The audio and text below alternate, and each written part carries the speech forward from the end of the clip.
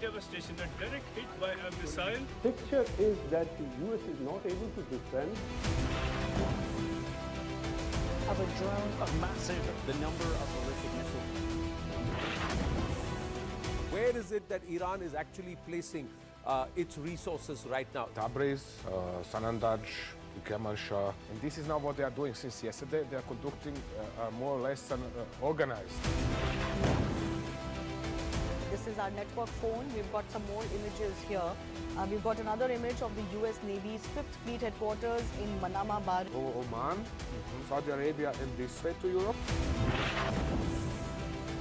Iran now has been completely, in some ways, dominated. With ballistic missile attack. It means the Kuwaiti air defense was under big strain.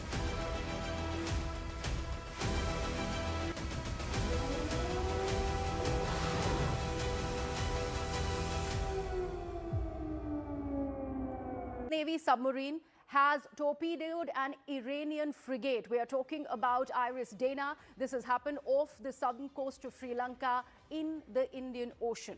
Now, Iranian vessel, and this is what we are looking at as the war has spilled into our backyard. This is US Navy submarine sinking an Iranian frigate off the southern coast of Sri Lanka in the Indian Ocean, and that's where this has happened. And we are putting these graphics out for our viewers. Iranian vessel has been identified as Iris Dana. I just mentioned this. It's a guided missile frigate of the Iranian Navy and also pretty new.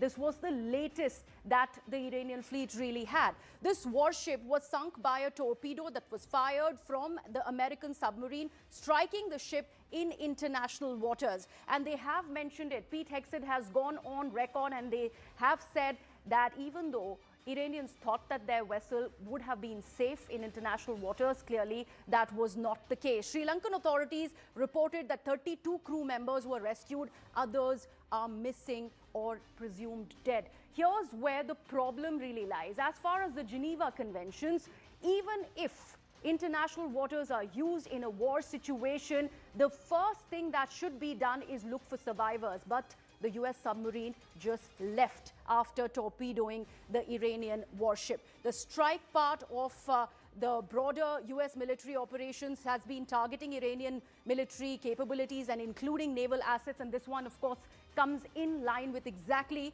that. And that's why this is worrying. Certainly, a response by the Ministry of External Affairs is still pending because remember, the Iris Dana was, of course, returning from the IFR. It was an Indian multilateral exercise and it was returning from Visakhapatnam when this strike was carried forward. And how this is something that we would like to take this, in fact, forward. All right. So in the studios, we are joined in by Major General Sanjay Meston and also joined in by Ambassador Prabhu Dayal on the broadcast as well. Many thanks to you, gentlemen, for joining in. Major General Meston, if I could quickly bring you in on the spillover effect of this war. You know, so far, Indians had this at the back of their mind that this is so far limited beyond, say, Pakistan at the moment. But not only have we seen palpable anger within our borders, but now with the military conflict brewing in the Indian Ocean, what is one to make of the situation right now? See, the way the situation is emerging, I think in the international waters to target a ship which was not actually in warfare right now. It was coming after a review in the international, naval review in Vizag, that to the Indian port, and in which multilateral number of nations had participated. And obviously it was way back home. And yes, its role would have been, I think it's a destroyer, I think its role would have been to be involved in the Persian Gulf area, there was no doubt. But targeting it at the international waters, which is just 37 kilometers southwest of Sri Lanka, I think that sends a very wrong message. And then not evacuating casualties is also a matter of concern because these are Geneva Conventions which are laid down. And I think once you have done this, it is a moral duty to, and I must compliment the government of Sri Lanka. I think they have done a good job by taking on their role and evacuating so many of the dead and injured. And I think about 80, large number of survivors were also shown in a bad condition. So this shows that in our part of the world, especially in Sri Lanka, India, we have a humanity also into mind, which is very, very important factor. So well done to Sri Lanka. Okay. And I think the way situation is unfolding, another thing, you know, which strikes my mind is,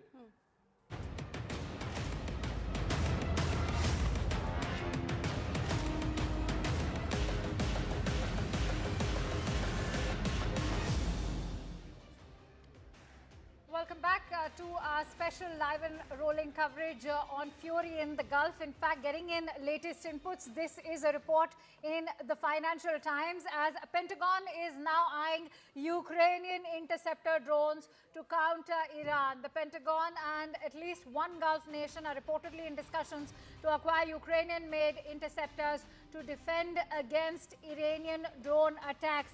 In fact, Krithwin is going to take this forward with our in-house guests as well. Ambassador Sajjanar, if you could quickly in the meantime weigh in on Ukraine now inadvertently getting roped in, getting sucked into this conflict. What could this mean for the wider Western forces? Yeah, thank you, Akansha, for that question. You know, as far as these Shahid drones that are being used by Iran against not only Israel but also against shipping in the Gulf and also against the Gulf countries, we know that Shahid drones in the thousands have been given to Russia and they have been used by Russia against Ukraine. So for the last at least 3 years, if not more, the Ukrainians have had the experience of dealing with these Shahid drones, Shahid 136 drones, and so it would be possibly Ukraine has also got roped in because the Americans would have said, you have experience. Ukraine itself has offered that they have experience of dealing with these drones and neutralizing these drones. So I think that is going to be also become a facet of this conflict as we see it going forward. General Kocher, quickly to you, what's really happening when it comes to the Iranian attack? Now we're seeing missile launchers be targeted. We're seeing these big claims being made by the Israeli forces. The United States says we're all stocked up. So all of that military muscle flexing is underway. But how much damage really is Iran sustaining, because they're in for the long haul, it seems? Krithwin, just have a look at the map of Iran and the terrain of Iran. You will find that on the northern side and on the northwestern side of Iran, and especially the Kermanshah area, that is the largest missile base of Iran. It's all underground. Missile cities are there. And I'll give you a small analogy to that. We saw it in Gaza also, the way the Hamas were operating through tunnels. It took Israel 3 years and still they have not entered each and every tunnel and demolished the capability of Hamas.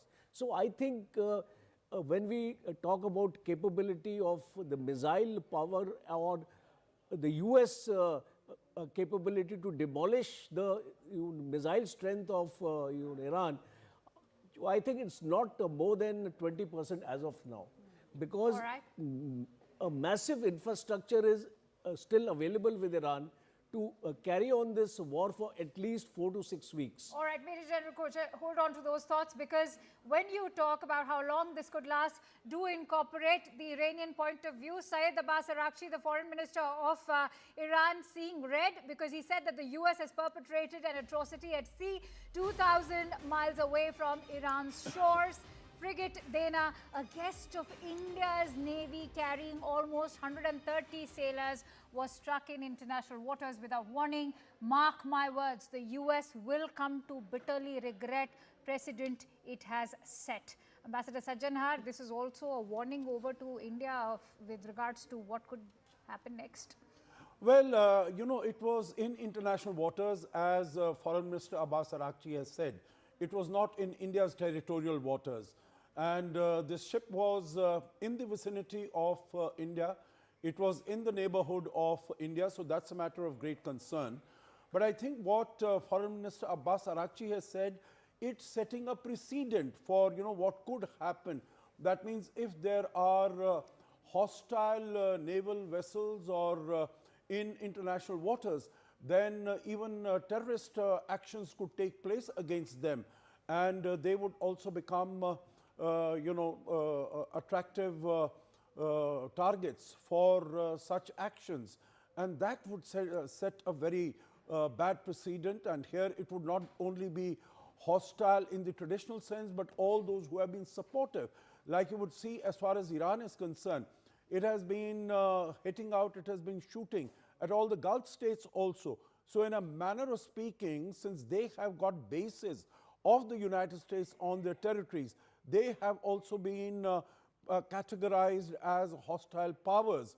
But of course, Iran is trying to reach out to them, saying that their hand was forced because the United States was attacking them. But that doesn't explain why they had to go after the do you sense civilian. a little bit of an instigation or a provocation is also underway here? Is that the card that Iran is now trying to play? Tom, if you could quickly join me here, let's try and decode this. What are the Iranian officials saying at the moment?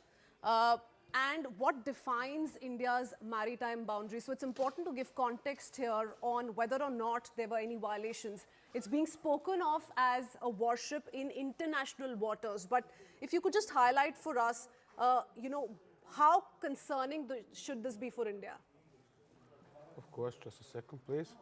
So principally international, or actually all maritime waters of India are some 12 miles away from the coast. Correct. Something like this. And those of Sri Lanka are some 12 miles from Sri Lankan coast. And within this area, according to international laws, there is supposed to be no foreign military vessels without previous announcement. There is supposed to be no economic exploitation by foreign powers or foreign countries within this area, and so on and so on. So now when the ship like Dana is underway through this territorial waters, for example, if it was passing in this direction, I'm not sure, I don't know right now. Yeah, wherever it was participating in the naval exercise. It doesn't matter, de facto it is protected by the international law. Once it exits such waters, it is not anymore. It is de facto free. But this was very close to Sri Lanka's maritime boundary, the sinking took place somewhere here. Yeah. So this means in the international waters, close to the territorial waters, but outside of territorial waters. So now, again, my conclusion based on the approximate area of reported sinking, where the sinking took place, is that the ship was either coming down and then waiting here, or coming from this direction. One way or the other, it was not in a rush to reach Iran. Yeah. And for how long? Does the law outline anything on how long can a foreign warship stay stationed, remain in international waters? Is there any sort of permission that's needed? What are the protocols here, really? There are only protocols for the case that, for example, in this case, Iranian warship would enter a neutral port, which would be Indian port or Sri Lankan port. It would have 24 hours. It would have to leave within 24 hours. That is the only regulation in this regards. Now, given this distance that we're looking at between and this is more. Between the southern tip of Sri Lanka and where this warship was, any sort of communication you think is mandated with Sri Lanka? Did the United States need to take Sri Lanka in this case into confidence, or could it just Strictly speaking, there is no mandate to communicate to New Delhi, hey, hello, you're going to sink a ship of the Iranian Navy which just left your waters. Strictly speaking, nothing of this kind is necessary. And I do not expect the Trump administration to have ever lost a single thought about this. They simply said, okay, let's blast them as soon as they are outside of the local territorial waters, whatever they are. Yeah, so it's a tweaked messaging perhaps that's being attempted, Akanksha, here. That's why we're looking at these reactions coming from Iran, from politicians here in India as well, who are heavily criticizing the move, almost questioning the government side. Because this is also now spilling over to, say, threatening the maritime security from Strait of Hormuz now in the Indian Ocean. On that note, in fact, we're getting in some latest inputs. As the IDF has said that the Air Force has begun another wave of strikes in Tehran. The IDF has just now initiated a broad wave of strikes targeting infrastructure of the Iranian terror terror regime across Tehran. Giving us more details to this breaking news input is Sanjay Suri, who's joining us live from Israel. Sanjay, what else can you tell us? Wave after wave of strikes. What are the targets this time around? Well, the targets are clear. There are multiple, but what the targets are is known.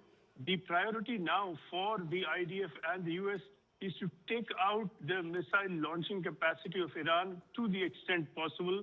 It may be too early to say so, but they could be succeeding because the number of missiles coming into Israel has reduced over the last day. Certainly at night, there were several alarms. The siren went off several times, but then the gaps are turning out to be longer. We also do hear from the US CENTCOM that the missile launch is down to 86% of what it was at the start of the war.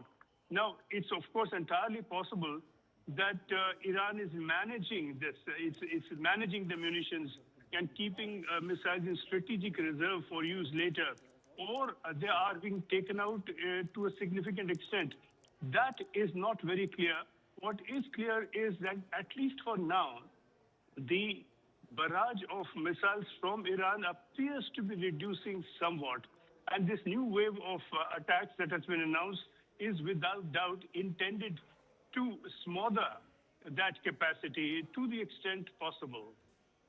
Okay, let's quickly bring in General Kocher into the conversation as well. But before that, let's put out more breaking news details that are trickling in as we speak. There's more breaking news we're going to flash out for you in just a moment. And we'll also put out visuals of the same. The fresh waves of attack that are being witnessed here. Let's quickly put out all those details and we'll pull up those visuals as well. All right, this is proof of what Israel is saying and how it continues to strike the Hezbollah command centers in Beirut. Now, this, remember, is not a new story. We've seen Israel in direct conflict with Hezbollah operating out of Lebanon for the last 1+ years. But this is just the latest confrontation that's taking place between the two. 2-3 days back, we saw Hezbollah in action. So a proxy war, of course, being fought there. Hezbollah on the instructions of Iran taking on Israel, and this is how Israel claims it's giving it back to Hezbollah in Lebanon. It's also been sending out warnings. In fact, I do want to go across to Sanjay Suri on that note once again. Israeli forces, Sanjay, have been asking civilians in Lebanon to vacate, particularly those that are residing in areas very, very close to Hezbollah command centers. Tell us all about the communication that's underway in Israel and how are they really ensuring safe evacuation of innocent civilians, because innocent lives at the end of the day have been lost in Lebanon as well. Well, Israel has not formally launched a ground invasion, but in effect, we are seeing at least a limited extent of ground invasion underway already. The Israeli forces are pushing north in the direction of Lebanon, and they have been approaching what has been considered the no man's land, the barrier, the peace barrier, supposedly policed by the Lebanese army and the United Nations, with the Israeli forces south of the Blue Line and Hezbollah not allowed south of the Litani River. So there is this little buffer zone. But the view of the IDF is that Hezbollah units within the region or close to the region have been targeting Israel and Israeli settlements and facilities from across the agreed line. And therefore, they want to take out these targets. And of course, these are nestled among civilian areas, and therefore this order for evacuation. That is an order easier to deliver than to execute, because the movement of the population through those areas is going to be tricky, because they will be at risk also from Hezbollah as they move. So this is an operation, it's a delicate operation that is underway. Absolutely, and one that is also quickly escalating across the entire region, spilling over to the Indian Ocean as well. But Sanjay, thank you for bringing us those latest inputs. We will keep coming back to you throughout the span of the day. For now, it's a quick wrap from my end. Going to also thank our esteemed panelists over here. Thank you, Tom. Thank you, Major General Kocher. And thank you, Ambassador Sajanhar. Pleasure to have you with us as always.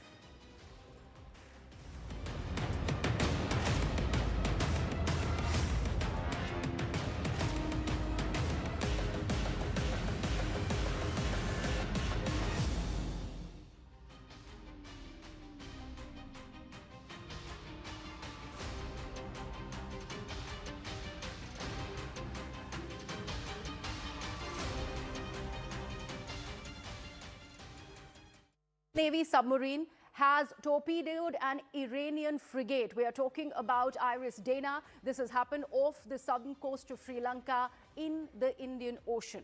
Now, Iranian vessel, and this is what we are looking at as the war has spilled into our backyard. This is US Navy submarine sinking an Iranian frigate off the southern coast of Sri Lanka in the Indian Ocean, and that's where this has happened. And we are putting these graphics out for our viewers. Iranian vessel has been identified as Iris Dana. I just mentioned this. It's a guided missile frigate of the Iranian Navy and also pretty new. This was the latest that the Iranian fleet really had. This warship was sunk by a torpedo that was fired from the American submarine, striking the ship in international waters. And they have mentioned it. Pete Hegseth has gone on record and they have said that even though Iranians thought that their vessel would have been safe in international waters, clearly that was not the case. Sri Lankan authorities reported that 32 crew members were rescued. Others are missing or presumed dead. Here's where the problem really lies. As far as the Geneva Conventions, even if international waters are used in a war situation, the first thing that should be done is look for survivors. But the US submarine just left after torpedoing the Iranian warship. The strike part of the broader US military operations has been targeting Iranian military capabilities and including naval assets. And this one, of course, comes in line with exactly that. And that's why this is worrying. Certainly, a response by the Ministry of External Affairs is still pending because remember, the Iris Dana was, of course, returning from the IFR. It was an Indian multilateral exercise and it was returning from Visakhapatnam when this strike was carried forward. And how this is something that we would like to take this, in fact, forward. All right. So in the studios, we are joined in by Major General Sanjay Miston and also joined in by Ambassador Prabhu Dayal on the broadcast as well. Many thanks to you, gentlemen, for joining in. Major General Miston, if I could quickly bring you in on the spillover effect of this war. You know, so far, Indians had this at the back of their mind that this is so far limited beyond, say, Pakistan at the moment. But not only have we seen palpable anger within our borders, but now with the military conflict brewing in the Indian Ocean, what is one to make of the situation right now? See, the way the situation is emerging, I think in the international waters to target a ship which was not actually in warfare right now. It was coming after a review in the international, naval review in Vizag, that to the Indian port, and in which multilateral number of nations had participated. And obviously it was way back home. And yes, its role would have been, I think it's a destroyer, I think its role would have been to be involved in the Persian Gulf area, there was no doubt. But targeting it at the international waters, which is just 37 kilometers southwest of Sri Lanka, I think that sends a very wrong message. And then not evacuating casualties is also a matter of concern because these are Geneva Conventions which are laid down. And I think once you have done this, it is a moral duty to, and I must compliment the government of Sri Lanka. I think they have done a good job by taking on their role and evacuating so many of the dead and injured. And I think about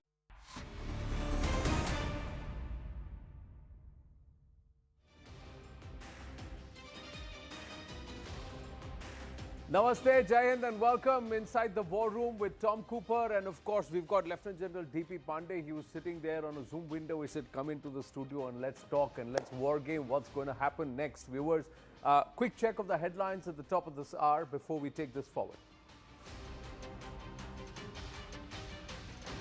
Well, it's day 6 of West Asia war. US and Israel airstrikes hit IRGC bases. In Tehran, Iran retaliates with missiles while Israel plans multi-week campaign to dismantle Iran's military infrastructure. US submarine torpedoed and sank Iranian warship the Iris Dana off Sri Lanka's coast. Indian National Congress questions Center for weak regional influence and lack of response. 37 Indian flag ships with 1,109 seafarers remain stranded in the Persian Gulf and the Gulf of Oman after the Strait of Hormuz was closed amid military conflict. Bharat closely monitors. Trump says a US-led campaign against Iran is about 15 out of 10. Claims Iran's leadership and missile capabilities are rapidly degrading, vows to press on with joint operations. Canada's Prime Minister Mark Carney says Ottawa can never categorically rule out military participation in the escalating war, calls US-Israel strikes inconsistent with international law.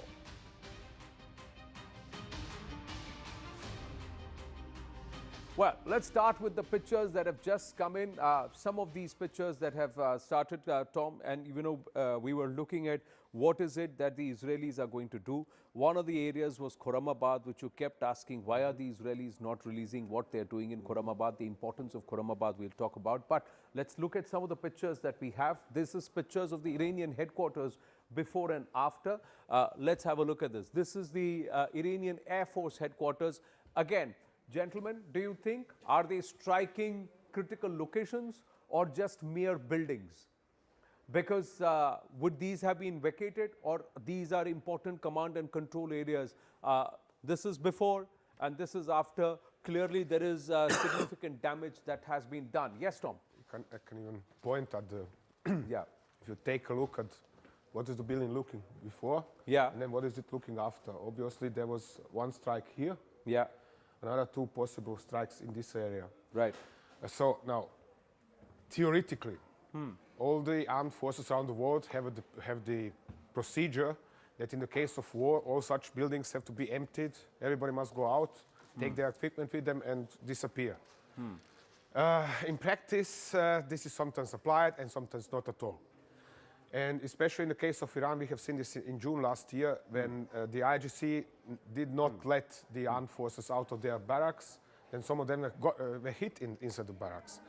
Now, we have to assume, based on experience, for example, from June last year, that the Israelis are releasing us the videos and photographs that are at least 48 hours old. That means then this was hit sometimes 2 days or more ago. Therefore, conclusion is that this headquarter normally would be hit very early during the war. It would be one of the first things to receive, to find itself on receiving end. So we can assume that there is high probability that some personnel was still inside, and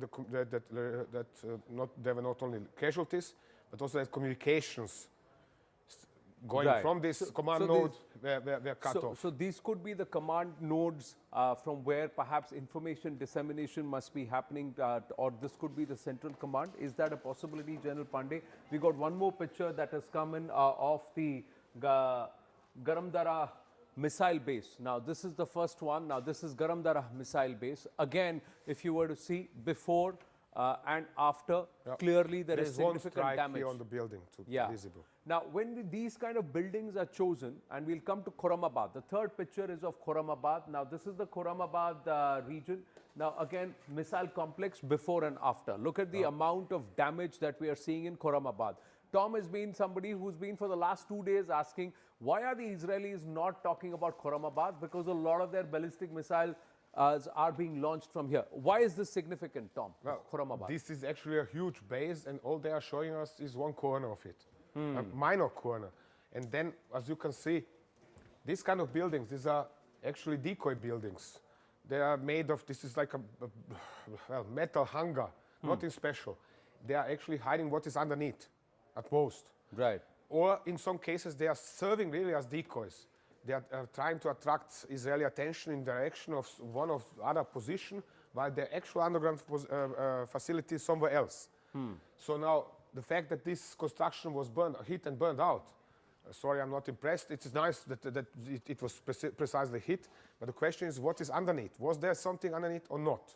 Yeah, in this case, there's nothing of that visible. Let's ask the general. The Israelis are masters at gathering intelligence, and they're also past masters of hitting, targeting locations. So as he calls up Khurramabad, your thoughts on what the Israelis are doing, and is it possible that they're actually releasing these pictures 48 hours after they have struck them? Yeah. So firstly, obviously, they are not going to release a real-time picture. They'll carry out analysis and all. But let me be very clear. What happens is, like you spoke about the Air Force headquarters. there will be always an element of command control communication system to be there, right? You may like to vacate the entire complex, but eventually it will not happen that you have vacated the complete complex and you've gone out. Right. There will be some element, because eventually you just don't know how much can you remove at a short notice. So while you will have alternate bases, but each and every base which is being hit and taken out, it is a degradation process. Second is in case of Iran, and if you take a lesson from Hamas, Hamas has taught, or Iranians have taught Hamas about tunneling part. So we may have a huge building. Right. Like Pentagon, when you talk of Pentagon, Pentagon is just about 5 floors up, but you don't know what how many floors deep it is. So majority of the shots which they will release, you will see a puncture which is going through. Right. The actual destruction may be taking inside. Inside. Right. Oh. So that is one part. That is one part. In fact, if you go to the here again, let's the Iranian base again. This is a puncture. What we see are puncture marks, like something's gone penetrated into this. Exactly. But what's the damage underneath? We do not know, because it's all underneath. The second is, let's give credit to Israelis or to the Americans. Their intelligence, pinpoint timely intelligence based on high value target attrition is par excellent. Right. So let's say if they are taking out 100 shots, right, maybe 10 or 20 may be going astray. Right. But they are virtually hitting, people who can find where Khamenei was going to be, right, and how many people are going to be there, and they didn't want to wait for another 24 hours to go for the talks, and they want to remove, actually decapacitate what they say. They went for that kind of information. I think they got great amount of intel which is available to them. Before they went for Lion Rise, they had enough intelligence. But from that period to now, through satellite, through focused tech and human intelligence, they got adequate intelligence to carry out strikes where they want to. Right. Now, Khurramabad, let's just speak about why is Khurramabad important, Tom? Why you've been talking about this place for the last 2-3 days. Yeah, go ahead. I mean, it is one of the biggest, together with the one next to Khorramshahr, it's one of the biggest missile bases in Iran. It's actually a complex of 4 missile cities, underground missile cities in And it's not so far away from Kermanshah. Kermanshah, yes. And Kermanshah is another such missile city, or has nearby several missile cities. So these are 2 principal missile bases in Western Iran. So they are crucial. They're responsible for most of missile strikes on Israel. So if they are able to negate the launchers here, and also perhaps a ballistic missile dump or a base that is there, will this set back Iran's ballistic capabilities? Well, that is what I'm expecting to see all the time, already for days. I'm waiting to see, look, there are videos and strikes on these missile bases, but I see very little of it. Occasionally there is one or another video of hits on these commercial trucks, which are looking exactly like Iranian missile launchers, at least for the type of missiles fired at Israel. But nothing more. And this is what is surprising me in all of this. Right. We're just putting some information and information graphics as we are speaking about Khurramabad on the screen, viewers. So just have a read of that. This base holds surface-to-surface cruise missiles. And that is critical. It also has ballistic missile base. It's an important center. And more importantly, from here, they can very easily train their guns over on Israel, because they'll fly over the Iraqi and the Syrian airspace and go all the way up to Israel. See, he's just going to squeeze that in, and this is Israel. Sorry? Yeah. So, to show you that, why is it important? Because it's the closest area from Iran to Israel. From Iran to Israel. And that's why you will usually see northern and central Israel that become the targets for these ballistic missile attacks, because they fall well within the range. It is something from like Kermanshah 1,000 and kilometers from border to border. Of their medium ranges are supposed to be about 2,000, but effective ranges, if you look at it, is about 1,500. Right. And when you fly across, when you see the land border exactly between Israel and Iran, it comes out to be about 1,000 kilometers. 1,200 kilometers. And this is about a couple of 100 kilometers inside Iran. Right. So actually they are firing at the fringes of their range. Correct. So that's to be... at least with majority of their missiles. There are heavier missiles as well, which have 2,000 kilometers range, and this can be fired from central and eastern Iran. And this is what we don't get any kind of news from this area at all. Yeah, because we don't know where their launchers are in central and eastern Iran. We do not know. There are several missile bases. They are also known, but we don't get to see anything. This is what is striking. Israelis and Americans are both busy with this narrative war and explaining they are destroying launchers, they are destroying launchers. Okay, fine, but show us that. We don't see that. Right. Why are they not showing? This is a question that is often asked. Why wait for, say, 48 hours before you release the pictures? So this is what is called operational information. You know, we will also not like to reveal because it allows the enemy or the other side to actually carry out recalibration, shifting, and understand that where they are getting hit. After all, when you put it into public eye, so you actually are able to tell that we are able to reach these areas. So you start planning and changing your tactics at the lower level. So I think that is one part. And second is, Please go on, yes. Please understand that majority of launchers are underground. Please, overground launchers, the experience, if you look at 30 years back or 20 years back when the Iran-Iraq, US intervened in Iraq, that point of time also the Iraqis had a complex system which was overground, not underground, in which the launchers is to move in, there's to fire and scoot, and that kind of a system was on. So here also the similar system is going to be in place. Right. But here it is not launcher based. It is tunnel based launchers. Underground. Underground. So tunnel based launchers. There is also, I think, a major problem. Yeah, we must say in the United States, launchers, especially for the Central Command. They never planned this part of the operation. Yeah. Or at least they have planned it, but now they have to adapt it. But the original plan, at least along the White House, was you bomb for 2 or 3 days, and then there's going to be uprising, and everything is going to be fine, which was unrealistic. Because this is what I get to hear from sources in the not in the White House, but in Washington. They say we've talked. Our senators have talked with president, and he has no plan at all, and he's constantly shifting aims of the war. No. So there is a complete chaos, and they don't know what are they planning. Okay. Look, Tom. While I totally respect your views about Trump, but Trump is not running the war. He's just the face. There's a machine which runs the war. Absolutely. Right? Absolutely, and the statement what Trump will, when he says that tariff is in place or trade is off, it doesn't mean that trade has totally collapsed, right? The things which are happening, there is a system in place. You're right.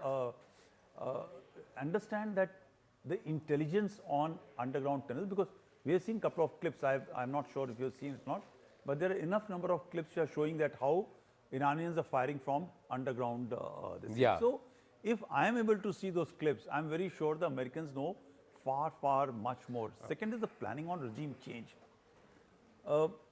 I am quite sure Americans know till the time the protesters who are going to make the regime change are not armed, they are not trained, they are not organized, they just cannot do any dent to IRGC. That is sure. Yeah. Right? So they have an experience of Libya, they got an experience of Iraq, they got an experience of Afghanistan. Do you just suddenly think that they will imagine that where they had people who were armed and they were with them, suddenly they can land up in Iran where the protesters are common citizens who are coming onto the street without weapons, without anything, and they will be come up to, there's nothing which is organized. Right. Right. And I think the American aim, they may say anything on the top. Right. Is not regime, it is regime degradation. You are absolutely right. I agree with you really without any reservation. They need to take out the ballistic missiles, just adding, they need to take out the nuclear weapons, but for the Americans, they need to ensure that Hormuz is blocked for some time. It is a larger geopolitical aim. We are talking of two different sets. Geopolitical aim of Americans are totally different than what the Israelis' military and political aims are. Correct. They are not aligned. Sir, permit me just one more remark. Yeah. I'm in absolute agreement with you. Really. Thank you. No dispute about this. I'm just adding details which point at specific patterns. One detail is there was no planning for more than 3 days. Okay. This is meanwhile sure. I mean, there was no planning. General is going to be able to confirm every armed force, any professional armed force has planned for anything, for almost any eventuality. Right. So there was a plan probably for this kind of operation too. So, but they now had to adjust this plan to the developing situation. That is one point. On the other hand, General is very kind and expecting competence from the American generals. Excuse me, sir. You shouldn't forget that in the last, 1 year, Trump has undertaken a lot to degrade this competence. Right. Yeah. That is the problem. Now, I will like the Indian public to listen to this, at least not in the case of Indian generals. Right. No, the Indian generals think very differently. Now, his book on 88 hours, Operation Sindoor, chronicles what the Indian military think tank did, but they would have gamed, at least the Israelis would have gamed for an eventuality like this. Yeah, another story. They're a different story. The American generals would have also gamed to a certain extent what their objectives would be. Sanjay Suri is with us. Sanjay Suri, you're in Tel Aviv. Just want to quickly understand from you, how many times are the sirens going off? Are the Iranians still continuing their wave of attacks? It's fewer now. Compared to the first couple of days, we are hearing fewer sirens. There were three, one after the other through the night last night. None since then. And the last day or so also there has been a reduction.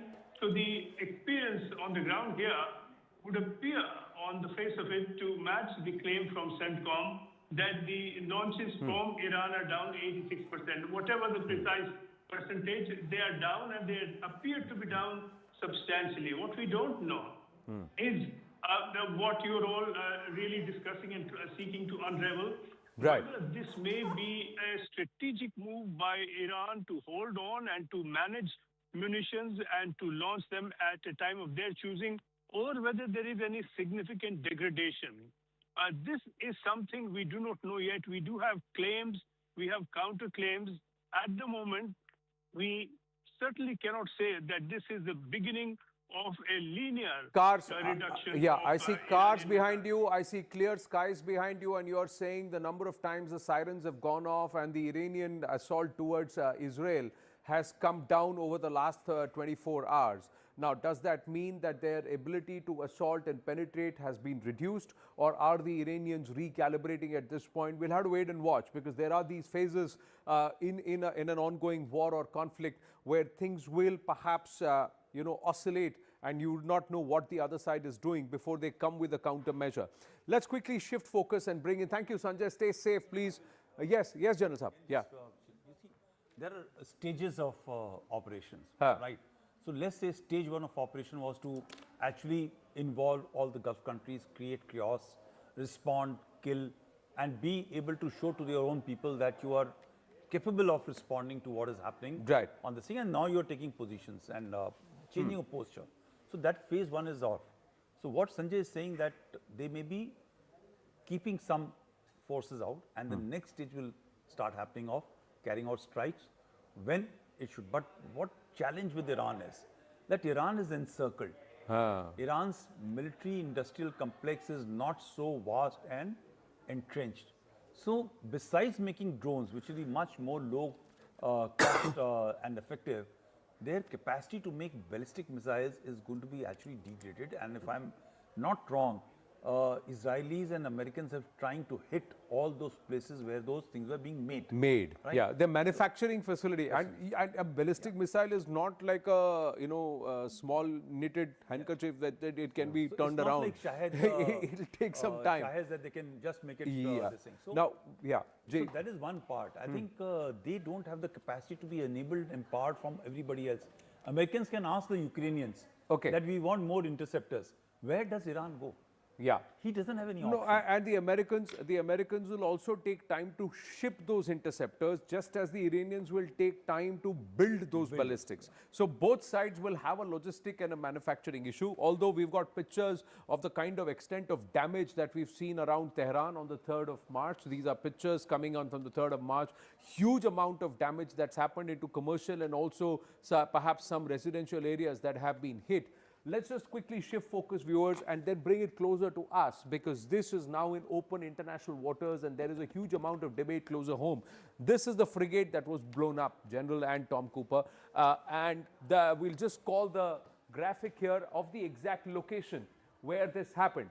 Now, this is where it's happened. This is where this frigate was blown up, not so far away from Sri Lanka, but the map is to scale, viewers, so we must understand that this is at least beyond the international waters or the boundaries of Sri Lanka, and this is in international waters a good 150 to 200 kilometers away, if not more, and also far away from Indian waters. But it's not so far away, General Tom, it's not so far away. So is the question that's being raised closer home, was India not aware? Were we caught off guard? Is that a fair question or not? Tom? I think it is not a fair question. I think Indian public must accept the fact that US Navy is over all the time somewhere here. There is at least one US Navy nuclear powered attack submarine somewhere near India all the time, any time of the day. Every day a week, every day. So the Chinese could also be here, our the own Chinese are submarines also could be here, the Russians Chinese could are also be also there. around. The Chinese are sending 4, 5, 6 reconnaissance ships every year into Eastern Indian Ocean, into Western Indian Ocean. Right. They're sending their submarines for sure into this area as well. Right. So there is foreign presence all the time. There is presence. General Pandey, yeah. Okay, let me just be clear. From the nearest place in Sri Lanka, this is about 40 nautical miles, if I'm not wrong. Right. Which is way beyond, double the distance from the territorial waters of Sri Lanka. Right. From Gaul. You know, there's a place called Gaul there. Right. I'm going to just turn this and bring it down. Yeah. Sorry. Get it down, get it down, get it down. Let me help you. Yeah. Let me help you. See, There. Botswana and whatever. This is Pacific now. No? Yeah. It's just stuck a little turned. bit. There it comes back again. So, South Africa, and we go down here and we come back here. Further. Yeah. It's just rolling around a bit. It's flipping all the time. Yeah, this is India, right. Let's flip this, and this is where this has happened. This location has happened here. Right. Okay. Now, this is where... This is the area where the attack you has just taken circle place. that area. Yeah, this is where it has happened. Yeah, further down. Further down here. Right. Okay. In international waters, you got to just activate the pencil. Yeah, the pencil. Oh, so pencil. Okay, Yeah. sorry. Thank you. Yeah. So this area. Yeah, so that's where it's happened. Yes, So firstly, it is about double the distance from the territorial water of Sri Lanka. Right? Okay.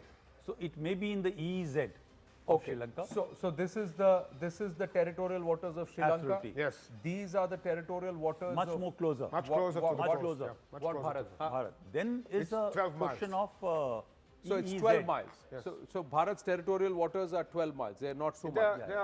All the nautical miles. territorial waters are principally 12 miles. It's actually, nominally, it's even less than that. But Okay. So generally it's this accepted. is just 12 miles. Yes. Yeah. Then you Okay. draw another line which is called about 200-mile line, Okay. which is the EEZ.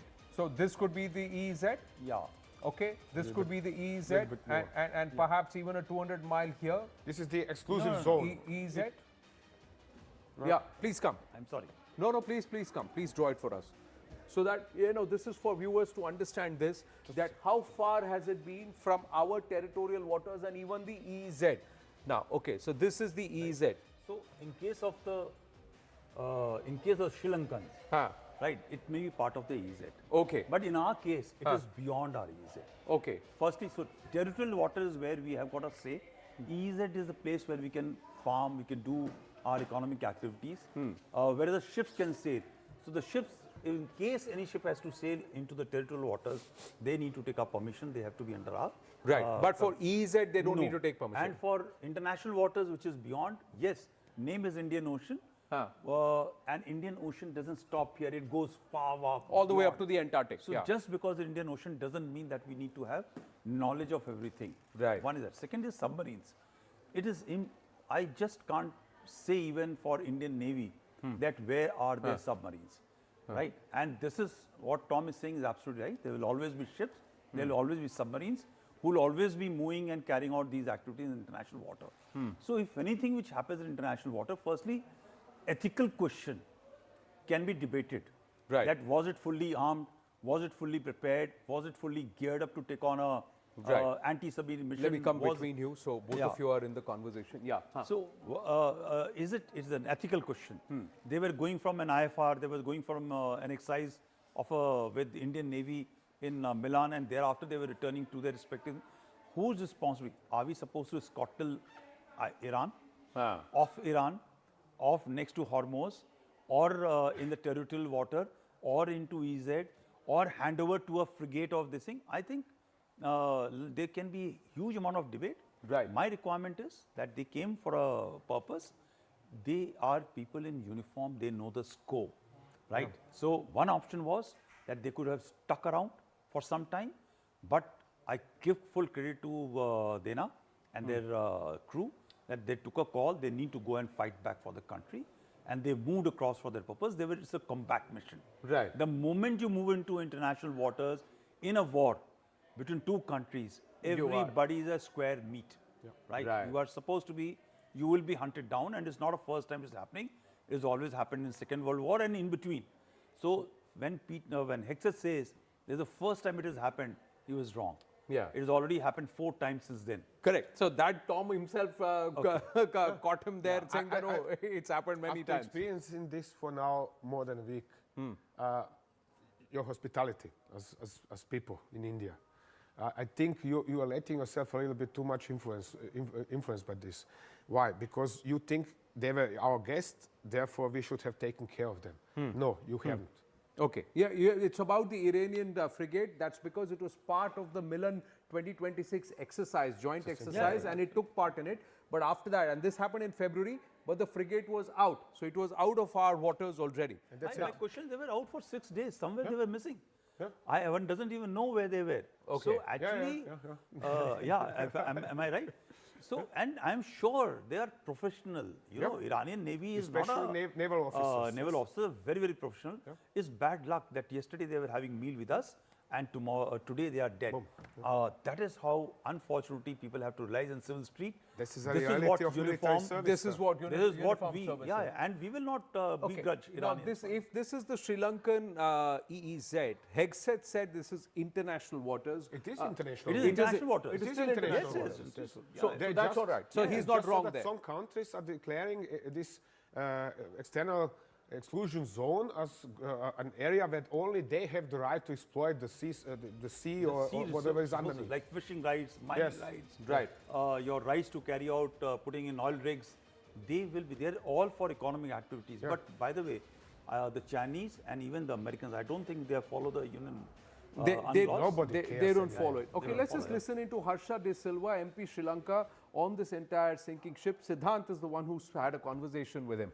Listen in.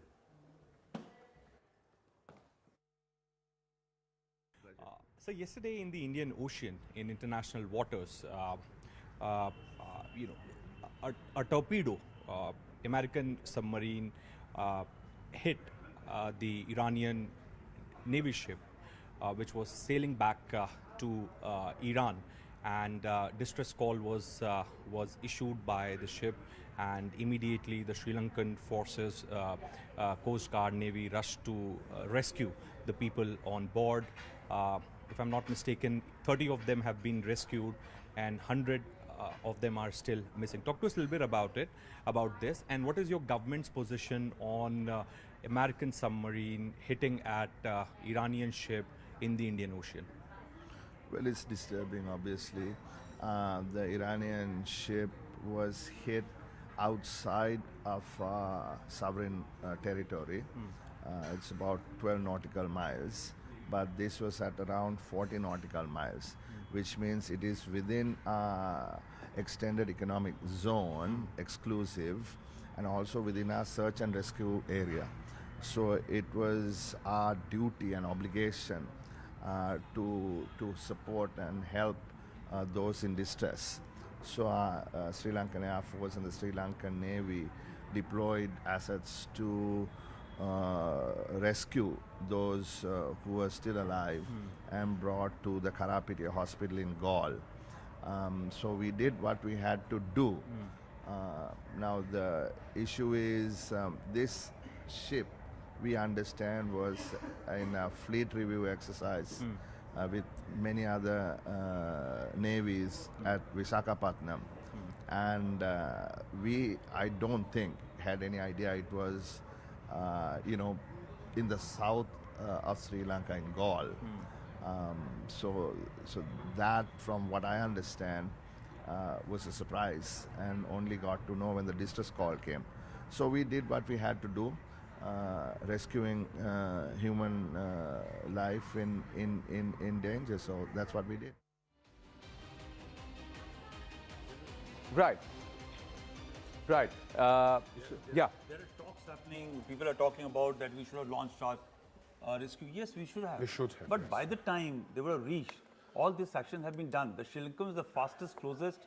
And they said that they had the obligation because it was within 40 nautical miles. So Look, it is an obligation anyway. Even in international water, if you see a ship sinking, it is a responsibility of other passing by Mercedes right. If there is a distress call, everybody has to will come because now the ship is sinking. They are down. It's something like you're taking prisoner of war or refugee or saving people at seas. So then at that point of time, even the Americans would have been there logically, ethically, they were accountable to pick up the people who were out and trying to save themselves. Yes. Yeah. Tom? Yeah. The same. I You can agree? just confirm this. There is an obligation to save people who have called for help. So therefore, Sri Lanka was the first in place, and well, India can send its own aircraft and ships over there, but it's doubtful they're going to find this anybody. entire political questioning of why didn't India know, and oh, this war is coming so Why close didn't to India us. know? Excuse me. India certainly knows that there is a US Navy presence in the Indian Ocean. This is not new for 40, 50 years. When the Americans then decide to take action and sink Iranian Navy warship off the coast of Sri Lanka, India cannot influence this, especially not in the case where there is a Trump government in power. Again, because he was certainly sitting in his situation around a room and oh, great, blow it away. That's it. That's how he thinks. He does not care about international No, right I'm or saying anything else. militarily, tactically, should we have intervened is a question, because these are not our waters, cannot but they're very intervene. close to us. Perceptively, if I were to look at this map and I'll say, oh, this ship, it's not so far away on the map if I see it on the face. But this is about 250. Going down and you can go to the Antarctic Yeah. and say this was close to me. Okay. Right. So let's be very clear. Right. Are we going to fight for our boundaries and where we are, or you wanted to become a hegemon? Which is this. Yeah. And in any case, do you think that you know where our submarines are? Right. Right. We're going to take a Americans short don't know break. that either, yeah. We're going to take a short break. When we come back, we got a surprise for you at 2 p.m. this afternoon. And we'll tell you all about this. This is Closer Home. This is about the 88 hours that changed it all. And the man who's authored this is with us here in the newsroom. Why? How? What is it all about? After the break. Stay with us.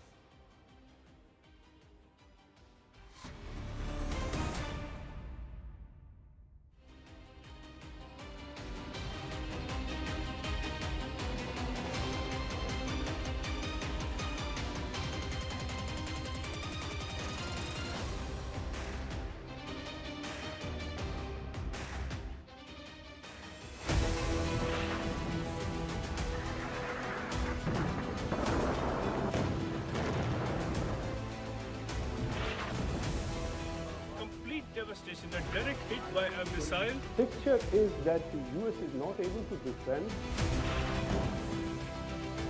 Of a drone of massive, the number of ballistic missiles. Where is it that Iran is actually placing its resources right now? Tabriz, Sanandaj, Kermanshah. And this is now what they are doing since yesterday. They are conducting more or less an organized. This is our network phone. We've got some more images here. We've got another image of the US Navy's 5th Fleet headquarters in Manama Bar. Oman, Saudi Arabia, and this way to Europe. Iran now has been completely, in some ways, dominated. With ballistic missile attack. It means the Kuwaiti air defense was under big strain.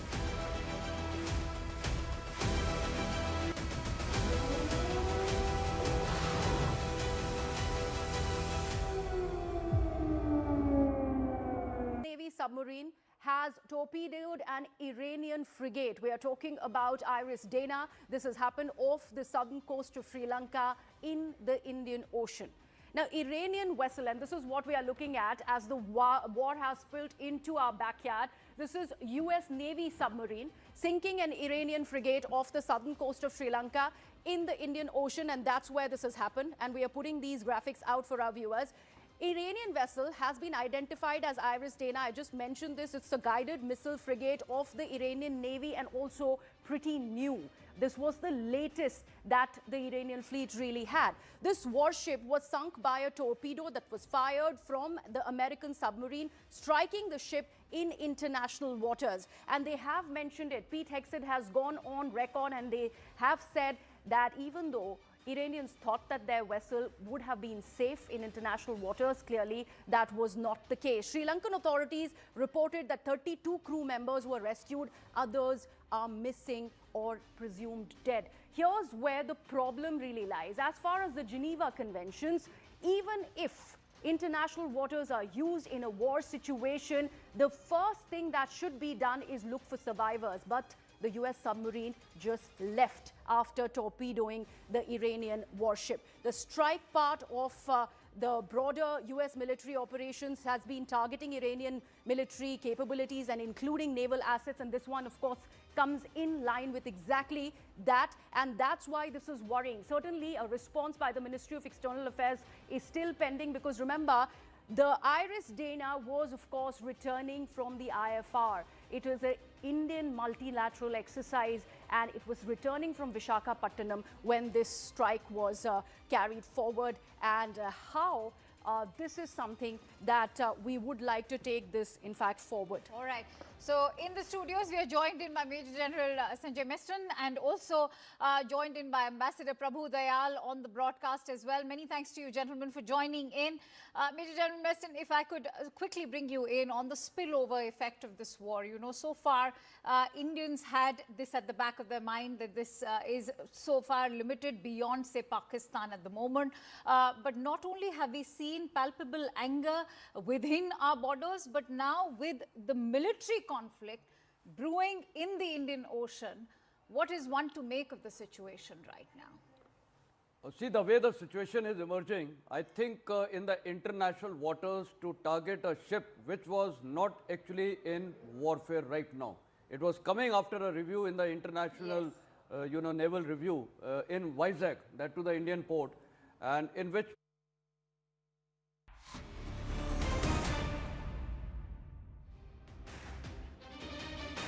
Welcome back.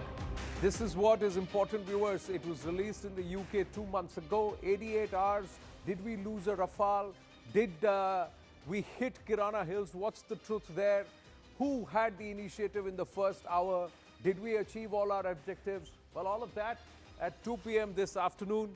But this is the copy. General Saab, this is the copy of what's been authored by Tom Cooper along with Ravi Rikhe and this one.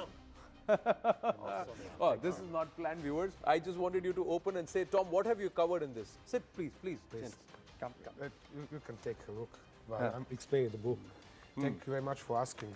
Thank you very much for you have to thank Rahul Shivshankar also because he's the only one who had this copy. He got it from the UK, yes, so he's the only one who said this. Yes. So, but this is now available at our bookstores. 88 Hours is what the book is called. 88 Hours War and the entire series. What have you done in this? Well, firstly, we have explained how comes this conflict. Yeah. Why was it fought? On one side, Pakistani jihad import-export business. On the other side, Indian overcaution and strategic problems over the years. Then the nuclear standoff between the two countries. And then the gradual increasing number of precedents, because India, it's not since yesterday that India has started reacting more forcefully to Pakistani provocations, but ever more often and ever more forcefully. Right. So this is not like, oh gosh, this came out of nothing. I saw a very interesting page that you were looking at. It's called the PL-15E hoax. Hoax, yes. So what is that hoax? Why is that? It's not now.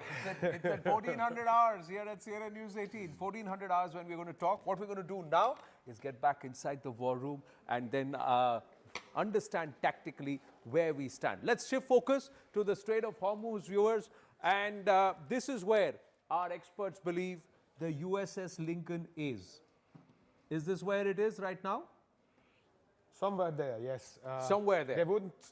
There seems to be unclarity what happened to one of Iranian Kilo-class conventionally powered attack submarines. Therefore, the U.S. Navy is not going to move its aircraft carrier anywhere closer to Iran right now. Closer to Iran. Now, if USS Lincoln is here, we also have a traffic jam here. And there are about a lot of Indian ships which are stuck. Even more so here, up here. There is a big group here, there is another group here, and another group here. So they are all waiting outside of Iranian territorial waters. Sorry, I drew this a little bit too close to Iran. But essentially, they are waiting outside of territorial waters to see what happens. Yeah, when you look at this map to scale, viewers, this is 300 kilometers. So that's a lot of space. That is less. This is less. 40 kilometers. 40 kilometers. This is 40 kilometers. It doesn't look like 40 kilometers, but it is 40 kilometers. 40 kilometers here, in this area. Yeah, that it's area. More here, of course. It's 300 kilometers here. It's 40 kilometers here. This doesn't look like 40 kilometers. 40 kilometers is a lot of distance. It's easy for but us. viewers, We are map-oriented. let's ask her, how is America going to gain control of the Strait of Hormuz? Tactically, what is it that they will need to do? Because the Iranians dominate this space. You want? Yeah. Please, you first. Yes. Sure, yes. Sure, please come, please come. I'm going to delete all of it. Just mark the USS Lincoln here. Yes. You want to open it? Yeah, stretch it and then open it. Okay. Don't mind this. Okay. We'll stretch this and just get it down. Get it down. Further down. Further down. Further down. Okay, further down. Further down. We got it further down and we stretched it. All right, that's okay. All right. So actually, Tom, just keep on correcting me if I go wrong. First is this Bandar Abbas. Right. The main target of towards this side to unlock the leverage which Iranians were always talking about was that we will block Hormuz. Yeah. Right. It suits Americans when they block Hormuz. Right. Because it affects Chinese a great deal, affects the European Union a huge significant deal. Why don't we swap positions? You come here, General. Okay. Tom, come there. I'll sit here and I'll learn. Yes. Now this works. Right. Yes. So that is what happens with choking of Hormuz. So it may suit, but that is not for a long-term purpose. Yeah. So therefore, they need to unravel the Iranian plan of getting Hormuz blocked. The problem with Hormuz is that the water is not so deep. There are channels which are just about 20-25 meters 25 deep. to, at deepest point, 50, but it is very rare. And the deeper portions are towards Iran, right? And yes. Yeah, you can both use sides. the pencil. You'll have to activate the pencil. Yes, I'm trying to. Yeah. So this is the inboard lane. Yeah. And inboard, and there is an outboard lane. Right. And this side, northern side, is a little bit deeper than the southern side. Yeah, and it's strange because technically when the tankers are loaded, should have been moving on to the deeper side, but there is for some reason, the navigation at seas, they've got the outward one which is much more deeper, where the emptier tankers are going, but the heaviers are going where it's not so deep. Okay. The challenge is that they're looking to maybe block by having a filled tanker on the Omani side or hitting empty ones towards their own side. Right. What did they have? They got a good navy, which is not a superior navy, but a good navy, and with fast attack boats. Right. They got these midget submarines in which a couple of guys can sit. They can go very close and launch torpedoes from the close angle, and plus they got the unmanned systems. They got UAVs or we'll drones talk to be about the launched. Shahid 136 in a bit. I'm just putting out for our viewers, have a look at this. So you have a cluster. This is on the 28th of Feb. This was the traffic. Let's quickly move to the first, second, and third, and the traffic starts thinning and it starts clustering all around the Strait of Hormuz. This traffic, can we move to the next one, please? This is 28th Feb. Can we just move to the next one? The 1st of March. See, again, it's thinning. And the clusters are increasing away from the Strait of Hormuz. 2nd March, please. We've got the data for the 2nd March. Can we move to the next one? Yeah, 2nd March, again, further thinning down. Again, clusters in Bandar Abbas and around Oman, and also on this side, Ras Al Khaimah, Dubai, and Abu Dhabi. And the last one, we have the data updated for the 3rd of March. That's what the data has come. We don't have the data for 4th March. Yes. So absolutely no traffic after they blew up the trench. Yeah. Actually, whatever they had, they were having on this side, they need to degrade. So what Americans are claiming is that they have taken out about 17, 20 of their ships, which are out, right? And of course, you add this another one, it makes a complete figure of possibly 20. Right. They also, Please sit. And Tom, come here. We'll just change the alignments a bit. Aap yahan baithe, is wale pe. Haan ji. Yes. Okay. Now, in this case, how do we win this back? How do the Americans win this back? Okay, the procedure is approximately, this is really much compressed, as follows. Firstly, they have to neutralize all the Iranian anti-ship missile sites along the coast. So also on Abu Musa, this is the island here. Agree? Yeah, correct. They got a SAM. They got SAMs there. And Greater Tam. Not only SAMs, but also anti-ship missile sites. So these were destroyed as first. Okay. Then there are similar sites here in Bandar Abbas area. Okay. There were similar sites here. Okay. In order to destroy these sites, they had to destroy SAMs in this area as well. And while doing that, and because of strikes on United Arab Emirates and on Oman, they had also to destroy all the ballistic missile sites in this area. Right. Short range ballistic missile sites. So there was lots of airstrikes were going on in this area over the last 5 days. And all the way up to Kish Island, for example, because this is from where the Iranians can still shoot in direction of the Hormuz Straits. Right. Now they've destroyed all of them. Only once they have suppressed the Iranian air defense sufficiently to move in their helicopters, are the Americans going to do the next step, which is to move in their warships. Because they are going to scout in front of warships whether there are mines in the water or not. Right. But if the warships go in, General Saab, then they have to mine the submarines? I think they will avoid putting in warships here. They'll use the helicopters. The helicopters have got the capacity to actually carry out a check of detecting mines which are there. Yeah. They also have got, they'll be having... They can take out the ASM, speedboats. They'll be able to take out speedboats. So there is a system of escorting, and this is not the first time it will be happening. Okay. It has happened previously in 1987, 88. 87, 88 also. This escort system will move, right? Instead of, because when you put in a ship, then firstly the ship occupies space and becomes a larger, slow-moving target. Right. But when you take out a helicopter, it doesn't make that much of a noise in the world's this thing. So this escorting system will happen.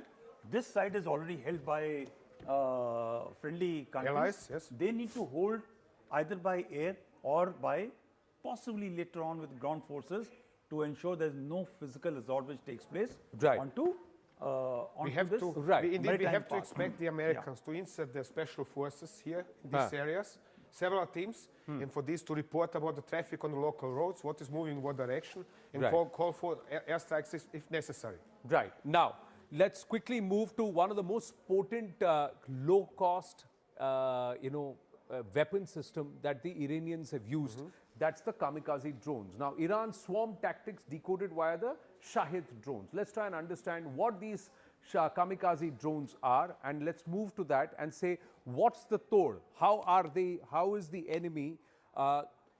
In this case, how is the US-Israeli combined along with the allies here?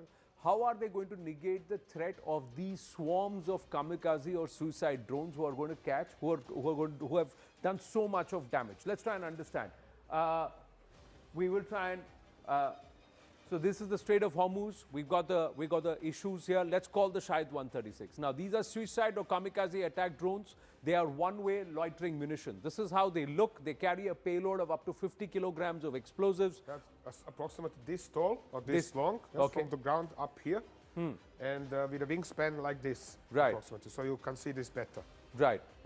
So as tall as you? A little bit taller. Little bit taller, longer, yes. and with a wingspan like this, here. Yes. Wingspan like this. Iranian version is earlier version. It is much more primitive than what the Russians are deploying in Ukraine. Okay. Excuse me. Yeah. Foremost, it has no system for terminal guidance. Right. It means it has no electro-optical camera, for example, so that the pilot at home can steer it straight into a specific target. It has no satellite communication capability. Okay. Russian UAVs are meanwhile carrying Starlink terminals on them. Some are even armed with air-to-air missiles, so to say. Yeah. So, and some of the Russian systems, or Geran, they call them Geran, have terminal electro-optical guidance and thermal warheads which are causing burning, actually. Incendiary. Incendiary warheads, yeah. thank you very much. Okay. so they are causing really brutal damage when hitting some kind of a building. Right. So they are designed to dive into the ground targets and detonate on impact. So, but you're saying they don't have cameras, they don't have satellite Yes, imagery. essentially Iranian UAVs of this type can only target a specific geographic coordinates, nothing else. They cannot target ships, for example. It weighs about 200 kilograms in total, including the warhead and the booster. It is launched via rocket-assisted rails in large swarms to overwhelm the defenses. My question, General Saab, when you launch something like this, how do you counter this? Because it looks like the UAE and the Gulf nations and the Americans, the cost of defense is far more expensive than the cost of offense. Yeah. So there is actually no answer to this, right? The problem is it flies low. Yeah. It doesn't take something like what missiles or ballistic missiles does. They fly low. The time to intercept is very, very minimal. The only possibilities for Israelis is to use the iron beam system, because that is the fastest they can actually see, capture and disable from its flight. Because if you sit there, and we'll come back to this one here, there is no iron beam in this region. Yeah, so they don't have. There is no iron beam. There are just 1 or 2 systems deployed in northern Israel. Correct. Now, they've also run out of interceptors here, because the Iranians poked fun, saying that you've got the old P3Vs here now you brought into play because you've run out of supply. My question is, where are they launching these Shahid drones? And we do not know what's their stockpile. If they have 60, 70,000 Shahid drones already ready, kamikaze drones manufactured. The problem is again the same like with ballistic missiles. They have these small trucks, 3.5 tons. Each can carry between 6 and 9 such drones. Launch them, cover its up and down, and that's it. It drives around like a civilian vehicle. But I would like to come back to General's observation that one cannot defend themselves against such a threat. The Indian army knows very well that one can. And what the Indian army has decided to do was to use these old, not apostrophes, Bofors guns. And the L-70s and the 23mm guns. That is the only way possible, that they need to deploy those old gun systems to protect themselves. But then how many are there? Right. So they got a limitation of range. They can fire about 1.5 to 2 kilometers worth, and the reaction time is that much. This thing, you can't actually capture, or you can't just dissuade this one. The only option for them is the speed of reaction is too short. Too short, because you have essentially some 5 seconds. Excuse me, so just to help you, you have essentially 5 seconds to react from the moment you detect it until it hits. So you have to react, aim, and shoot it down within these 5 seconds. And these drones fly at a fair clip. They also fly very fast. Very fast. Well, 120 kilometers something. Yes, there are faster drones than original Shahid as well. That's true. Yes, these are much faster. But if the Iranians have a huge cache of these Shahid 136, does that mean that these regions continue to remain vulnerable? Of course. Is it possible that Iran's next move would be to send swarms all across here to try and disrupt the Strait of Hormuz They're going to continue targeting all the time. Okay, Tom, I'll just tell you one thing. Right. It's all right to have 65,000, 50,000 this thing. Drones. But you need to store them somewhere. They just can't be dispersed. So the best way to destroy Shahid is in their stores, where they're going to be launched from. That's the first best place. And over a period of time, that is what is going to happen, and they must be already happening. The second is, what is the effect? Right? It's something like trying to say that every time an artillery gun opens a fire and gets with a munition of about 20, 25 kg or 30 kg explosives going to land, are we going to take off that thing in the air or not? Right? Can you do it? And we can fire salvos of it. The only difference is that this, instead of firing for 50, 20, 30 kilometers or 40 kilometers, is getting across a distance of about 1,000, 2,000 kilometers and striking. Right, but here this distance is 300 kilometers at its widest and about 40 kilometers at its narrowest. Now, if the Iranians decide and the IRGC decide, they are going to concentrate all of their activity in trying to disrupt the Strait of Hormuz. And they're going to use these kamikaze drones only here to deny any passage for any ships. That means they are going to create an energy crisis for the whole world. So therefore, that is what Tom was saying, that you need to dominate and ensure that this area, which is the range. So what happens is, When you know this is the range, these are the place you carry out anticipation, you carry out preparation, and by some degree try and reduce Right, possibility right. of the enemy to come there and operate. Right. Tom, agree? I agree with this, yes. The Americans are certainly going to be after establishing their total control over this area. Right. Foremost from the air, but also with help of ground forces Right. in terms of special forces teams. Right. And in terms of constant patrolling and attacking anything that might look suspicious. So I wouldn't be a truck driver. I wouldn't like to be the truck driver in Bandar Abbas these days. In Bandar Abbas these days. With that, viewers, we're going to wind up inside the war room with Tom Cooper. This edition, there's much more to talk about: the Kurds, what's happening on the western front of Iran, and of course the Pakistani involvement. But tune in at 1400 hours for this very, very special effort, 88 hours that changed it all. The 88 hours war.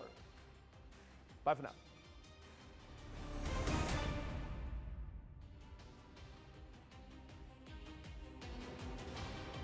Navy submarine has torpedoed an Iranian frigate. We are talking about Iris Dana. This has happened off the southern coast of Sri Lanka in the Indian Ocean. Now, Iranian vessel, and this is what we are looking at as the war has spilled into our backyard. This is US Navy submarine sinking an Iranian frigate off the southern coast of Sri Lanka in the Indian Ocean, and that's where this has happened. And we are putting these graphics out for our viewers. Iranian vessel has been identified as Iris Dana. I just mentioned this. It's a guided missile frigate of the Iranian Navy and also pretty new. This was the latest that the Iranian fleet really had.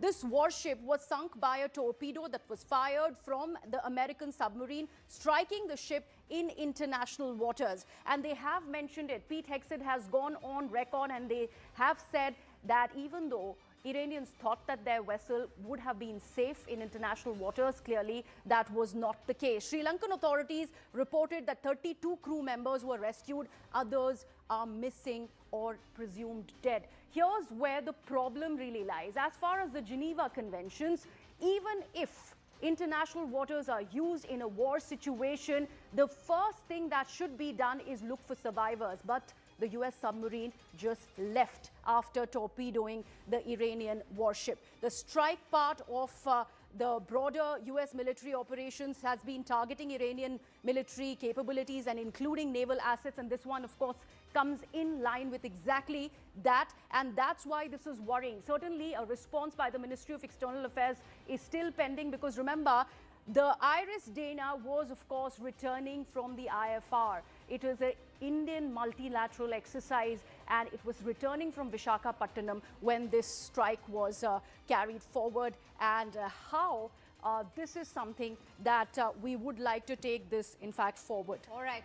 So in the studios, we are joined in by Major General Sanjay Misran and also joined in by Ambassador Prabhu Dayal on the broadcast as well. Many thanks to you, gentlemen, for joining in.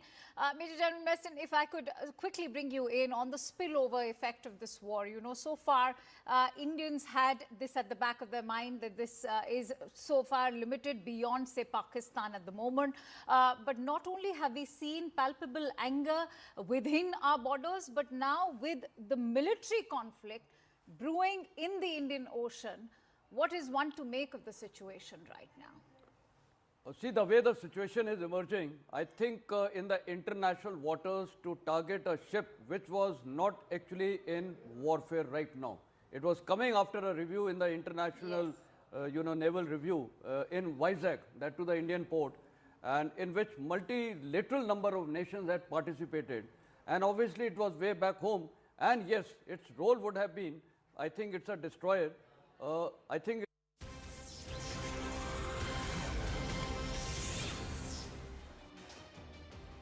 Thanks a lot for staying with us. You're with CNN News 18. I'm Shivani Gupta, getting you all the updates from the West Asia war. Let's begin with a quick check of the top stories. Day 6 of West Asia war, US and Israel's airstrikes hit IRGC bases in Tehran. Iran retaliates with missiles while Israel plans multi-week campaign to dismantle Iran's military. US submarine torpedoes and sinks Iranian warship Iris Dana off Sri Lanka's coast. Indian National Congress questions Centre for Weak Regional Influence.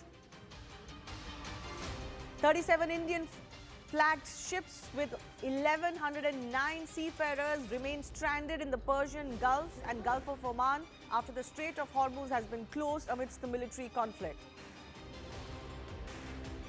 Trump says the US-led campaign against Iran is about a 15 out of 10.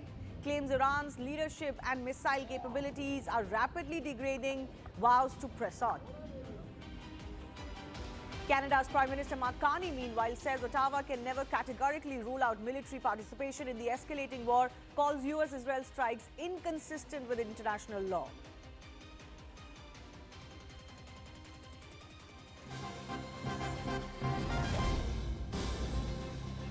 So even as this war is raging abroad, there's palette politics back home. Rahul Gandhi, leader of opposition, has now slammed the centre, the BJP government, saying India's oil supplies are under threat with more than 40% of our imports transiting from the Strait of Hormuz.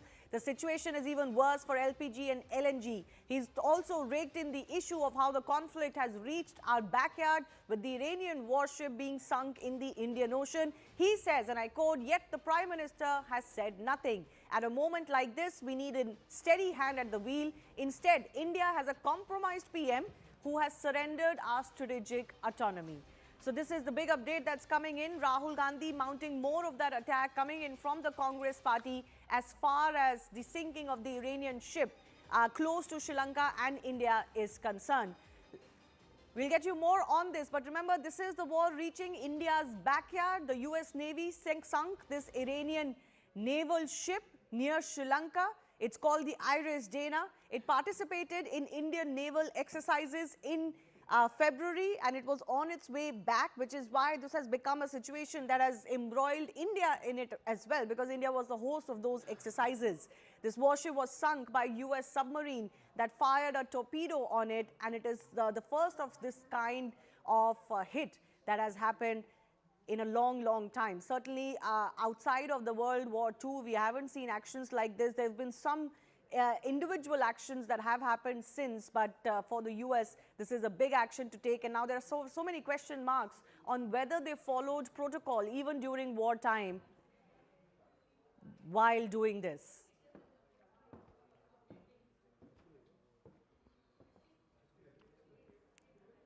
So like I was saying, this war has reached India's backyard. The US Navy sinking this Iranian naval ship.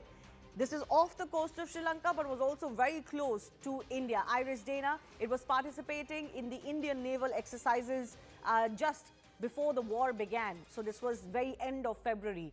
The warship was sunk by the US submarine-fired torpedo. US strike is close to India's territorial waters, but it is not technically inside Indian territorial waters. So even though there are question marks of what India could have done, possibly very little. But I want to go across to my colleague Pallavi, who's joining us, tracks the Congress party. Pallavi, Rahul Gandhi mounting more of that attack against the BJP. And, you know, this compromised PM narrative as featured now very much in the written text of his attack as well. You know, from day one, the Congress party has been very critical of the foreign policy of the government, you know, right from the Indo-US trade deal, before that, Operation Sindoor. The insinuation which has come in from Rahul Gandhi himself has been that this government has buckled under pressure coming in from the Americans, and therefore we do not have an independent foreign policy. The entire allegation has been blown up even more when they have accused, including Sonia Gandhi, they have accused the government of actually taking a side, and that side is against Iran. Now, the latest post which has been put out by Rahul Gandhi essentially talks about the dire straits really of the India's economic situation. How because we've taken strides, we'll have to pay a price for it. For example, the Strait of Hormuz being shut down, 40% of the supplies coming in through the strait, despite the government making out assurances that they are 25 days each, which means a total of 50 days, 25 days for crude oil, 25 days for energy products like petrol and diesel. Government says that there is really nothing to worry about. We have an alternative route. But Rahul Gandhi clearly is going to use the present situation to hit out at the government, one, not thinking the policy through, as a result of which economically we'll have to pay a price. When fuel prices start rising, they have a rippling effect on the products and essential commodities. And second, of course, is not having an independent foreign policy. And as we have been saying, 9th March, which is Monday, when the parliament session is going to reconvene, and surely Rahul Gandhi has made up his mind that they are going to use multiple adjournment motions to encounter the government or gherao the government and ask them for answers. Right. Even though this has nothing to do with India overall, we could actually see another parliament session being washed out. But Pallavi, I also want to understand from you, we are expecting more from the Indian ministry, isn't it? The Petroleum Ministry, to give us a more detailed response on what the plan ahead is today? Well, I mean, the Petroleum Ministry is doing a 24/7 monitoring of the situation. I mean, they are aware of the ramifications of a long-term closure of the Strait of Hormuz. But, you know, our policy really has been that of diversification. What we did put out earlier, and we're going to look at some more kind of debriefings coming in, is 25 days of crude oil supply, 25 days of energy product supply, which means petrol and diesel. Concerns which have been raised by Rahul Gandhi of LPG, LNG, that is also which the government has pointed out is taken care of at least 25 to 30 days. So we do not have to worry about, because the Strait of Hormuz is only 40% of our trade travels. 60% is through elsewhere, and one of the biggest ones being that of Cape of Good Hope. Also, when it comes to our crude oil supplies, we don't depend completely on the Gulf region. We've looked at other countries, whether it's been West Africa, whether it's been Russia, and also to a certain extent from America as well. So we'll wait to see what update really comes in from the Petroleum Ministry. But the big word from them is don't panic, don't hoard. There's really nothing to worry about. Right. Pallavi, we'll keep coming back to you for more. Let me just also take you through the implications of this strike which has happened as far as the Indian coast is concerned. So this strike raises security concerns for India and Colombo, both of these countries being close to where it happened. There are maritime tensions that could escalate right in our backyard, which is our concern. We don't really want to see more of this happening at all. Now, India faces the challenge to maintain free and open ocean. This wasn't technically in our territorial waters, but this is, of course, the larger Indian Ocean. The Limera Agreement also complicates India's position, and Indian Ocean becomes now a theater. As far as this US-Iran war is concerned, there is regional trade, security risks as far as this strike is concerned. Also, Benedict Franke has said that the Iran crisis may be entering its final phase. The Munich Security Conference CEO says the military might of the US and Israel could end the conflict soon. Listen in.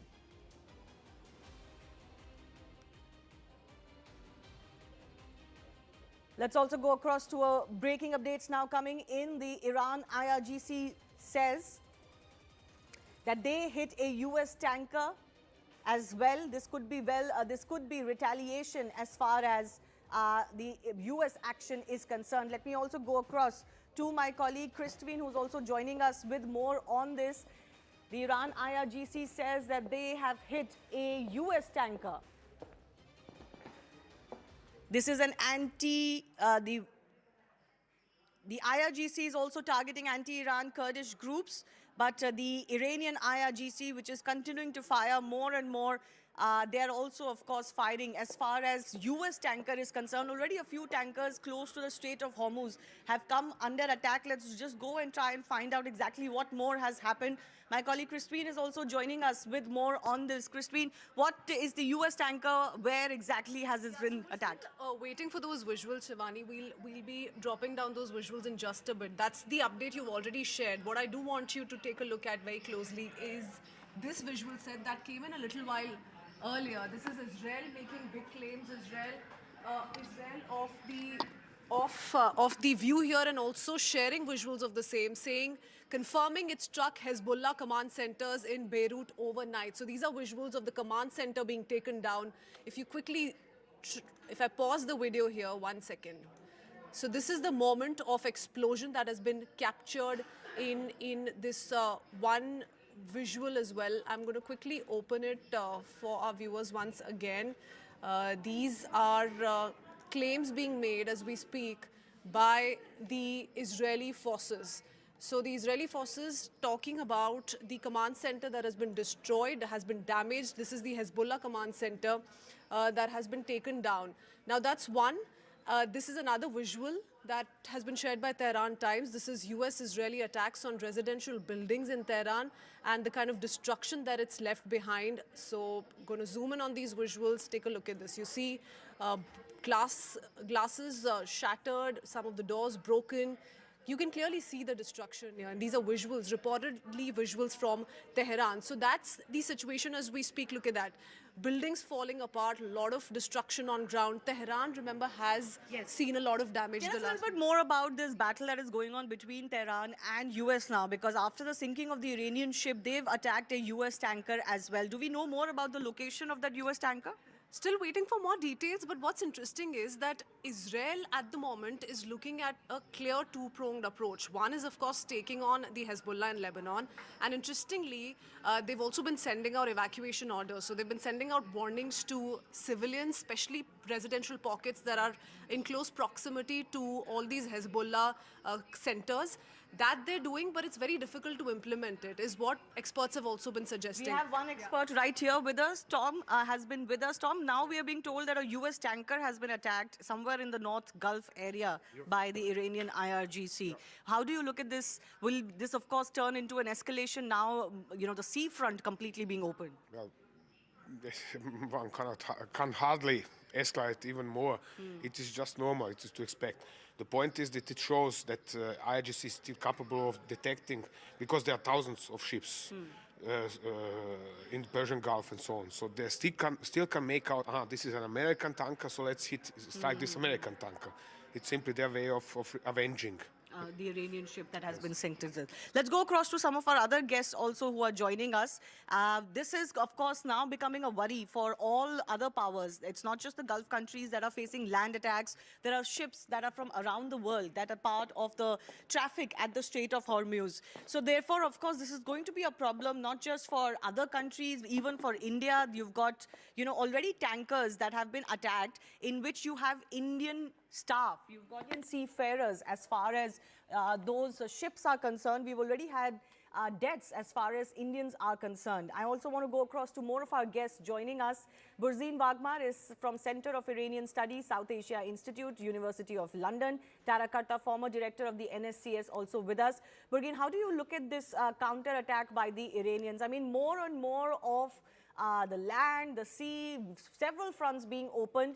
But first up, did America make a mistake of not even, you know, firing a warning to this ship, the Iranian ship, which was moving back from India? They had nothing to do with the war or the theater of war. Was this a mistake? Far from it. It was a preemptive strike because the ship would have made its way to the Persian Gulf eventually and joined the Iranian arsenal to attack not just American armada, but others too.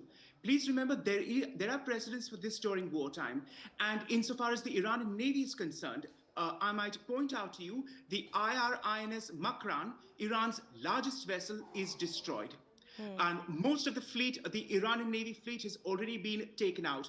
As per photographs between February 22nd and now satellite imagery obtained, about 11 major vessels at Bandar Abbas and Shahid Rajai port have been decimated.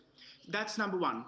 On day one, Iran fired 350 missiles. On day 5, it's down to 40.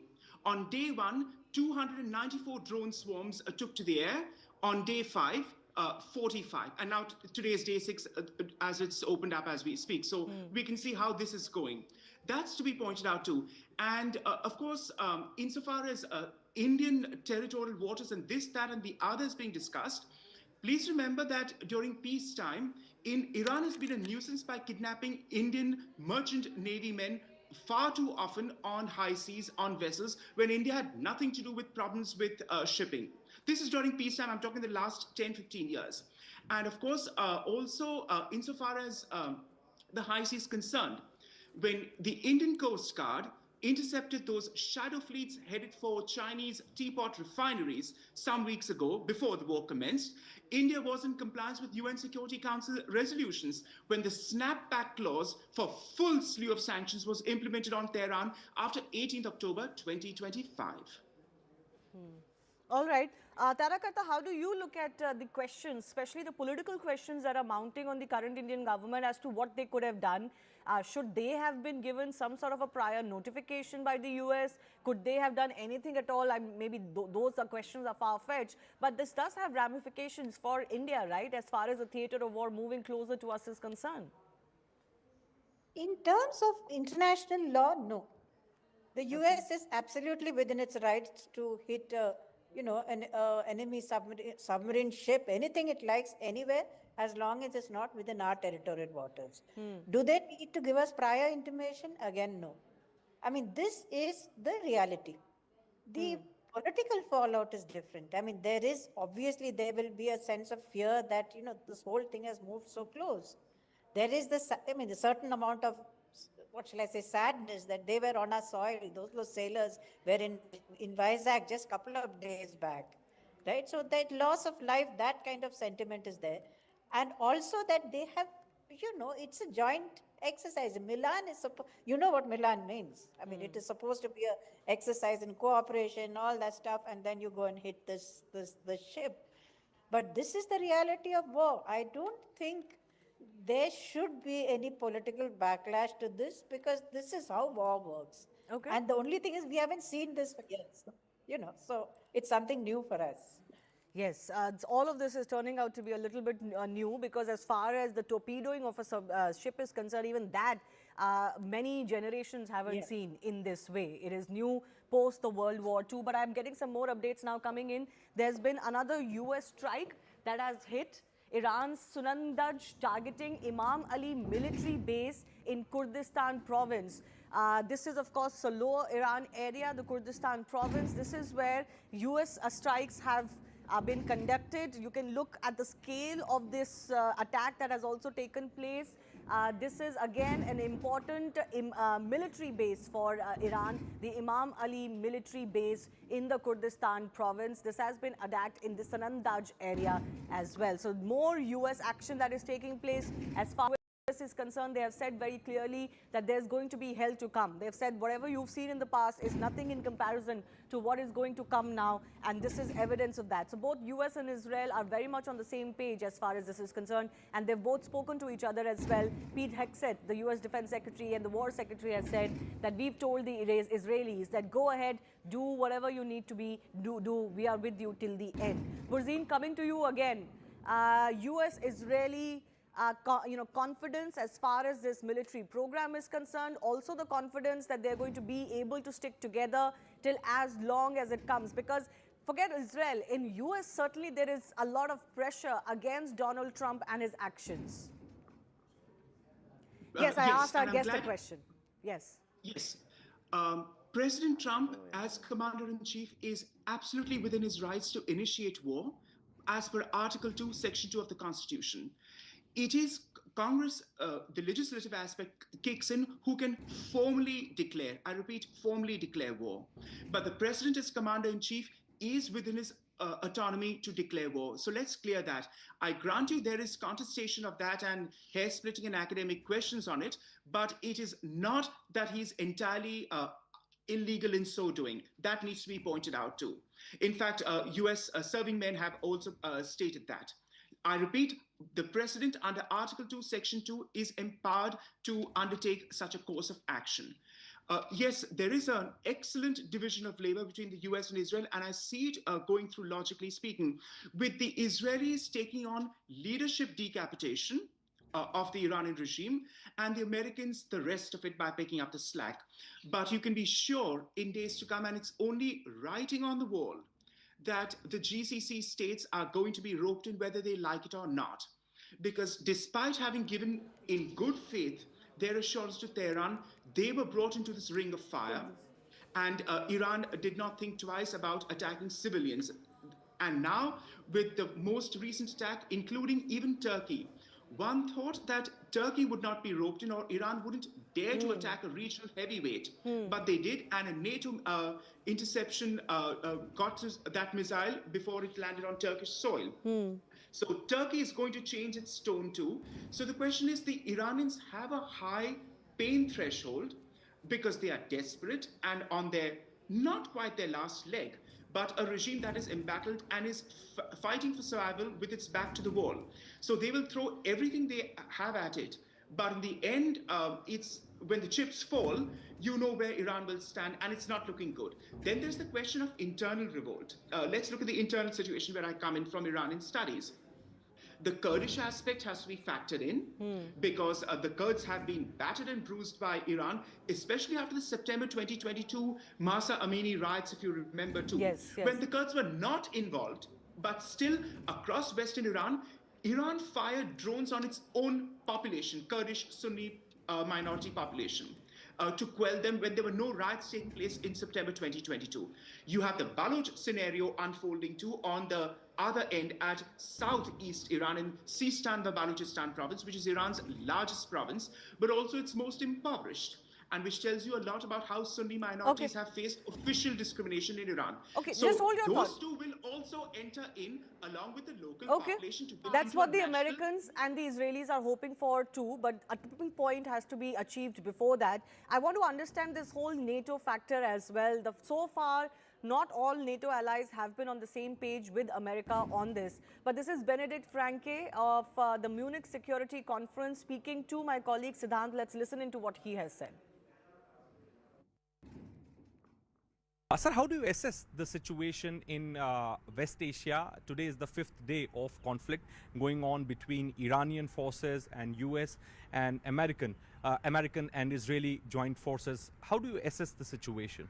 I mean, first of all, it's so interesting that you over here call it the West Asia crisis. Yeah. For us, this has nothing to do with Asia, even though it may geographically be correct. This is the Iran crisis, and it goes back a long, long time. Iran has been a major issue for us Europeans and for the transatlantic alliance for decades. And in a way, now the last days of this crisis have hopefully come. I personally believe this is going to be over relatively soon. The Israeli and the American military might is unbeatable from my perspective, and I just hope that this isn't fought on the back of the average Iranian people, but that this doesn't just lead to an end of the nuclear program, but to freedom and democracy in Iran.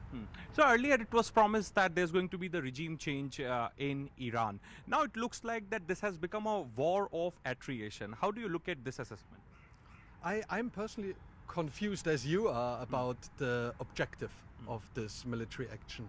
I do hope that we will see a regime change, and I mean we have already seen parts of the regime being killed and crumbling. So I guess it's a regime change by default. I just hope, and let me repeat myself, that this doesn't end up as an emperor in new clothes, that this will actually lead to change in Iran. Are you worried that Iran could also go Iraq way? Of course I am. But then again, Iraq is now a democratic country. Iraq is now an anchor of stability in the region, and Iraq is prospering. Yes, I don't want to justify the war in Iraq. I don't want to be the referee on it. I just want to point out that Iraq isn't a full-blown disaster. Tarakarta, how do you look at this situation? Not all NATO allies very comfortable with American action. We've seen responses that have come in from some of them. Spain, for example, there's obviously countries like France who might be sympathetic to the cause overall, which is that, yes, they don't consider Iran a very favorable regime. They consider it a source of regional instability, but not everyone is on the same page. You've highlighted a very interesting point. There is no single Europe now. Europe speaks in different voices, and it has been speaking that for some time, even with regard to Ukraine. I mean, you saw the divisions there. So the gas prices have shot up. I think I just saw reports that they are looking to get oil again from Russia via Ukraine. That is still going on. So obviously, it is going to cause a lot of countries a lot of heartburn, including us. I mean, we are not part of this war anyway, and yet we are going to get hit badly. China, I think, is now sending an envoy. Finally, China is getting into this and sending an envoy to sort of intercede to see that it stops. But again, the question which your reporter just asked, the question is, what is the US objective? It is obviously not just regime change. It is not nuclear because Iran had agreed to stop all its nuclear activities. And I do repeat, all with absolute investigation by the UN agencies. So it's not the US doesn't believe that. The US has very openly contradicted this, including the American president himself, that they were not listening to us. No, but then you have the IAEA chief saying first they had no program. He just said so. There was no nuclear program. And this is something I remember, saying during the Iraq war when we told the US, look, there is no nuclear program there. So that is it's a big question mark after that. Okay. The final, as a country in Delhi will want to know when is this war going to end? Yes. And it is going to end when US gets its objective. But then tell me what the objective is. Well, now it seems like it's a complete annihilation of their current leadership plus the IRGC. I think it's not going to be short of that. Yes, Burzin, you wanted to come in. Yes, please remember, as per the 1st June 2025 provisional IAEA report which Director General Grossi had submitted, Tara, Iran had 60% of uranium enrichment stockpiles of 448.9 kilograms. Yeah. Granted, theoretically, that is not weapons grade because you need to crank it up to 90%. But in that same report, Director General Rafael Grossi, Tara, because it was on 1st June, I repeat, before the 25th June 2025 12-day war, that report stated this brings the window down to shrinkage to 0% for the breakout time where Iran could easily assemble 10 warheads. And the last round of talks with Steve Witkoff, which broke down so acrimoniously in Geneva, Shivani, the Arakchi and the others boasted, yes, we've got 440 kilos and we have the potential for 10 warheads. They actually boasted about it. So yes, they did not reach 90% weapons grade, but the race to it was always there. And final point, Tara, the JCPOA was flawed. No matter what you may say about Trump's own personal access to grind with Obama, because therein what had not been factored in, Shivani, is this, the ambiguity which even Senator Kerry had acknowledged back then 10 years ago, that Tara, today would be 2026, the 11th year of the deal if it had continued as it were. By this time, Iran was... वैश्विक स्थिरता, विकास और साझा समृद्धि को नई मजबूती दे रहा है।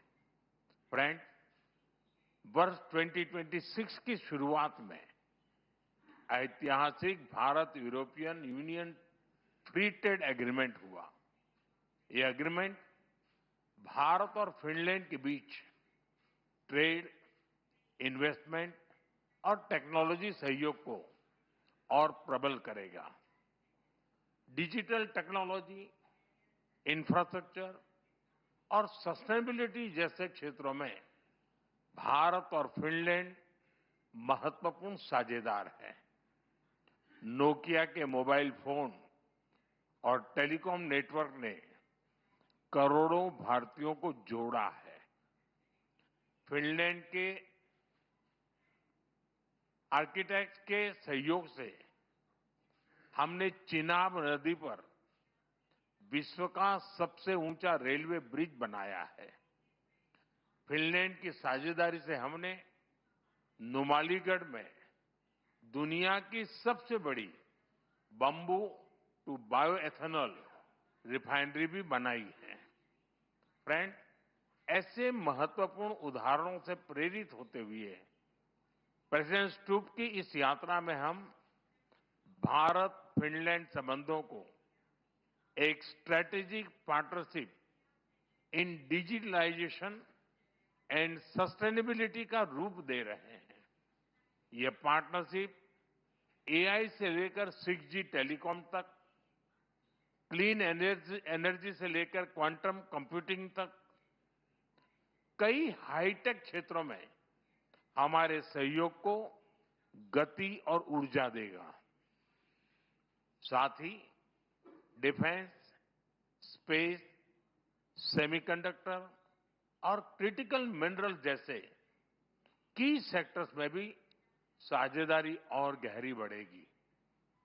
भारत और फिनलैंड जैसे लोकतांत्रिक और जिम्मेदार देशों की यह स्ट्रेटेजिक पार्टनरशिप पूरे विश्व के लिए ट्रस्टवर्दी टेक्नोलॉजी और सप्लाई चेन सुनिश्चित करने में योगदान देगी। फ्रेंड्स, फिनलैंड भारतीय स्टूडेंट्स और टैलेंट के लिए एक प्रीफर्ड डेस्टिनेशन बन रहा है। दोनों देशों के इनोवेशन इकोसिस्टम को जोड़ने के लिए आज हमने फिनलैंड के साथ एक व्यापक माइग्रेशन एंड मोबिलिटी एग्रीमेंट किया है। इसके साथ हम जॉइंट रिसर्च और स्टार्टअप सहयोग को भी और मजबूत करने जा रहे हैं। शिक्षा के क्षेत्र में फिनलैंड एक रोल मॉडल है। आज हमने teacher training, school to school partnership और फ्यूचर ऑफ एजुकेशन में रिसर्च सहयोग बढ़ाने पर भी सहमति बनाई है। यानी स्कूल से लेकर इंडस्ट्री तक हम ह्यूमन डेवलपमेंट के हर लेवल पर अपने सहयोग को नई गहराई देने जा रहे हैं। फ्रेंड्स, फिनलैंड नॉर्डिक क्षेत्र में भारत का महत्वपूर्ण पार्टनर है। हम फिनलैंड के साथ मिलकर आर्कटिक और पोलर रिसर्च में भी सहयोग बढ़ा रहे हैं। एक हेल्दी प्लैनेट हमारी साझी प्राथमिकता है। हमें बहुत खुशी है कि इस वर्ष फिनलैंड के साथ हम भारत में world circular economy forum host करने जा रहे हैं। इससे सस्टेनेबिलिटी के हमारे प्रयासों को नई गति और नए विचार मिलेंगे। फ्रेंड्स, भारत और फिनलैंड दोनों रूल ऑफ लॉ, डायलॉग और डिप्लोमेसी में विश्वास रखते हैं। हम एकमत है कि केवल मिलिट्री कॉन्फ्लिक्ट से किसी भी मुद्दे का समाधान नहीं निकल सकता। यूक्रेन हो या पश्चिमी एशिया, हम संघर्ष की शीघ्र समाप्ति और शांति के हर प्रयास का समर्थन करते रहेंगे।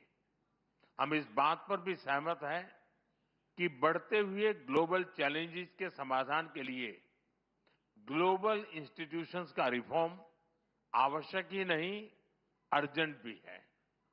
और आतंकवाद के हर रूप को जड़ से समाप्त करना हमारी साझी प्रतिबद्धता है।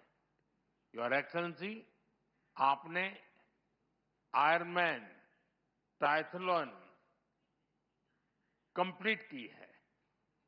हमें विश्वास है कि आप जैसे ऊर्जावान लीडर के साथ मिलकर हम भारत और फिनलैंड के बीच इनोवेशन, डिजिटल और सस्टेनेबिलिटी के एक नए ट्रायथलॉन को भी अचीव करेंगे। आइए भारत फिनलैंड के इस फ्यूचरिस्टिक पार्टनरशिप में एक नए सुनहरे अध्याय की शुरुआत करें। बहुत बहुत धन्यवाद।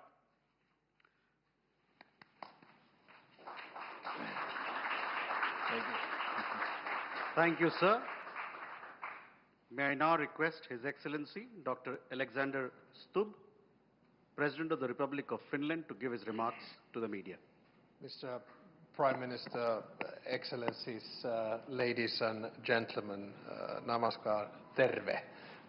As you said, thank you very much for your kind words. Also, thank you for the warm hospitality that you have shown us here. I have to say that I salute your diplomatic skills when you say that we stand here as two big democracies. There is one big and one slightly smaller, but I think the key message is that we share values. I would also like to congratulate you for your leadership. My last visit to India was actually in 2013 in my capacity as Minister of Trade. And the change that I just see on the streets of New Delhi and that I will most probably see in Mumbai in a couple of days is palpable. This is an economic miracle that we're witnessing, and I wish you all the best. Thank you also for welcoming me. I arrived yesterday in the middle of Holi, which was lovely to see. I was able to escape some of the color attacks that were coming at me, but it was a great experience as such. The previous state visit of Finnish head of state, the president, was actually in 1996 with President Martti Ahtisaari, who was very much a man of peace. He won the Nobel Prize of Peace in 2008 and was a great respected leader. Rarely, if ever, have we been in a situation also where we've had a prime minister here 2 weeks ago in the form of Petteri Orpo, and now a president 2 weeks later. India obviously is one of the world's largest and most influential countries and the world's largest democracy.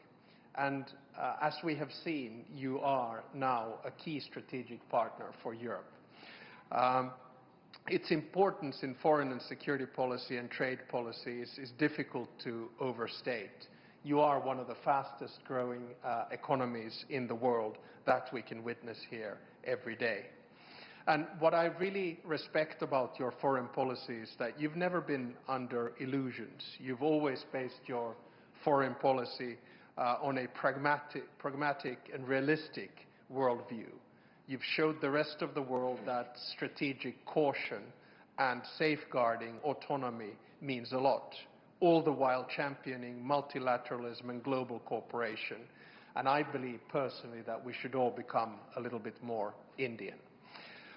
It's an honor for me to open the Raisina dialogues today together with you, Mr. Prime Minister. It's amazing to see the growth of Raisina. Only in 10 years it's become one of the key set pieces where everyone in the world is listening and watching what is happening at Raisina, not least right now when the world is so turbulent.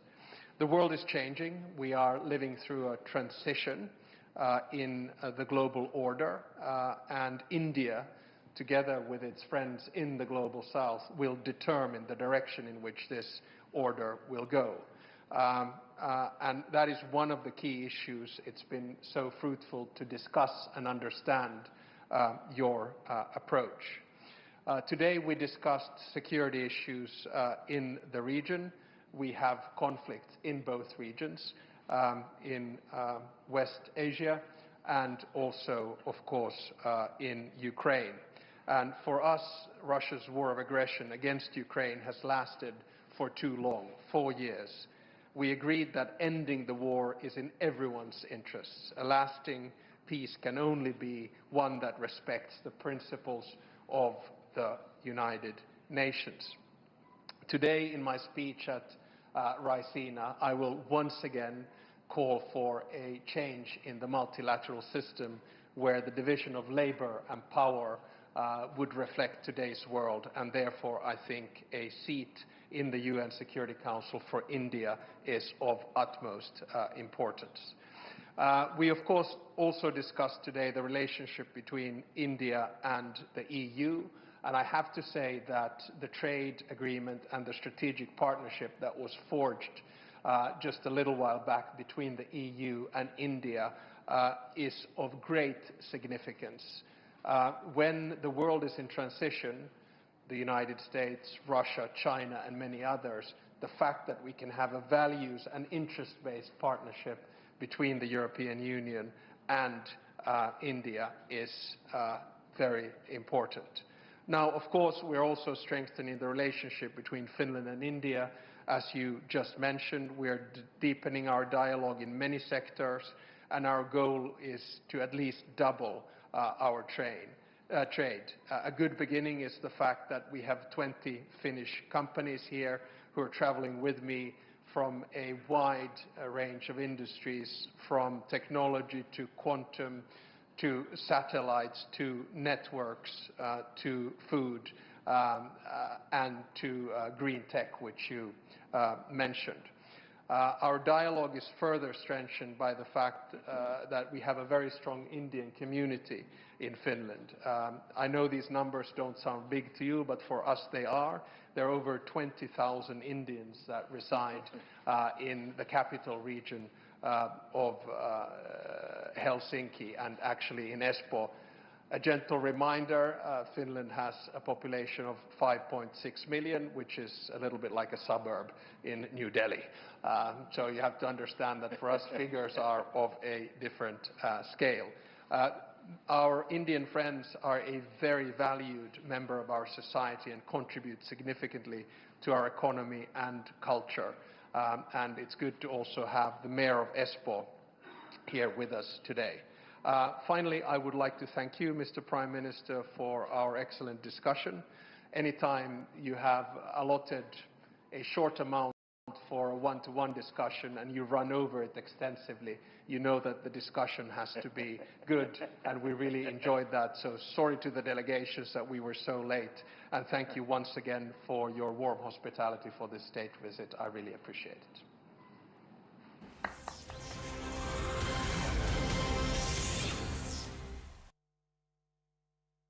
Do incorporate the Iranian point of view. Syed Abbas Araghchi, the foreign minister of Iran, seeing red because he said that the US has perpetrated an atrocity at sea 2,000 miles away from Iran's shores. Frigate Dana, a guest of India's Navy carrying almost 130 sailors, was struck in international waters without warning. Mark my words, the US will come to bitterly regret precedent it has set. Ambassador Sajjanhar, this is also a warning over to India with regards to what could happen next. Well, you know, it was in international waters, as Foreign Minister Abbas Araghchi has said. It was not in India's territorial waters. And this ship was in the vicinity of India.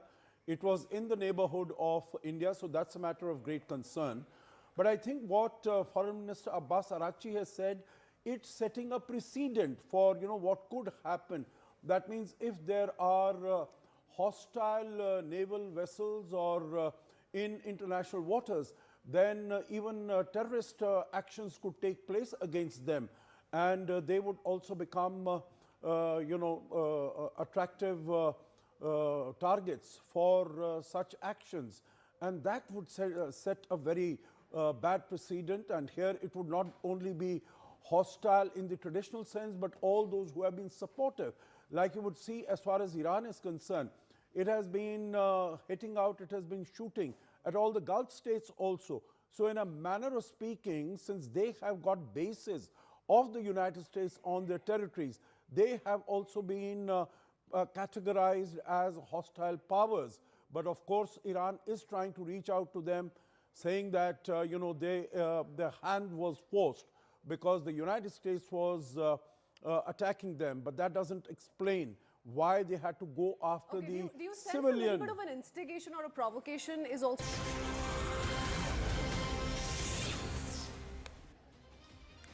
Welcome back and thank you so much for staying with Sierra News 18. I'm Griha Atul. Let's now get you the big piece of breaking news that's coming in from the state of Bihar, where there has been a historic change after being the chief minister for 2 decades in the state of Bihar. Now Nitish Kumar has filed his nomination for the Rajya Sabha. So that piece of breaking news is what we are putting out for our viewers. Remember, this has been rather historic. He stepped down as the Chief Minister of Bihar. He's now, in fact, filed his nomination for the upper house of the parliament. This is what we are learning of, and there you can see the visuals. We do know how the Union Home Minister, along with other senior leaders of both the BJP and the JDU, were all in attendance for Nitish Kumar to take this next step as far as political journey is concerned. Now, in fact, moving on from the active politics in Bihar and taking a seat there in the Rajya Sabha. My colleague Payal Mehta is joining us on the broadcast. She's in Patna. She's tracking every development as far as this nomination filing goes. Payal, you have been keeping a track of every development there from Patna, and you were telling us earlier on how even the Union Home Minister was going to be very much present there alongside Nitish Kumar for his nomination filing. What all has happened now? Well, the nominations have been filed. Nitin Nabeen, the BJP's national president, and Nitish Kumar, who is, of course, going to be embarking on a new journey, will be nominated to the Rajya Sabha for the first time in his career. He's been a former minister in the union as well, but 10 years of chief minister rule is no mean task as well. But tempers are certainly very, very high even now as well, because a lot of his supporters continue to sit here and they continue to say that, you know, they're not happy with the fact that Nitish Kumar has decided to go away from Bihar and go to the center as well. But, you know, that's a thing of the past, Griha, because now you know that it's a reality. Nitish Kumar, if those pictures can be beamed, you'll be able to see his camaraderie with Amit Shah is very evident when he's putting his arms around Amit Shah's shoulders and essentially, you know, smiling. So those pictures speak a lot for itself. Nitish Kumar in the morning also, Griha, coming out and clarifying it was his decision that he wants to move and go to Delhi as well, and he continues to guide the state of Bihar. So big development coming to the fore. The era of Mandal politics, like many will say, will now end with, of course, Nitish Kumar drawing a closure on his career as a Bihar politician in the state. Right, absolutely. So now that the nomination filing has happened, there is so much chatter around Nitish Kumar's son also, you know, joining and being anointed as the Deputy Chief Minister there. So a lot of changes that the administration largely, as far as the alliance in Bihar is going to see. The next step and the next conversation now shifts to who is going to be taking the chief ministerial chair there in the state. Well, of course, that's a very big question. And, you know, Griha, my sources have just told me that all the leaders, including Amit Shah, have moved to the Bihar state. Guess they're going to have a closed-door meeting over there because a lot has to be decided. Remember, Nitish Kumar's son is not even a primary member of his party as of now. He has to be inducted into the party, and very reluctantly, just about last week, Nitish Kumar had given a go-ahead to his party top leadership saying that if you so feel that my son needs to enter politics, so be it. You all take a call on that as well. So Nitish Kumar's son has to still be inducted in the party before he gets any post as well. Remember, nothing is going to happen till the 16th is what we are given to understand, because the Rajya Sabha results are going to be out on the 16th as well. Till then, it's a wait and watch. But a lot of conversation, who becomes the CM, how many deputy CMs will you have, who will take the chair of the CM, will the BJP agree, you know, with whatever the JDU really wants at this stage as well. If they want Nitish's son to be inducted as a deputy CM, since he was the CM, that all those questions have to be answered as now.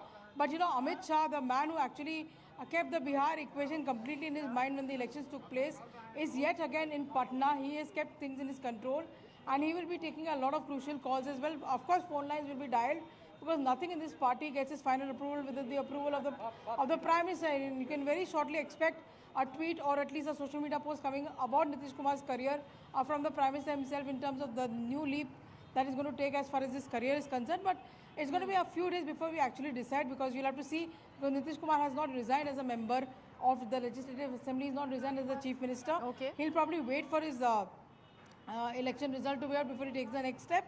And that will, in fact, define the new history that Bihar will be about to create. Right, absolutely. But I'll do stay on with us. So this is interesting. We have Mr. Moneycontrol of the Congress Party now joining us on the broadcast. Mr. Tagore, how do you see these developments? So Nitish Kumar, while he's filed his nomination for the Rajya Sabha, he's not yet signed on to the dotted line to quit as the Chief Minister of Bihar. So he's weighing waters, he's testing waters, he's assessing whether or not he makes it to the Rajya Sabha seat. Only then does he resign as the Chief Minister of Bihar. These are all wrong way to look at it. I think that this is a BJP and Modi and Amit Shah, how backdoor entry they are doing it in the state of Bihar. The people of Bihar have never accepted BJP, and they always wanted to capture Bihar, and they used Nitish Kumar as Mukota. Now, after the election victory in 2025, now they are doing these kind of things to force him to resign from the chief ministership, make him as the MP, and BJP person will be the chief minister of Bihar. This is complete backdoor entry of BJP into Bihar. It shows that it's a warning to Chandrababu Naidu. It's a warning to Edappadi Palaniswamy. It's a warning to Eknath Shinde. Whomever is aligned with them has been eaten away by BJP like this. BJP's habit, and particularly Mr. Amit Shah and Modi, wants to finish those alliance partners who are with them. And Nitish Kumar was one of those people who had stood with them. And because of him only, the government was formed in UPA, in the national level this time. BJP was reduced. Mr. Tagore, while you mentioned that, so if at all it does turn out to be a successful exercise by the Bharatiya Janata Party to keep Nitish Kumar placated, giving him the Rajya Sabha seat and then also taking on the government in Bihar, so there is something to learn from the BJP playbook then. There is that way also to look at it. That's a completely wrong way to look at it. This is the problem with you people, like people who are just becoming the answer BJP. Elected chief minister has been thrown away like this. The election commission, elected chief minister has been threatened by Amit Shah, and he has been forced to resign. And they are making him Rajya Sabha member. And you are making a different tune into it. No, absolutely not. In India is becoming, we have to absolutely not, sir. We are looking at both the aspects. You are making an accusation that he was forced into resigning. Of course, there were conjectures that will always be rife, that this is another stepping stone for the Bharatiya Janata Party to make its way and open its account when it is about the chief ministerial chair in the state of Bihar. It's a very known fact. But there is another aspect that I have just brought to fore. If at all this is how BJP is choosing to play its game, and you are saying people like Chandrababu Naidu also need to worry, while keeping the two big alliance partners without the two, BJP will not be in government, while keeping them placated. BJP, if it's managing to do this, this is a great achievement, don't you think? You take it as achievement, but I see the murder of democracy in India. The democratic principles have been murdered here. Daylight robbery is happening. The verdict was for Nitish Kumar, and Nitish Kumar has been threatened and he has been sent to Rajya Sabha. And people of Bihar are now being fooled, and Amit Shah wants to put his proxy as the chief minister of BJP, proxy as chief minister of Bihar. We did have our colleague, by Modi and Amit Shah. right, Mr. Tagore, we did have our colleague on ground and she was speaking to the people of Bihar. They are not too happy about Nitish Kumar stepping down as the chief minister of the state. So it cannot be a complete walkover that is given to the Bharatiya Janata Party. Clearly, they will have a lot to prove in states like Bihar, or for that matter, Andhra Pradesh, if you are taking into account on how that state also can be next. How do you think there is no counter that is coming in from these alliance partners, because Nitish Kumar has happily accepted his fate, like you choose to put it? What about Mr. Naidu? It's all fear. Agencies have been controlled. Under fear they are working. They are not able to, they are given their head into the lion's mouth. Therefore, they are not able to take it out. The problem is that the fear for agencies, fear for threat, and Mr. Babu and Eknath Shinde are going to be eaten away by the BJP, particularly by Amit Shah and Modi. This is very clear. The model is Nitish Kumar. A popular leader is being reduced to this like what you are saying it. BJP people are saying that he's been fielded for Rajya Sabha. No, I'm still asking you, what is stopping them to pull the rug? What is stopping them to pull the rug? They can pull the rug. The alliance will no longer be there. Fear. It is called only fear. Okay. All right. Let me, in fact, thank you on that note. Thank you so much for that perspective of yours.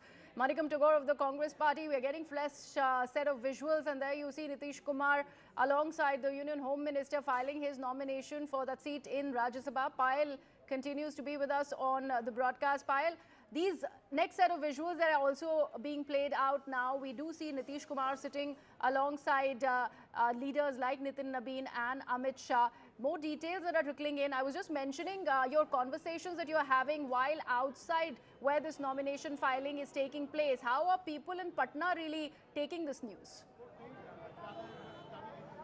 Look, to speak about Nitish Kumar's supporters, they are very, very upset because they felt that Nitish Kumar should have taken a wiser call and stayed on in the state of Bihar because they needed him the most over here, and that he's not going to fulfill any purpose by being there in the center. But today, Nitish Kumar's tweet itself clarified that the decision was taken by him.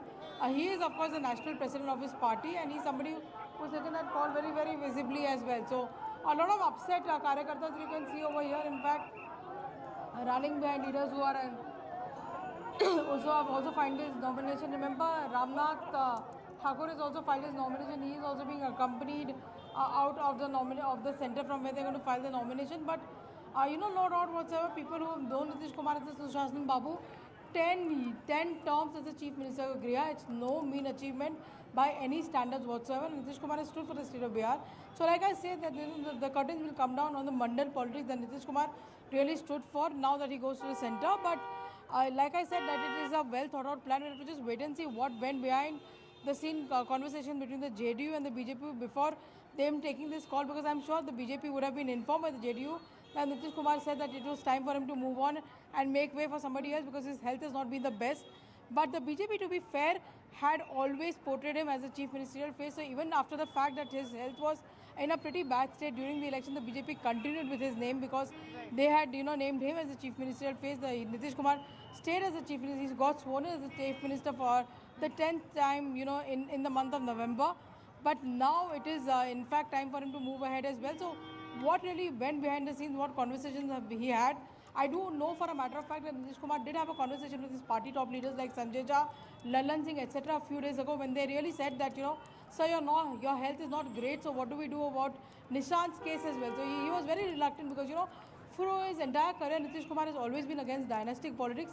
He's been somebody who's risen from the grassroots as well. And that is one reason, despite the back and forth between him and Prime Minister Narendra Modi, Prime Minister Narendra Modi has huge admiration for a leader like Nitish Kumar, who's actually risen from the ground, spoke about what he really believed and stood Right, up to his absolutely. principles. Pal, do stay on with us. We have Mr. Dhanitaran also now joining us on the broadcast. Mr. Dhanitaran, how do you in fact see these developments that are coming in from the state of Bihar, while there is a lot of criticism that is coming your way as far as whatever is happening in the state of Tamil Nadu? There seems to be this placation exercise that is at play by the Bharatiya Janata Party, where they've almost managed to keep Nitish Kumar, happy by granting him that nomination for the upper house of the parliament and taking that chief ministerial chair altogether from him. See, who am I to comment on the affairs of JDU and BJP? I'm a DMK spokesperson. But also, having said that, I quite vividly remember the bloc was saying that Nitish wouldn't remain the chief minister candidate. So if he has to become the Rajya Sabha, he can become. He does not need the BJP's support because his party has a sufficient number of MLAs. So what is there? But the whole point is we stand clear what we said to the Bihar people, rather the India bloc, said the Bihar people that Nitish Kumar won't be continuing as the chief minister. So they cheated the Bihar people because they kept saying that Nitish Kumar is going to be the chief ministerial face and continue as the chief minister for the entire five years, and the people had voted for Nitish Kumar. So now the message for Edappadi Palaniswamy also is very clear. So Edappadi Palaniswamy, though he may claim once in a while that he is the real face of the NDA in Tamil Nadu, that's not the case. For every instruction, he has to go to Delhi. And whatever happens, the real power will remain with the BJP, and the idea of BJP is to completely obliterate ADMK. Salim, why I asked you that question was because we had your alliance partner in Tamil Nadu Congress and Mr. Tagore had joined us. Now, he is clearly mentioning that this is only a threatening exercise that is at play here. We will see a similar situation with Chandrababu Naidu. We've already seen something historic that is happening in Bihar, where you've got in fact, a two-decade chief minister to go ahead and step down for a Rajya Sabha seat. So anything is possible under the Bharatiya Janata Party is the claim of the Congress party. Do you not want to weigh in on this? No, that's exactly what I said. Even for ADMK, there's a clear message here. That is that the whole idea of the NDA alliance in Tamil Nadu is also for the BJP to completely eat away ADMK, which has already happened. ADMK is now the weakest since its inception, and it's getting weaker. So slowly and steadily, they want to take over the ADMK, but if at all, they have not taken it over as of now. Okay. We have seen what happened in Maharashtra also. So Shiv Sena was broken away. Shinde was made the chief minister. Then now he's not the chief minister. So, and even we've seen what is going to happen with the Bombay mayorship.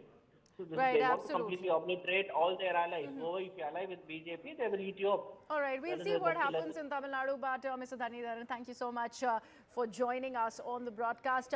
We'll keep every development before our viewers as we are looking at these visuals which talk about the nomination filing of the erstwhile chief minister, but I do not want to in fact use the word right now because Nitish Kumar, we are told, has not yet stepped back from his position as the chief minister of Bihar. He's just about filed his nomination for the Rajya Sabha, and very soon we'll get to know on who is going to be taking over that chair of the chief minister in the state of Bihar. As far as the reports that Payal is bringing to us, the people of Bihar do not seem to be very happy because it is they who voted Nitish Kumar to power to become their leader in this session as well. We go into a very, very short break. We come right back with more news and updates.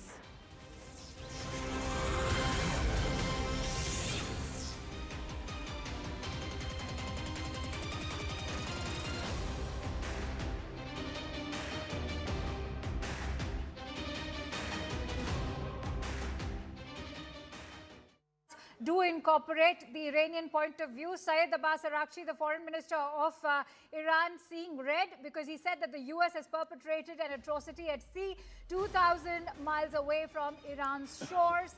Frigate Dana, a guest of India's Navy carrying almost 130 sailors, was struck in international waters without warning. Mark my words, the US will come to bitterly regret precedent it has set.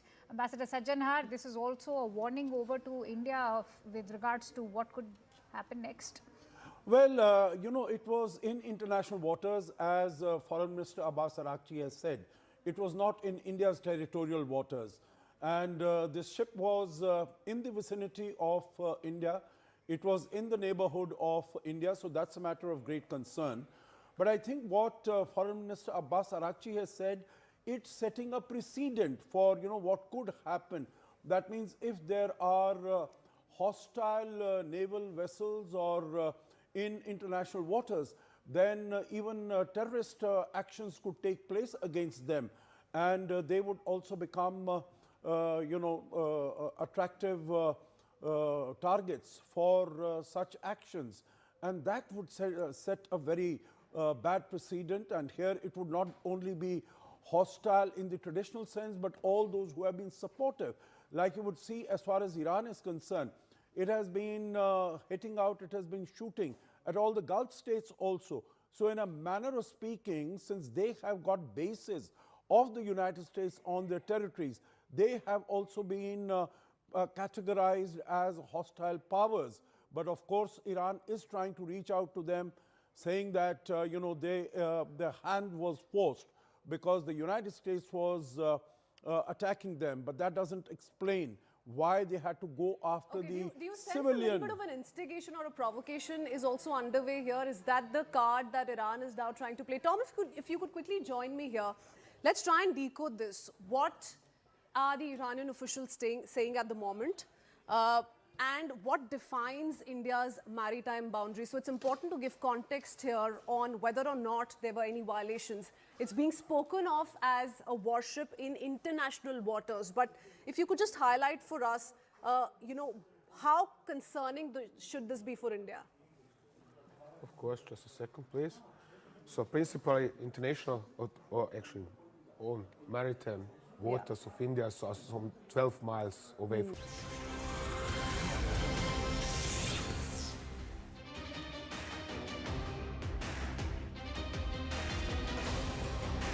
Namaste, Jai Hind, and welcome viewers. This is a very, very special effort, and we are so happy we are the ones that who are able to tell this story to you. CNN News 18 gets you a story that spans 88 hours that changed it all. And a man who, along with his co-authors, meticulously tracked every moment, every sortie, every signal in the skies. Tom Cooper uncovers the truth behind the Rafale bogey, what happened in that first initial hour and who owned it, the mysterious Kirana Hills, the nuclear bluff, and from being spooked, smoked and smashed, the entire battle behind the headlines is finally revealed. What actually happened with Pakistan in Operation Sindoor. In his revelatory new book, aviation analyst and also military historian Tom Cooper lays bare the untold events within Operation Sindoor. And it's called the 88 Hours War, the India-Pakistan War of May 2025. I've got the book here. We've got a copy. It's out in Bharat also. It was released in the UK internationally about 2 months ago. We've got the book. Let's first ask Tom Cooper. This must feel very, very good. Yes, absolutely. It was a piece of very tough work, weeks-long research and digging to the social media in particular. with help of not only 3 fantastic researchers who are professionals and doing this for years already, but also 2 additional gentlemen from India who have helped with their own research. So there's Ravi Rikhe, Sanjay Badri Maharaj, and also Mangesh Sawant, so credit to them too. But Tom Cooper, you led this conversation. Let me first ask you this. Who won this war? Well, this is India, this is clear. This is beyond any kind of doubt that it was India. As May, June last year, a clear-cut victory for India, and one of very few wars of the last 30, 40, 50 years where there is such a clear outcome like in this one. Okay, let's recreate the first few hours, viewers. I'm just going to quickly take you through what happened, and it's chronicled in this book. This is all from the book excerpt. So first up, the India strike on Pakistan, as the idea, the information that was already given. We'll ask Tom to express it and explain to us in detail.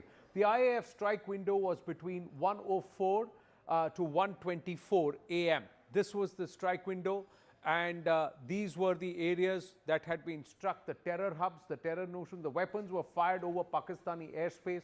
The PAF's response was delayed by minutes, and the first reaction was at 00:36 Pakistan Standard Time. So this was the first reaction at 00:36 Pakistan Standard Time. And also Rawalpindi, one SAM site, there was that was fired. Missiles were fired. Missiles, yes. Yeah, and missiles were fired from the Noor Khan Air Base also, and also there was the HQ-9 missiles that turned towards Akhrur axis, and targets were hit in Muridke area. No IAF aircraft was hit by the surface-to-air missile.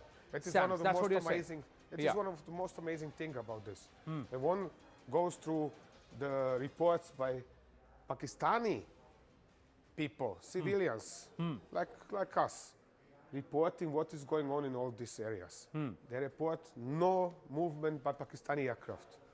They report no movement by Pakistani aircraft, even at air bases where it is known that Pakistan Air Force is holding its fighters on quick reaction alert. Nothing. They report merely firings of 2 SAMs from one base and 3 from Noor Khan. So, and that at the time, the Indian Air Force strike must have been in full gear. That means the aircraft have already approached the border. They're climbing and releasing their weaponry before turning down to hide in the lower over the ground. That means Pakistani Air Force, by all of its claims, whatever was it's claiming, for example, Air Vice Marshal Ahmad during his famous press conference, he was claiming about how Pakistani Air Force moved in, and there was a huge air battle, and they were breaking There was Indian a dogfight and all of that. Dogfight, biggest dogfight of all the times, and whatever else. Nothing of that kind has happened. Indian Air Force has hit its targets and flew away. That's it. That's it. So there was no, because there was also that, was there a PAF interception that happened? Because they said that there was an interceptor that was fired. What was fired by the Pakistanis? It is what possible, was the PL-15s? It is possible that one of the Pakistani J-10s has fired a single PL-15 at one of involved the Indian aircraft, but this missile has crashed, hit the ground inside India. That's it. Not one Indian aircraft was shot down by them. Not one Indian aircraft was shot down. Let's sit back, because what the narrative was that, and they say that this PL-15 actually fell down near Pandhar in Gurdaspur. The impact was 30 kilometers inside Bharat, and the Army Air Defense actually reacted first. But my question to you is, in that 1 hour, there was a lot of speculation that was made, Tom. And what have you found in the book? If you look at it, you say the spark. You've given a background to why India did it. When you did the, the jihad import-export, that's the page that I've just opened. So let's understand this. Were you convinced as a military historian that Bharat was right in conducting operations in the For a simple reason that Pakistan is, as we said, we have written jihad import-export. It is organizing, training, supporting, commanding jihadists for 50 years, constantly searching for new ways to organize new organizations or new groups to find them. And this is nothing new in that sense. It might be new for somebody in the United States or Europe, but it is not new for India. It is even less so new for Pakistanis. They are even denying it sometimes, that they are doing anything. On the other hand, they have chiefs of their top political parties openly declaring their political parties as fronts of this jihadist movements. Right. So therefore, and that's what I pointed out, even 9/11 in the United States was original mastermind came from Pakistan. And he was trained by inter-service intelligence and later on arrested in Pakistan and jailed in the United States. So therefore, it is really Pakistan which is a center of well, international jihadism. Right. And you've also listed the kind of organizations where the ISI instigated over 12,000 attacks, all undertaken by organizations like the Jammu Kashmir Liberation Front, Lashkar-e-Taiba, Jaish-e-Mohammed, and the Hizbul Mujahideen. Yeah, we went through the records and counted over, so this is since the year 2001, over 12,000 terrorist attacks inside India. Without Kashmir, and another several hundreds inside Kashmir, of course. Right, right. We'll come back to the Operation Sindoor conversation in a bit. We've just got more news coming through on the ongoing fury in the Gulf, so just deviating there. This is Iranian drones have hit Azerbaijan's Nakhchivan. Now, what does this mean, Tom? Well, that the Iranians have concluded that Azerbaijan is directly cooperating with Israel in this case, in its aggression on Iran. Azerbaijan was suspected of doing so already last year in June, but it was fiercely denying it. Now it seems the Iranians have concluded this is a matter of fact, for one reason or another. Now, these are Iranian drones again. So yes, again, you can hear the sound. It's yeah. typical. It is Shahid. That's the Shahid 136 again. So now, the Iranians seem to have an unlimited stockpile of Shahid 136. Is that possible? And every time they're trying to use low-cost kamikaze drones to impact, how will the Azerbaijanis respond now? That is going to be interesting because theoretically Pakistani armed forces are excellently trained, excellently equipped, partially with Israeli equipment, especially UAVs and such stuff.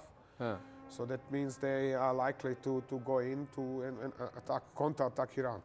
Counter-attack Iran. Now, if Azerbaijan actually weighs into this direction, Tabriz, from Tabriz. So again, from the north, there is Iran has then again opened up another front. Can they actually afford to have so many fronts because they are now surrounded from all sides? Pakistanis are helping from here. The Azerbaijanis come here. They've also issued threats to the Kurds and they have attacked the Kurdistan region and also from here and the Gulf countries whom they have gone ahead and bombed. So this dynamic here, do you believe Iran will be able to defend this? I cannot say. I know what the leadership of the IRGC or what was left of the same things. And I'm not supporting or anything. I'm just can explain what have I learned after nearly 40 years of studying, between others, them as well. Primarily because, especially at earlier times, I was deeply involved into studying Iran-Iraq war. To them, it doesn't matter anymore. Okay. To them, it doesn't matter anymore because they are facing their death, destruction. Therefore, they are striking wherever they only can. Right. And whether now Azerbaijan is going to join some kind of a US-led coalition which is then invading Iran or trying to dissolve it or whatever, you're going to see. But the IGC is going to fight. All right. Now, let's take this back and bring it back to the Operation Sindoor conversation and ask you, contrary to India having clear objectives, do you believe the biggest difference, why this war lasted only 88 hours, because India had its objectives clear? Would you say that? India had a clear objective, which was to retaliation strike against terror. This was as clear as it can get. What is less clear was Pakistani objective. The country was, at the time this terrorist attack in Pulwama was instigated. Right. Pakistan was in deep economic troubles. Right. There was, disorder in the country, protesting, riots. There was uncertainty, which way is the government going to develop, and so on and so on. And they were in deep financial troubles. So anyway, just like they are for decades already. Right. So, what exactly was Pakistan's aim? This is unclear. But Indian Objectives are very clear. Yes. Let's try and break down that first hour. We put out where that 104 to 124 was where, were India's strikes. Now, what happens from the Pakistani Air Force counter? So at 1 a.m., the jets are scrambled from Sargodha. At 1:08 p.m., the jets are scrambled from Noor Khan Air Base. Yes. At 1:09, jets are reported over Islamabad. And at 1:15, the first scramble from Peshawar and Kamra actually happens. And then at 1:25, more jets from Noor Khan Air Base happen. 10 to 16 fighters from Musaf Air Base. Just talk us through this. Were they slow in response? They were slow in response. Major Manik Jolly is also with us. Good afternoon, Major Manik Jolly. Yeah. Yes. So they have started scrambling their fighters when it was too late. Right. They need their 5 to 10 minutes to get to the combat zone. And by the time they have got to the combat zone, due to being scrambled so late, the Indian Air Force was already away. It was returning back to bases. Right. That means the Pakistanis scrambled their fighters, sent them towards the border and found nothing. They could only see Indian Air Force fighters with their radars, detect them distancing away towards the east. East, but the Pakistanis claim they actually downed 3 Rafale. The Pakistanis claim that they downed them even before the Rafales could take off from our area. No, is that true? That is all lots of ballooning. Yeah. What happened was the following. They did not, the Rafale, for example, were involved in strikes in the south. And they they have countered Pakistani SAMs, invaded them and distanced safely. Nothing happened at all. Indeed, nothing happened for almost an hour after Indian Air Force strikes. Okay. And then there was the first explosion and first reports about aircraft coming down in this area, in south of Srinagar. Then there was report about another jet coming down in this area. Then there were reports about air combats in this area and so on and so on. But this was all happening 1 hour after strikes by Indian Air Force.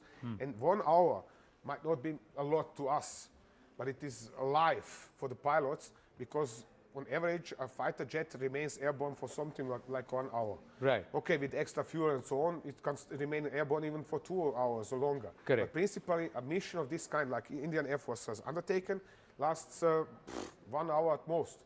That's it. After that time, the aircraft is out of fuel and back at base. So then what are these aircrafts which were reportedly downed in Srinagar and in Punjab? What were you able to find out? Okay, so now there are very contradictory reports in this regards. For example, south of Srinagar, there were reports about 2 jets coming down almost next to each other around the same time, almost simultaneously. And there are now first reports were that these were JF-17s, Pakistani Air Force. Question would be, what were they doing that deep over Srinagar, over India? Right. Then all the reporting in this regards was muted. And there were just rumors that there was something else. Okay. There was also videos of wreckage in the darkness and so on and so on, but never have we seen this wreckage in clear light, so to clearly recognize what it was. Probably one of them was a GS-17. Was a JF-17. Yes. So it could have been a Pakistani aircraft that could have been downed is what you're saying because India doesn't have JF-17s. Exactly. So clearly, now the Indian objective, they say, Major Manik Jolly is also with us. In your book, does it cover that India had offered warning that we're going to strike? Did they tell the Pakistanis this? And were the objectives very clear that not a single military installation or any other civilian installation is going to be hit in the first leg of Op Sindoor, only the terror infrastructure? Were you able to get that information? Yes, because that's what India's claim. Yes, of course. We have used official source in this case.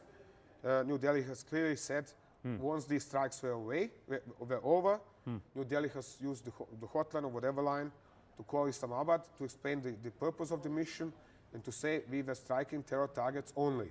Right. This is absolutely another point beyond any doubt. Right. Now, you've opened page 57. Why have you opened this? Because this is including a map comparing, for example, the Pakistani claims with actually known sites where something has crashed. Right. And with positions where PL-15 air-to-air missiles, wreckage of PL-15 was found. Right.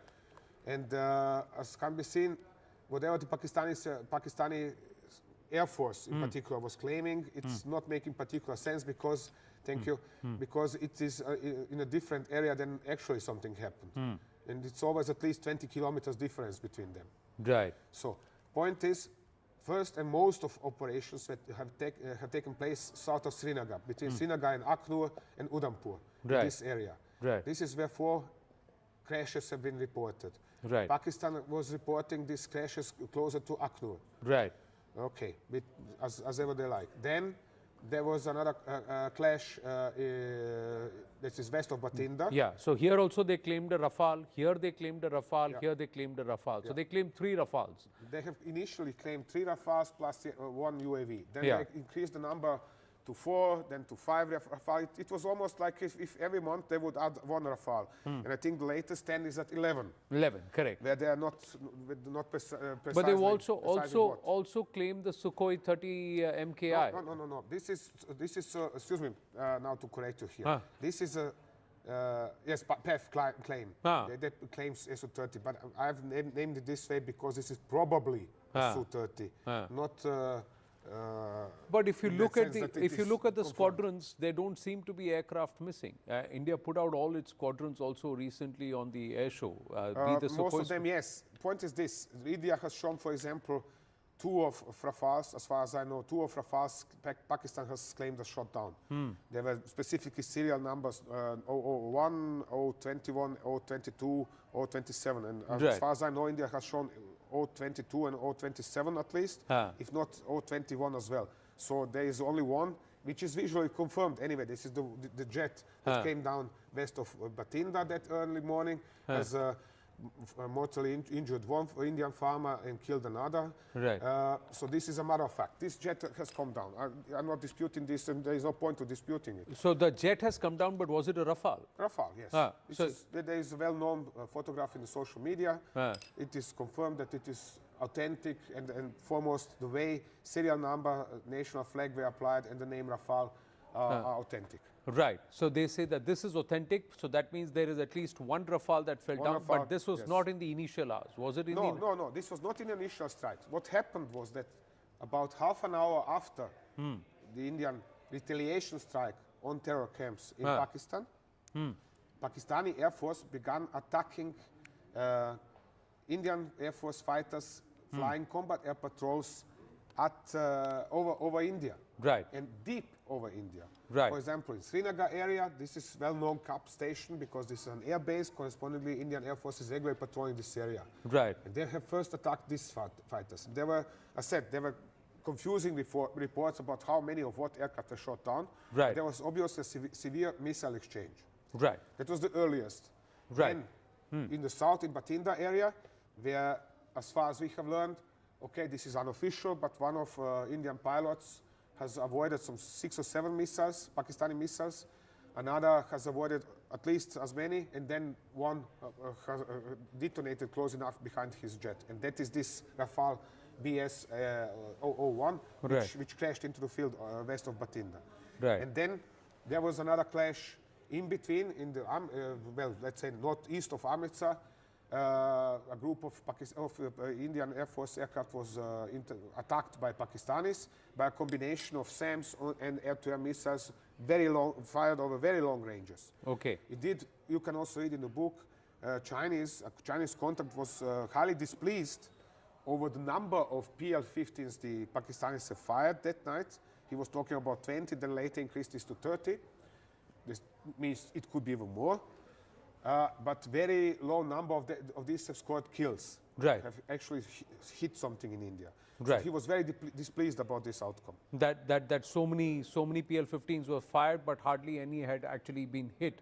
Major Manik Jolly is with us. He's listening carefully. 88 hours war, the India-Pakistan war of May 2025 on Operation Sindoor. Tom Cooper there very clearly busting all the claims that the Pakistanis had made and saying that this is the proof, this is where it lies. India won that hands down in 88 hours. Major Manik Jolly. Thank you, Anand, and thank you, Tom. I've been listening very carefully to every word that you've been saying. It's fantastic to hear such detailed, transcript. We have Manju Sethji also joining us. We'll go to her after you. Yes, Major Manik Jolly. Sorry to interrupt you. Go ahead, please. No problem.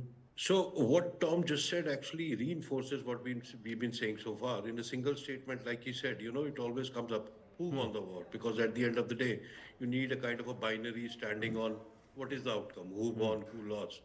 So his analysis as one of the most reputed military historian and, especially air specialist, and this being a air war, this being drone and aircrafts and missiles only, I think his word should be taken as an authority that if India did win, it kind of takes away all the propaganda that the Pakistanis have been projecting all over their country, international media, and trying to say we shot 11 jets, none of us, our bases were hit, this, that, everything. Right. The whole lies lay bare. And I think his book should be made mandatory to be read by everyone and be quoted wherever possible to tell the Pakistanis Right. that this is how it is done.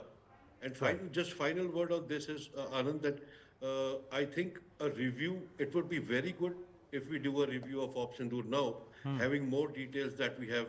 You remember during Op Sindoor, we were doing point-to-point brief in your studio. Right. Now would be a good time that we have all the data to go over all the speculations that we have then. And now we have data and come to a point that, yes, we did win this emphatically and finally. Right. Just quickly, even the nuclear bluff. Page 16 talks about the nuclear bluff. Manjuji, the whole bluff about Kirana Hills and this nuclear bluff, somewhere has Bharat also been able to show that the entire nuclear bogey and the levels of deterrence beneath the nuclear threshold?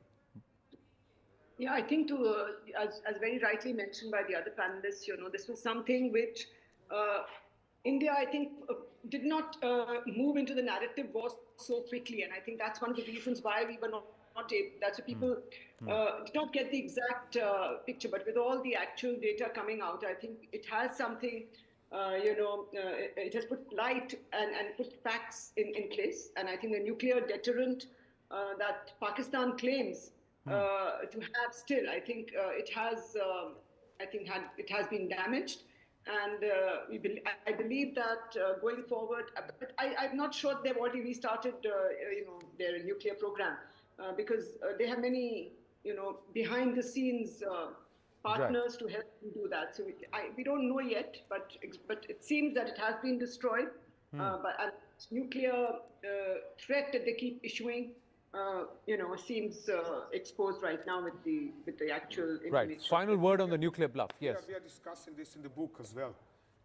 There is a huge nuclear program in Pakistan. They are spending billions, 2 billions unknown to be spent in order just to maintain it per year. This is without production of weaponry and so on. So there is a huge program. But apparently, considering what has happened last year, it's useless. Why? Because they do not have platforms, that means fighter jets and missiles or missiles that could be used to dependably deploy this against India.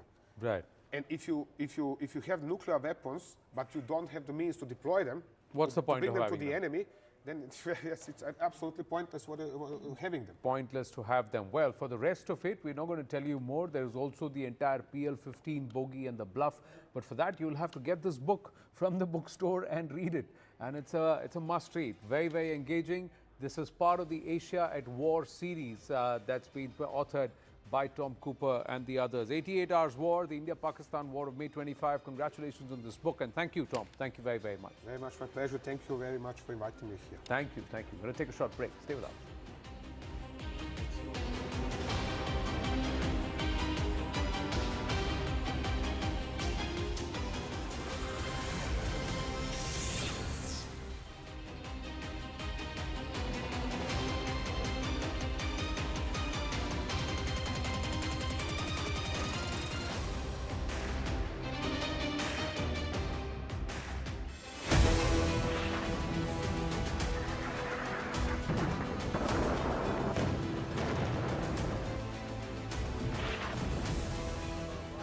Devastation, a direct hit by a missile. Picture is that the US is not able to defend. Of a drone of massive, the number of ballistic missiles.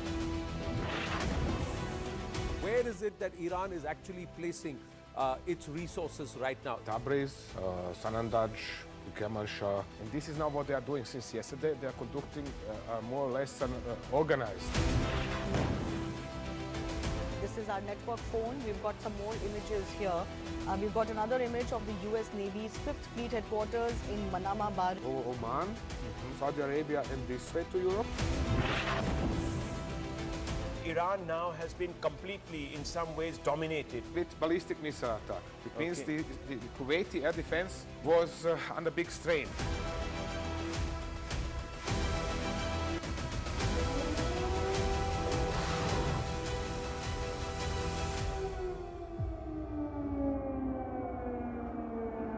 Now, let's quickly move to one of the most potent, low-cost, weapon system that the Iranians have used. That's the kamikaze drones. Now, Iran's swarm tactics decoded via the Shahid drones. Let's try and understand what these kamikaze drones are, and let's move to that and say, what's the Tor? How are they? How is the enemy? In this case, how is the US-Israeli combined along with the allies here? How are they going to negate the threat of these swarms of kamikaze or suicide drones who are going to catch, who have done so much of damage? Let's try and understand. We will try and. So this is the Strait of Hormuz. We got the issues here. Let's call the Shahid 136. Now these are suicide or kamikaze attack drones. They are one-way loitering munition. This is how they look. They carry a payload of up to 50 kilograms of explosives. That's approximately this tall or this long, from the ground up here, and with a wingspan like this. Right. Approximately, so you can see this better. Right. Yeah. So as tall as you? A little bit taller. Little bit taller? And longer, yes. And with a wingspan like here. Yes. Wingspan like this. Iranian version is earlier version. It is much more primitive than what the Russians are deploying in Ukraine. Okay. Excuse me. Yeah. Foremost, it has no system for terminal guidance. Right. It means it has no electro-optical camera, for example, so that the pilot at home can steer it straight into a specific target. It has no satellite communication capability. Okay. Russian UAVs are meanwhile carrying Starlinks, terminals on them. Some are even armed with air-to-air missiles, so to say. Yeah. So, and some of the Russian systems, or Geran, they call them Geran, have terminal electro-optical guidance and thermal warheads which are burning, actually. Incendiary. Warheads, yeah. thank you very much. Okay.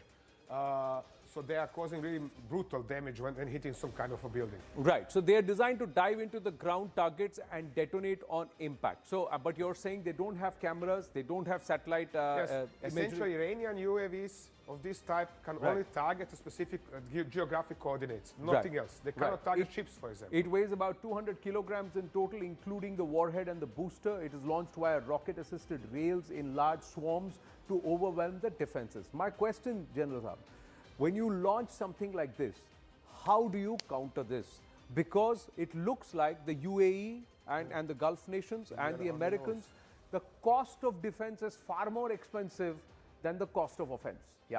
So there is actually no answer to this. Right. The problem is it flies low. Yeah. It doesn't take something like what missiles or ballistic missiles does. They fly low. The time to intercept is very, very minimal. The only possibilities for Israelis is to use the Iron Beam system, because that is the fastest they can actually see, capture.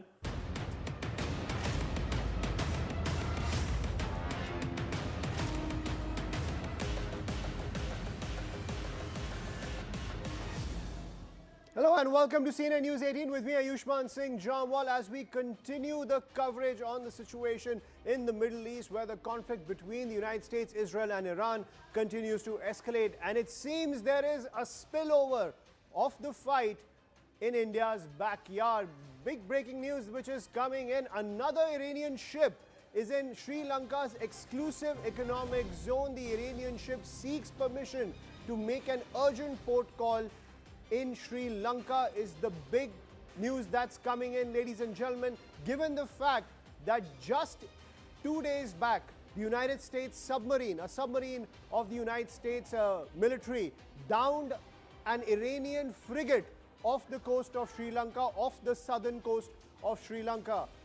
And Pete Hegseth made it extremely clear in his press conference that POTUS has got Iran twice. And that is the big statement that is coming in from Pete Hegseth when it comes to the situation that is unfolding now in India's backyard. Now, another Iranian ship, which is what several Sri Lankan politicians have been fearing. They've been fearing the fact that this entire conflict could spill over into our backyard. And another Iranian ship, we have to get more details over what kind of ship is seeking a nod to make port in Sri Lanka, because the earlier ship that was downed by a US submarine was an Iranian frigate. It was a warship that was downed by a US submarine, and Pete Hegseth made it extremely clear that no matter where Iranian military assets are, the United States will continue to target them. I want to get more updates from my colleague Akanksha, who's getting us this piece of breaking news. Akanksha, so it seems the conflict is only spilling over into our backyard. And they have in fact asked for permission to dock over there. And in the latest information that we are being told is that what's very disturbing is that there are children also on board on this particular vessel.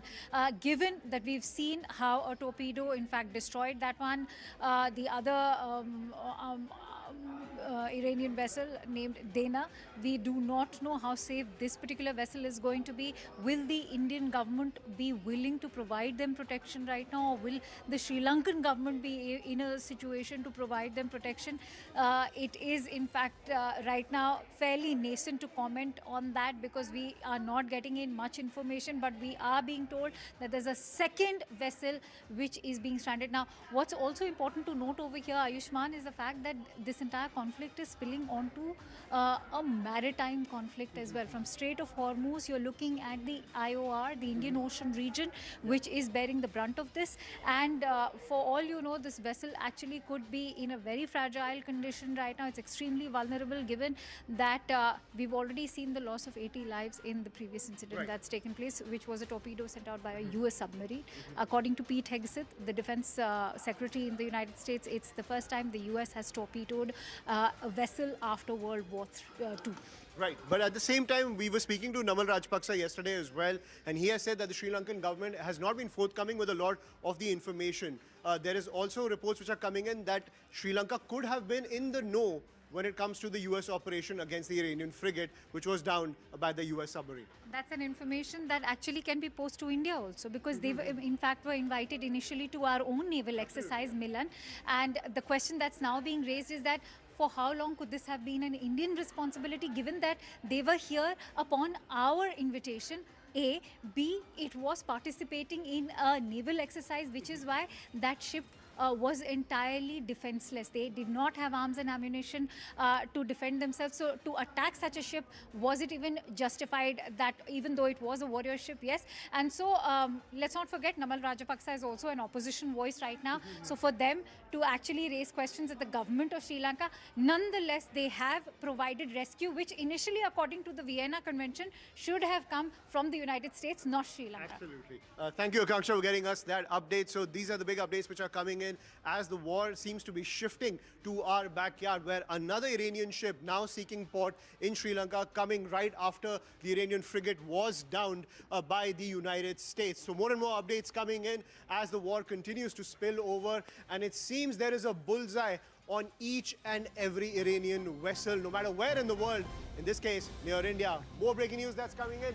Iran makes a conditional offer to the US. Iranian Deputy Foreign Minister says that Iran is ready to abandon its nuclear program on the condition that the United States presents a satisfactory alternative offer, is the pitch that's coming in from the Iranian Deputy Foreign Minister. Ladies and gentlemen, when it comes to the war games going on in the Middle East, it seems some wiggle room coming in from the Iranian side to come to some sort of resolution. Iran has been bombarded across Tehran and as well as other military as well as civilian infrastructure across the country, namely the command centers across Iran have been completely bombarded.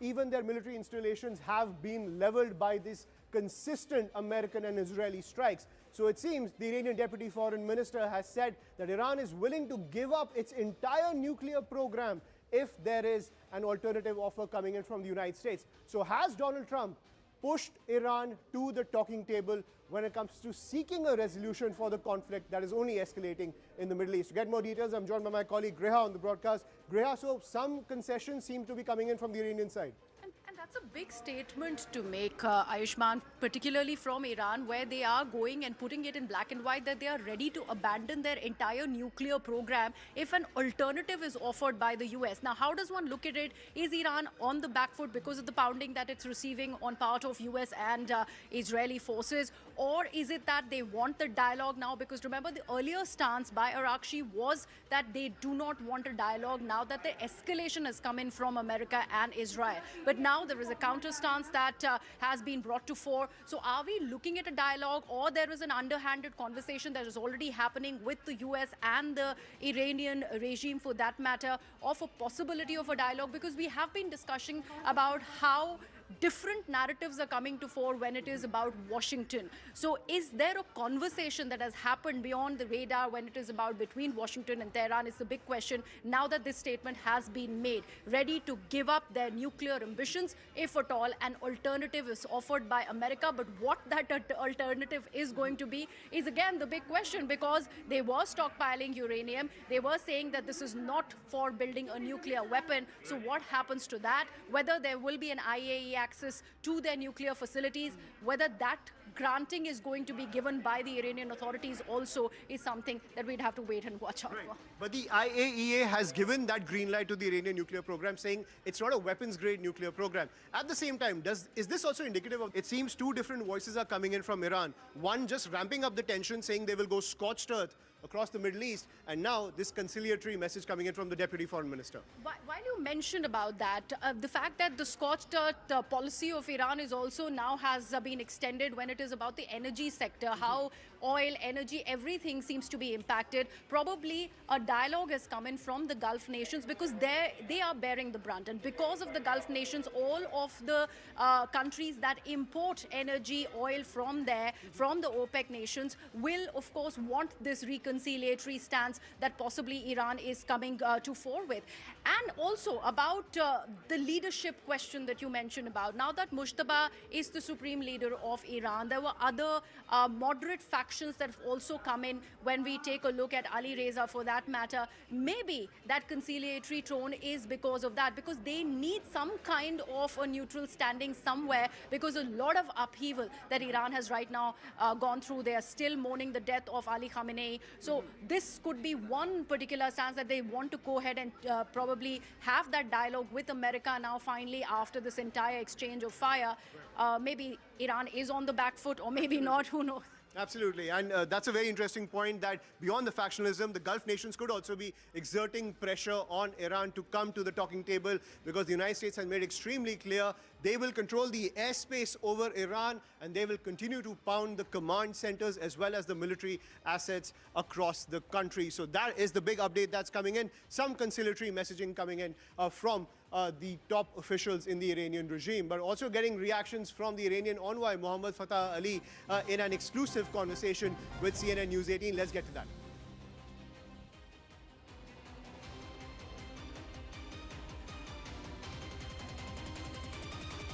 In the middle of this war.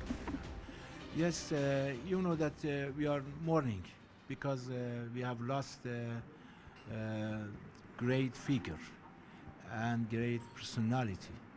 And you know that His Eminence was our leader and our marja. And I want to say that's our father. And we believe that His Eminence always advises us, you try your best for stand on the right side of history. I believe that His Eminence stood on the right side of history and received his reward from Almighty Allah. And now we announce that we respond strongly, firmly, this assassination. And unfortunately, the United States and the Zionist regime wants to disturb and destroy all the international law and international norms.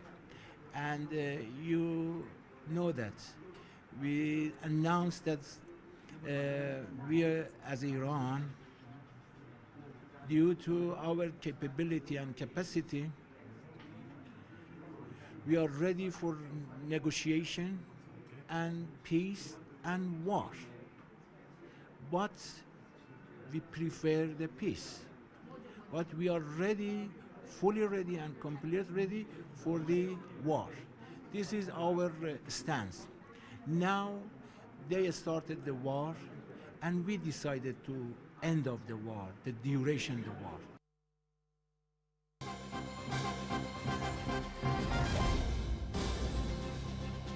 Patna में श्री नितिन नवीन जी, राष्ट्रीय अध्यक्ष भाजपा, श्री नीतीश कुमार जी, बिहार के यशस्वी मुख्यमंत्री श्री रामनाथ ठाकुर जी, श्री उपेंद्र कुशवाहा जी और श्री शिवेश राम जी के राज्यसभा के नामांकन के लिए यहाँ पर आया हूँ। श्री नितिन नवीन जी राज्य में लंबे समय तक यशस्वी राजनीति करने के बाद भाजपा के राष्ट्रीय अध्यक्ष बने हैं और अब वो राज्यसभा के माध्यम से संसद में भी अपना योगदान देंगे। हम सब एनडीए के सदस्य, भाजपा के करोड़ों कार्यकर्ता नितिन नवीन जी का राष्ट्रीय राजनीति में और संसद में स्वागत करते हैं। आज बिहार के यशस्वी मुख्यमंत्री श्री नीतीश कुमार जी ने भी राज्यसभा में अपना नामांकन किया है। इसके साथ ही बहुत लंबे अरसे के बाद श्री नीतीश कुमार जी फिर से एक बार राष्ट्रीय राजनीति में राज्यसभा सांसद के नाते प्रवेश करेंगे। 2005 से लेकर आज तक नीतीश कुमार जी बिहार के मुख्यमंत्री रहे। उनका एक कार्यकाल एक प्रकार से बहुत यशस्वी रहा। ये कार्यकाल उनका बिहार के इतिहास में स्वर्णिम पृष्ठ के रूप में लिखा जाएगा और बिहार के विकास के सारे मायने को उन्होंने गति देने का काम किया। उन्होंने अपने शासनकाल में बिहार को जंगल राज से मुक्त करने का काम किया। इन्होंने बिहार की सड़कों को न केवल गांवों तक जोड़ा, बिहार की सड़कों की स्थिति को भी सुधार किया। इतने लंबे करियर में विधायक, सांसद, मुख्यमंत्री, केंद्रीय मंत्री रहते हुए उनके कुर्ते पर कभी दाग नहीं लगा।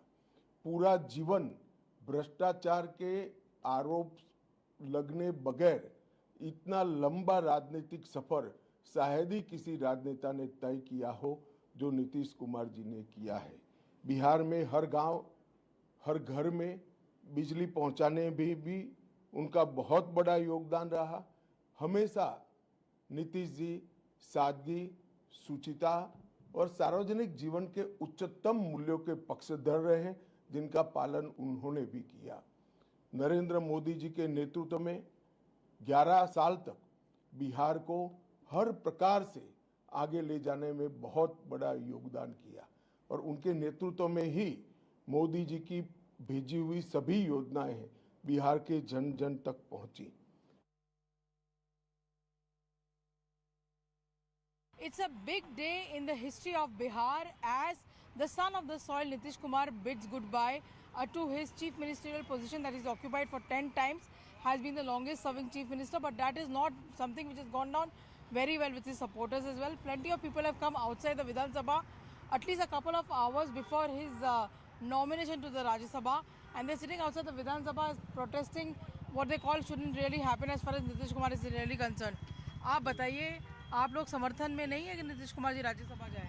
नहीं, हम लोग नहीं। हम लोग तो बिहार की जनता जो है बिहार के लिए ने वोट दिया है और बिहार में बहुत सारे विकास अब बाकी है, उसको करना है। तो माननीय मुख्यमंत्री जी को बिहार में का ही सेवा करना चाहिए। माननीय पूर्व प्रधानमंत्री अटल बिहारी वाजपेयी जी ने बोले थे आप बिहार जाइए, बिहार को जनता को सेवा कीजिए। तो बिहार आए हैं, बिहार का सेवा करें और दिल्ली और कहीं जाने की आवश्यकता नहीं है। 2025 का जो चुनाव हुआ माननीय मुख्यमंत्री के फेस पर हुआ, उनके नाम पर हुआ, बहुमत मिला। बिहार की जनता चाह रही है कि माननीय मुख्यमंत्री बने रहें, बिहार के लिए उनकी बहुत ज़रूरत है। अभी वो राज्यसभा में नहीं जाएं, अभी बिहार की बागडोर अपने पास रखें।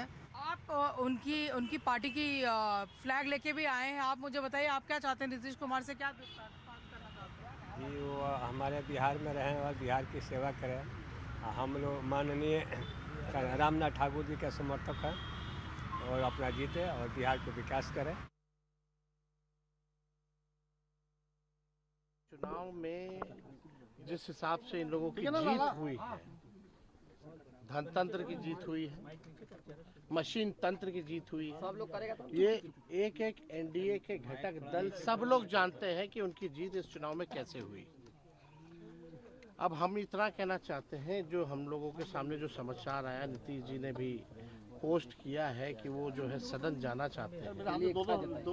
आप सब लोगों को पता होगा कि हम शुरुआत से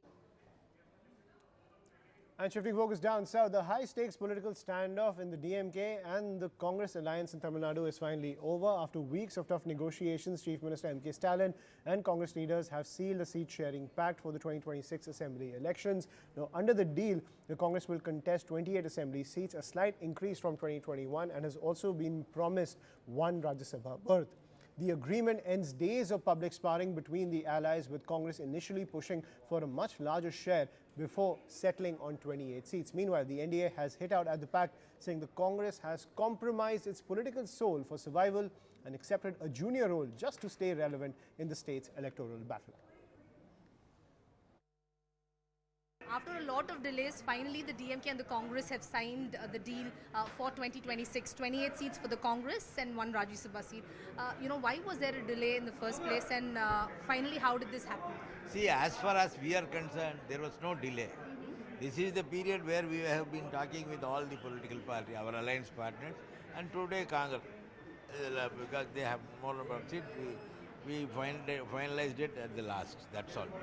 There is no delay on our part. Maybe in between there might have been something within the party which we are not bothered. What their leadership had said, it has been fulfilled. Was power sharing also discussed, or is that being promised? No, that was not promised. Our Chief Minister had already stated that there will not be any power sharing. He had categorically stated. So now you have the DMDK on board. O. Pannirselvam has also joined the DMK. Is it going to be a big boost for the DMK now? All the alliance partners of the DMK It shows that this is going to be a winning alliance. When other parties that come and join us, which means with their experience, they feel that DMK alliance is the winning alliance. We are happily signed the agreement. We got 28 seat. After 40 years, we got upward 3 seat extra and 1 Rajya Sabha. So we are very happy. Election, we are going to win 210 seat plus. There is no opposition party.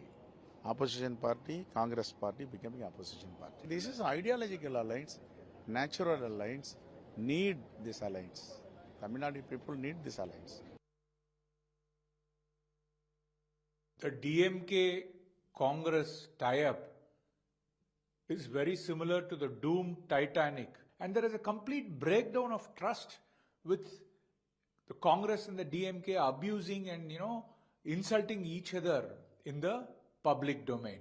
This DMK Congress nexus has been the most insensitive and extremely opportunistic alliance, and this DMK government is probably one of the most corrupt and incompetent governments in the history of Tamil Nadu. The people of Tamil Nadu will use this assembly election as an opportunity to reject and eject this evil DMK Congress nexus and this evil DMK government, and they will undoubtedly bless the NDA alliance.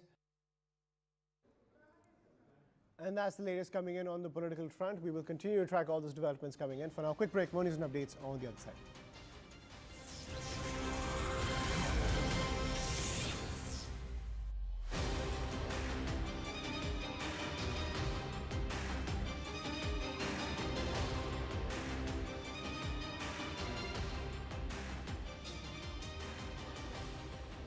Now, let's quickly move to one of the most potent, low-cost, weapon system that the Iranians have used.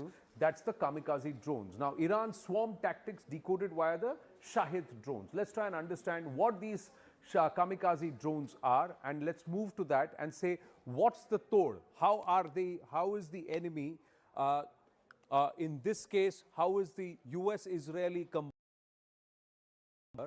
how are they going to negate the threat of these swarms of kamikaze or suicide drones who are going to catch, who have done so much of damage? Let's try and understand. We will try and. So this is the Strait of Hormuz. We got the issues here. Let's call the Shahid 136. Now these are suicide or kamikaze attack drones. They are one-way loitering munition. This is how they look. They carry a payload of up to 50 kilograms of explosives. That's approximately this tall or this long, from the ground up here, and with a wingspan like this. Right. Approximately. So you can see this better. Right. Yep. So as tall as you? As tall as you? A little bit taller. Little bit taller? Longer, yes. And with a wingspan like here. Yes. Wingspan like this. Iranian version is earlier version. It is much more primitive than what the Russians are deploying in Ukraine. Okay. Excuse me. Yeah. Foremost, it has no system for terminal guidance. Right. It means it has no electro-optical camera, for example, so that the pilot at home can steer it straight into specific target. It has no satellite communication capability. Okay. Russian UAVs are meanwhile carrying Starlinks, terminals on them. Some are even armed with air-to-air missiles, so to say. Yeah. So, and some of the Russian systems, or Geran, they call them Geran, have terminal electro-optical guidance and thermal warheads which are burning, actually. Incendiary. Incendiary warheads, yeah. Thank you very Okay. much.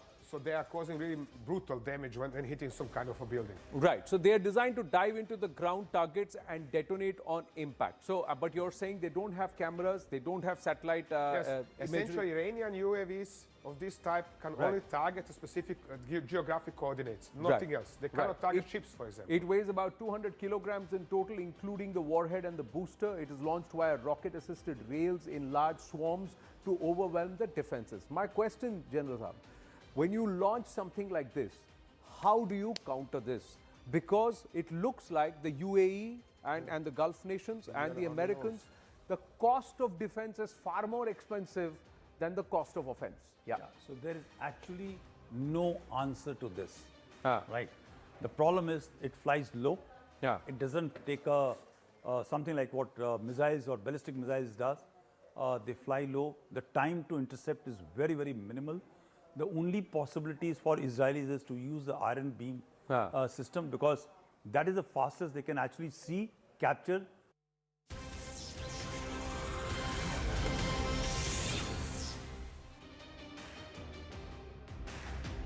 Hello and welcome, and thank you so much for staying with CNN News 18. We are bringing to you every coverage that is to do with the updates on the West Asian crisis that's only growing, and also the other updates from India.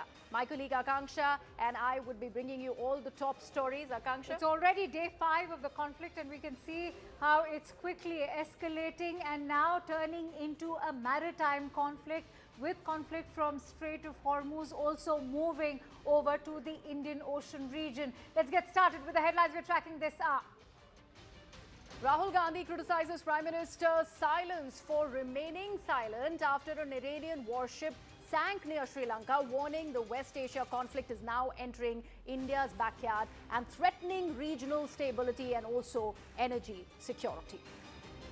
Reports suggest a second Iranian vessel is stranded near Sri Lanka's Panadura coast. Iran's embassy seeks emergency docking for food and water. Unverified reports say children are on board. 37 Indian ships, 1,109 crew stuck near the Strait of Hormuz. 3 Indian seafarers have been killed as West Asia conflict disrupts shipping in the Persian Gulf and the Gulf of Oman. Iran strikes Azerbaijan's Nakhchivan with drones. Baku says attack launched from Iranian territory hits airport area, even injures civilians. Vladimir Putin warns Russia could halt gas supplies to European Union markets, shift energy exports to more profitable buyers amid the global energy shock. China sends special envoy to Middle East to mediate as Iran-Israel-US conflict escalates, urging protection of civilians, dialogue and stability amid rising regional tensions. Let's now take a look at this high-stakes war in West Asia.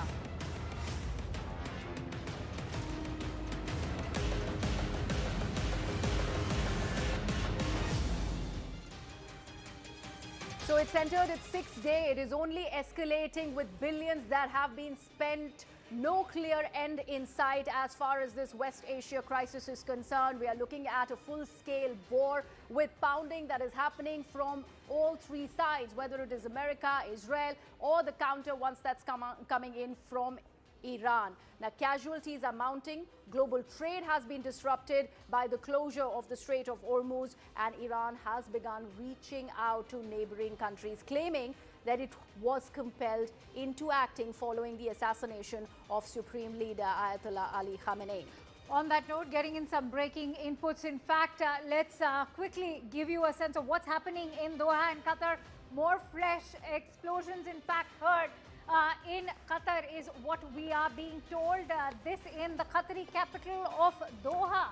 And Qatar says it was subjected to missile attack. Even the air defense systems are currently intercepting it. This is the latest statement that's come in from the Qatari defense minister, is what we are being told. In fact, Griha will also be bringing us the latest inputs. But remember, the US allied countries in the Middle East remain on tenterhooks. They are the key target at the moment. We've seen continuous explosions targeting Saudi Arabia. We're looking at even Qatar, Kuwait, Bahrain. All of these countries are currently being targeted. The defense ministers say that there have been fresh explosions. We're trying to find out the location. Griha is going to bring you the latest updates. But for now, what we can tell you, fresh set of explosions, in fact, reported in Doha.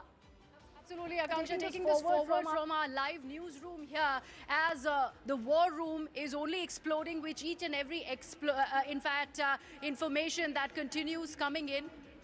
And let's now get in Ayushman. Ayushman, the fact that we are learning of explosions in Doha, and they are asserting that there was a missile strike that has happened. So West Asian conflict only growing, Gulf nations getting impacted. Now missile strikes is something that we are looking Absolutely. We were earlier seeing just consistent drone strikes coming in from the Iranian side at their energy infrastructure. But it seems ballistic missiles have also been now deployed when it comes to the West Asian as well as the Arab nations. It seems Iran is escalating its air operations as well as its targeted strikes at these Arab nations, especially the American allies, their bases, and now directly even civilian areas seem to be on attack by the Iranian forces. The bullseye is now across these Arab nations, not just their military infrastructure, but even their civilian and energy infrastructure. What we are learning is that Qatar has said that it was subjected to a missile attack. Air defense systems are trying to intercept them, but some are making through the entire dome that they have and the anti-missile air defense systems that they have. Some missiles are making it through, because what we are learning is that a column of black smoke has been seen in Doha's horizon following those explosions. So it seems a barrage of missiles are heading towards these nations, and Qatar being the latest victim. Before we can access those visuals, we can only understand how dramatic this entire escalation is going on to becoming, since you are mentioning about how black smoke has been seen as emerging, and we will still access those visuals for our viewers. But the use of ballistic missiles not at Israel, America is of course far off, but here we are talking about a Gulf country. On the one hand, we just broke that news that Iran is looking at a dialogue, a possibility where they are actually wanting America to give it an alternative option if they want it to, in fact, stop stockpiling uranium. And on the other hand, we see the use of ballistic missiles not towards Israel, but towards Doha. Because at the same time, clearly that factionalism comes in. Now, Iran will give a conciliatory note so that the hostilities end, but they can't let up their operations when it comes to defending themselves. And primarily their tactic has been to put pressure on these American allies as well as these Arab nations to ensure that they push even the United States and Israel to play down or to wind down their operations. But the interesting thing that's coming in is that they are ramping up their anti-American as well as Israeli operations by hammering their allies, not these countries particularly, because once the energy infrastructure gets hit, the energy markets are in chaos, and more pressure is put not just from the Arab nations but from other allies on the United States and Israel. And the big development that's coming in is that Pete Hegseth said that in just a short while they will have control of the airspace over Iran, but it seems that's not the case. Okay, all right. right, that's the big news that's also coming in from Washington. Akanksha taking this forward. Akanksha, over to you in the studios. In fact, this is news coming in from Israel. Footage from the historic shootdown of an Iranian Yak-130 fighter jet by an IF Adir F-35 fighter jet has now in fact surfaced. Let's quickly take you through this. This, to break it down for you, is the downing of an Iranian piloted jet, remember, by an Israeli F-35. It's close to a 15 to 16 second clip. All right, this is the target that you're looking at, and in this you can even hear the pilot actually going on to say that I can hear and I have actually executed the overall target. This is where they actually got into a dogfight, an Iranian fighter jet, the Yak-130 being chased down by an Israeli fighter jet. In fact, let's quickly take all of that information. Remember, this incident was being reported over Tehran on Wednesday, and the entire footage has now in fact surfaced. Griha will bring us the details from the newsroom. Griha.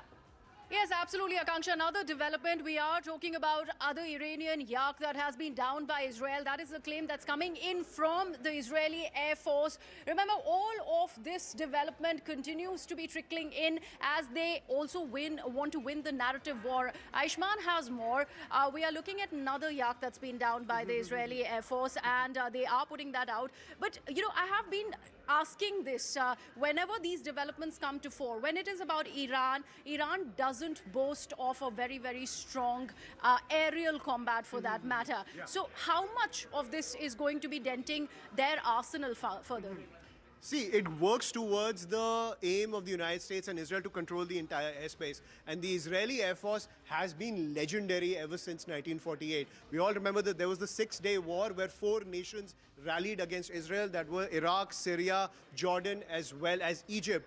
Israel in one day was able to neutralize their entire air force just by using a handful of fighters. Their pilots are legendary, but when it comes to the air operations over Iran, it's easier said than done. Israel doesn't have that big of an aerial arsenal to take out all of those jets. At the same time, the aim also seems to be to deplete the aerial forces of Iran to ensure that they have no option but to only rely on drones and ballistic missiles. So the aim seems to be this war of attrition so that both sides wear each other down. But Donald Trump has said that he has an unlimited supply. If Donald Trump has an unlimited supply, means Israel has an unlimited supply. But Iran has a very limited supply. So this war of attrition seems to be dragging on to wear each other down. But Iran has the advantage of putting pressure on the Arab nations using its drone strikes, which are very easy to make. They are cheap, they are easily mass-produced, and we have seen highly effective against the Arab nations. Right, absolutely, and they are definitely going after those ballistic missiles and drones as far as Iran is concerned. That's the version that's coming in from Israel and America. This is the latest one where we are looking at another Iranian jet that has been downed by the Israelis. Akanksha, over to you. More breaking inputs coming in. These are from Azerbaijan. In fact, as you can see, there are missiles and even a drone attack which was directed at Azerbaijan's international airport. This is the Nakhchivan airport. Terrifying footage goes on to indicate how the airports continue to get targeted by Iran, and in fact that appears like a missile which comes crashing down. This is the Nakhchivan airport, the footage of which we are currently playing out. All right, and a massive explosion over there at the Nakhchivan airport in Azerbaijan. This is the footage that has now come in. Let's in fact quickly show you over there. This explosion's right overhead above the airport. As you can see, it actually, the blast actually happens, and this is the Nakhchivan airport in Azerbaijan. Remember, yesterday itself, Turkey had intercepted a missile which was directed, and now in the neighboring area, you can see that there is Azerbaijan, which is also now on the radar. This is a missile which was directed from Iranian territory. Reports are also indicating that this particular missile was directed from Tehran over to the Nakhchivan airport in Azerbaijan. Let me quickly bring in our guests on the broadcast. I am joined in by Sushant Sareen, who's a senior fellow at the ORF, Lada Galan, who's a partner at Oracle Advisory Group. Thank you to both of you for joining in. Sushant, if I could quickly bring you in on the aspect of how this entire conflict is quickly expanding. You look at this shocking footage that's come in from Azerbaijan. Yes, look, it's not surprising. It's very clear that the Iranians have, shown their intentions to expand the geography of conflict. Whatever those calculations might be, if it is to pressurize the Western allies or the American-Israeli allies to back off, or that to indicate to them that they are Iran has the capability of attacking all of them and getting away with it. If that's the messaging, it's all very well, but what if all of them gang up against Iran? That hasn't happened so far, but this is a very dangerous kind of a tactic that the Iranians are adopting. Secondly, and I think that more crucially, what we can see that the Iranians have been able to strike all these countries. Question is, how much damage have they actually been able to cause? Yes, they've caused some damage to this entire image that the Americans had built, that if you were an American ally, you were protected, nobody could harm you, nobody could touch you, the Americans had your back. I think that image has certainly gotten dented. Secondly, it has shown up many of these Arab countries, that all the investments that they have made in really fancy defense equipment, where is it? Where is it when they need it the most, when they are under attack? Third, can they hit back? Do they have the stomach for a fight against a country like Iran? And if all of that was to come together, then of course you are looking at a very, very, a much, much deeper crisis than we already faced. Okay. But the important Kansha is, how much damage have you been able to cause? Are you able to cause unacceptable damage in all these countries that there is a huge clamor in them to stop this conflict? Or is it... I'm running short of time. Let me quickly take this forward. When you're talking about the damage done, Vlada Galan, could you weigh in on the damage, especially when there's clear-cut targeting of the busiest airports in the world right now? What is the kind of damage? Well, I'm currently sitting in Dubai, In fact, United Danda, Arab. before you make that point, we have to quickly take this piece of breaking news. We'll come back to you on that one. Azerbaijan's foreign ministry has said that it has summoned Iran's ambassador after this Iranian drone has attacked the airport, the Arazi airport at Nakhchivan. According to the officials, one Iranian drone struck the airport terminal. Akanksha was just showing you those horrifying visuals, while another one hit a school in the village of Shurabad. Two people are reportedly injured in that strike. So one which possibly has hit a passenger terminal at the Razi airport in Nakhchivan in Azerbaijan. The other one, a school. Sushant Sareen, would you like to weigh in there? Because this is going to come with a lot of human cost. And this is not even Israel that we are talking about. This is Azerbaijan, Iran striking the Gulf nations, and how they are looking at infrastructure which has people around. A school also has been reported to have been taken down in this particular strike. Azerbaijan has been a problem for Iran for many, many years, in part because Azerbaijan and Israel have very close relations. The Azeris supply bulk of Iranian petroleum supplies. So there is this beef that the Iranians have against Azerbaijan.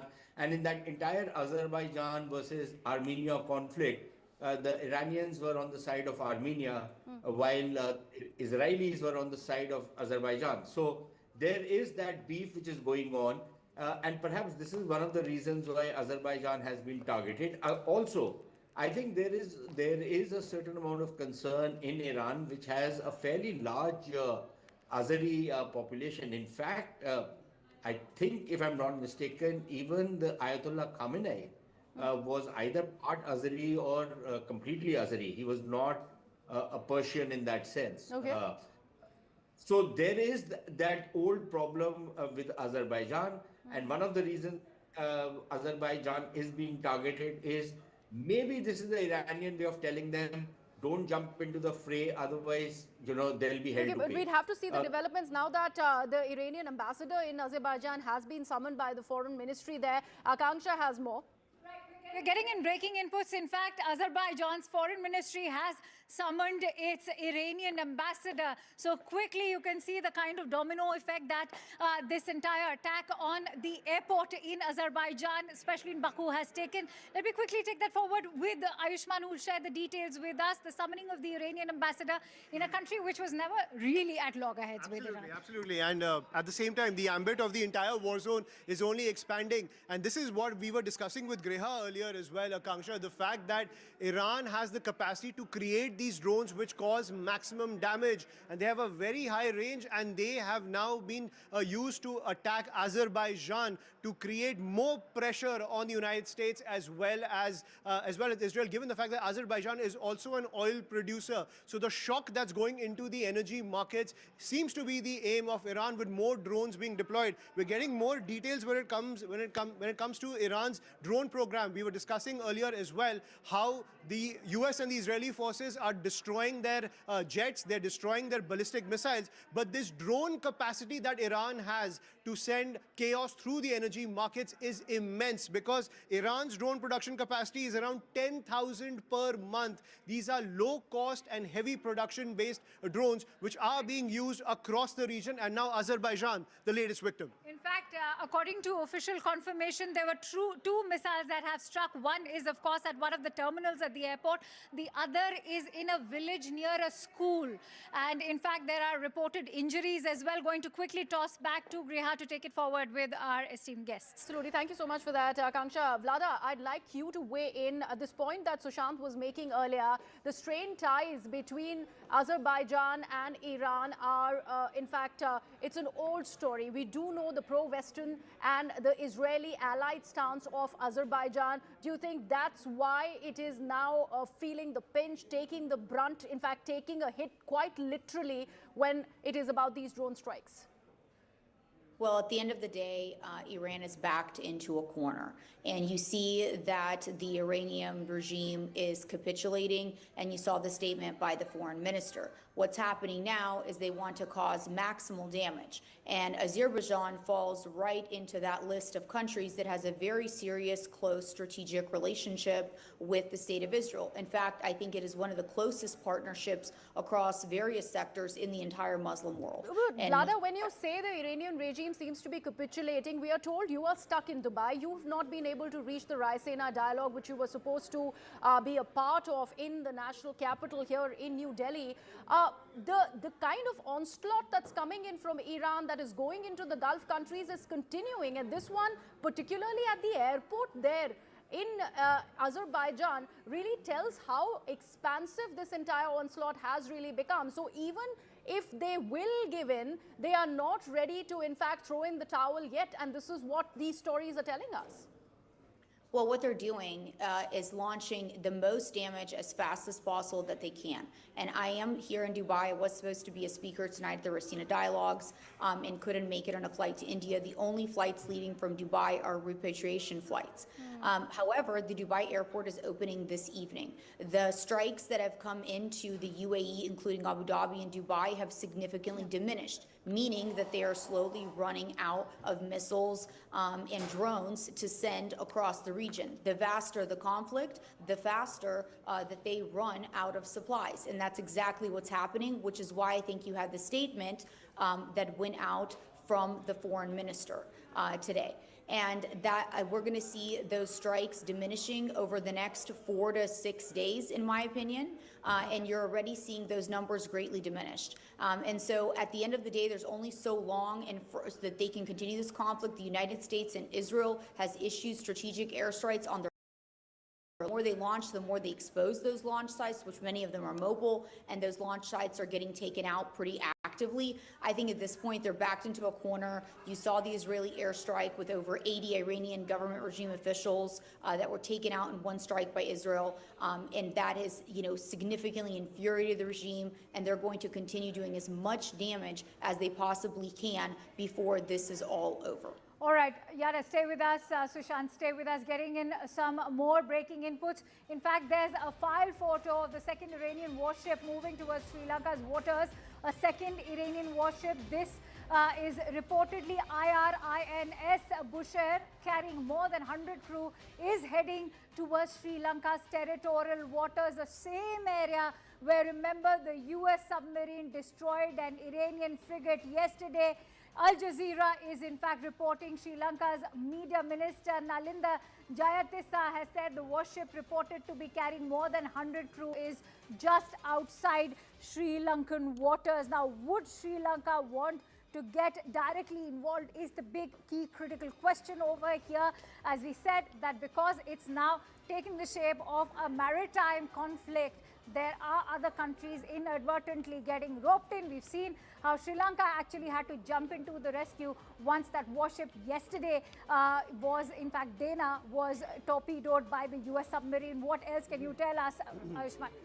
Yeah, and we're getting entered Sri Lankan waters, and it's fair game for the US forces who also have presence, submarine presence as well as frigate presence in the Indian Ocean, to target these ships, because Pete Hegseth has said that their entire aim is to cripple their naval forces, and these are Iranian warships that we are seeing on our screens in Sri Lankan waters. Now, the statement coming in from Sri Lanka, because there was speculation coming in that was Sri Lanka in the know when it comes to the movement of these Iranian naval vessels. The statement coming in from Sri Lanka's cabinet spokesperson is that the country is trying to safeguard the lives of those on that Iranian ship off their coast. So Sri Lanka playing quite a dangerous game when it comes to entering into this entire theatre of war, given the fact that the top opposition MPs inside Sri Lanka have said that they don't want anything to do with this conflict. But the movement of a second Iranian naval vessel in our backyard, Akanksha, it also rings alarm bells, not just for Sri Lanka, which is playing footsie with this entire conflict, but raises alarm for the entire defense and intelligence infrastructure here in India. In fact, thank you for sharing all of those inputs. Let's quickly toss back to Griha over there. Right, Akanksha, thank you so much for that. We have a very important guest now joining us on the broadcast. Captain Ashish Kumar from Bihar now joins us. He is one of the persons in fact, one of the kin of one of the sailors who's been killed in an attack on an oil tanker Skylight in the Gulf of Oman. So, Captain Ashish Kumar, बहुत शुक्रिया हमारे साथ जुड़ने के लिए. आपके जो रिश्तेदार थे, जो स्काईलाइट पे थे, जो वेसल जिसको अटैक किया था इरानियन मिसाइल्स ने वहाँ पे स्ट्रेट ऑफ हॉर्मूज में, कोई भी जानकारी गवर्नमेंट की तरफ से, क्योंकि ये ओमानियन वेसल था, किस तरह से आपको ये जानकारी मिली है अब जाके, क्योंकि गवर्नमेंट ऑफ इंडिया भी ये फिगर्स रिलीज कर रही है कि अनफॉर्चुनेटली 2 सेलर्स जो इंडियन सेलर्स हैं उनकी जान जा चुकी है? फर्स्ट ऑफ ऑल मैम, आप लोगों को थैंक यू, आप लोगों को मीडिया ने हमें रीच किया इस न्यूज़ के लिए. सेकेंडली, हमें संडे के दिन न्यूज़ जैसे फ्लैश हो रहा था, वैसे हमें न्यूज़ फ्लैश में दिखा कि ओमान, गल्फ ऑफ ओमान में जो वेसल्स है वहाँ पे अटैक हो रहे हैं और बहुत सारे वेसल्स पे अटैक हुए हैं. हमें कोई कंफर्मेशन नहीं था कि जिसमें मेरे भैया as a captain Ashish Kumar ji serving कर रहे थे, उस भी वेसल पे अटैक हुआ है. बट हमने नेट पे काफ़ी सर्च किया, काफ़ी इंटरनेट वगैरह सर्चिंग किए हैं, न्यूज़ वगैरह पे काफ़ी देखे हुए, बट कोई कंफर्मेशन नहीं आ रहा था.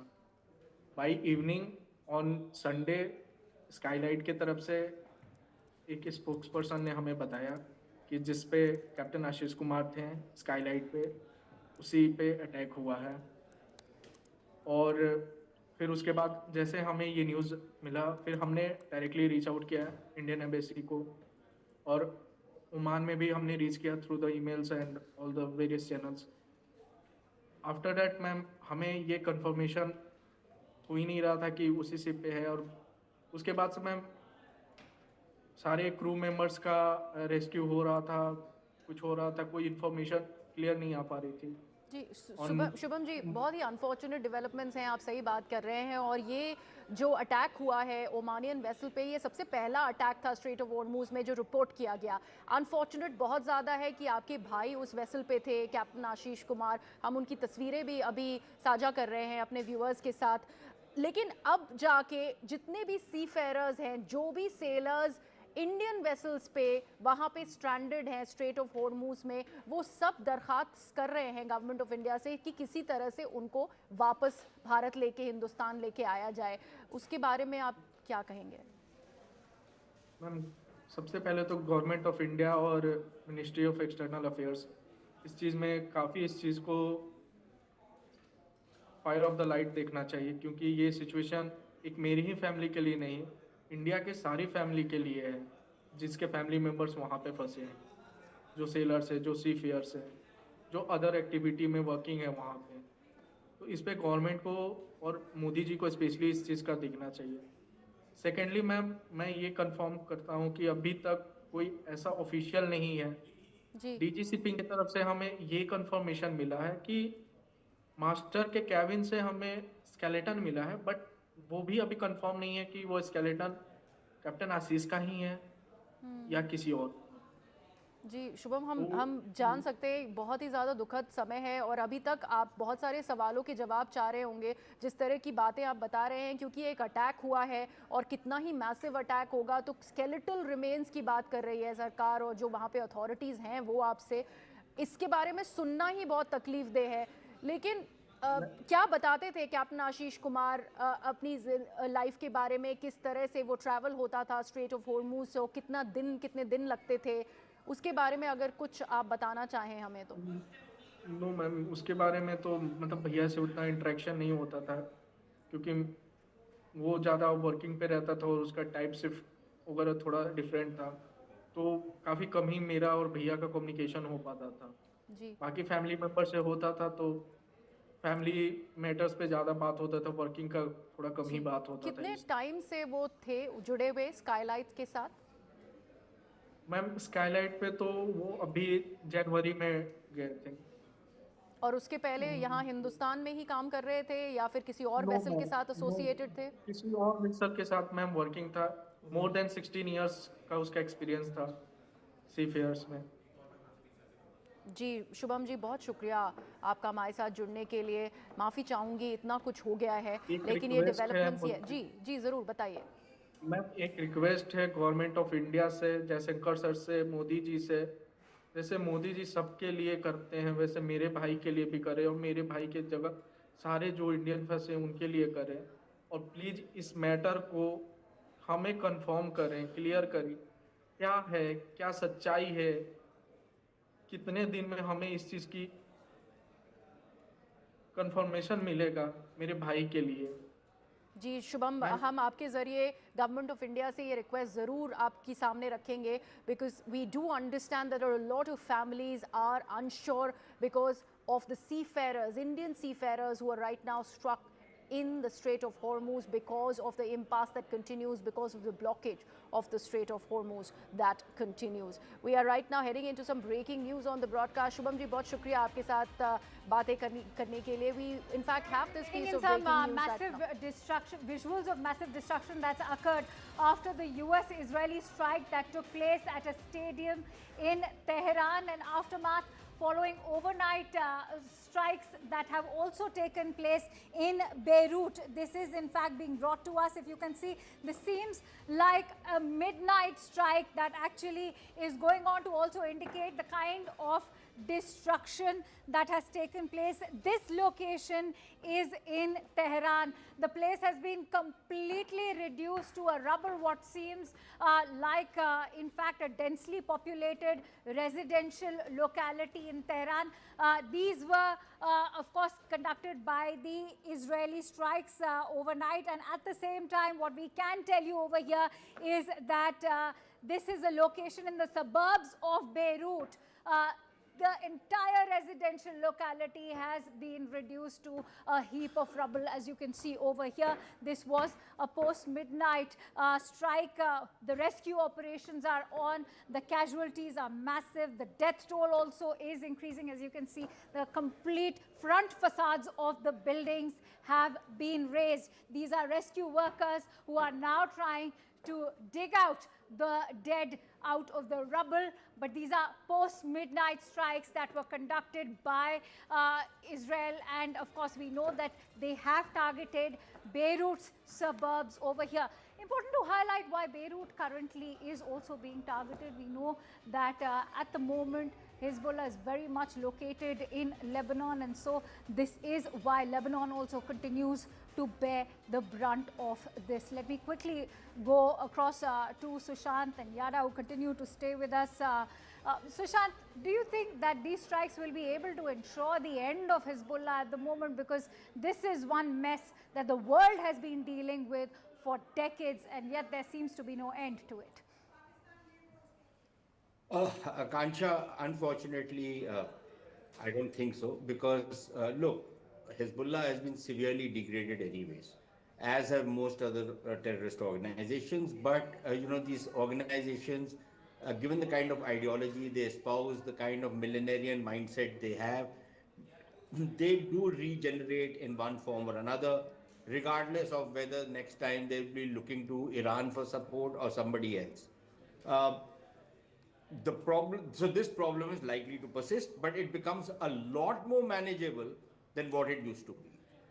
I, however, think that, earlier we were discussing this and we were told that Iran is all set to capitulate because their missile and their other arsenal is being severely degraded and is about to go out of the equation. That might well happen. I don't know how quickly, but let us assume it happens tomorrow. What after that?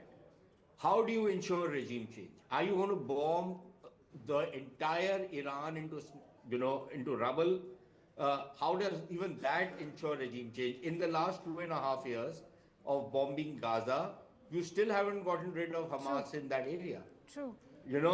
Somebody still has to go in out there, take control, disarm Hamas. And we are talking about just a small strip of land called Gaza.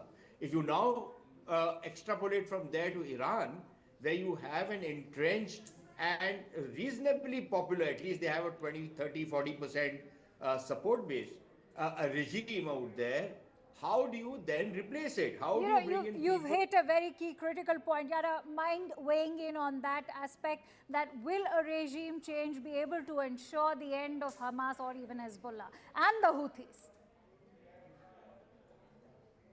The day, what you need is a transitional government, and the United States is also putting boots on the ground, because it's very clear that you cannot win this with aerial strikes alone.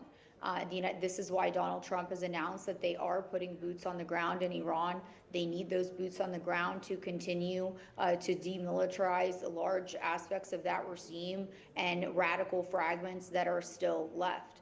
Having a minority, that may support this regime, in the figure of 20%, can be manageable if they have the right transitional government in place. And of course, new leadership is going to have to go in place at some point. The question is, who's going to be the head of that transitional government? Is it going to be Reza, the prince from Iran? Is it going to be someone else?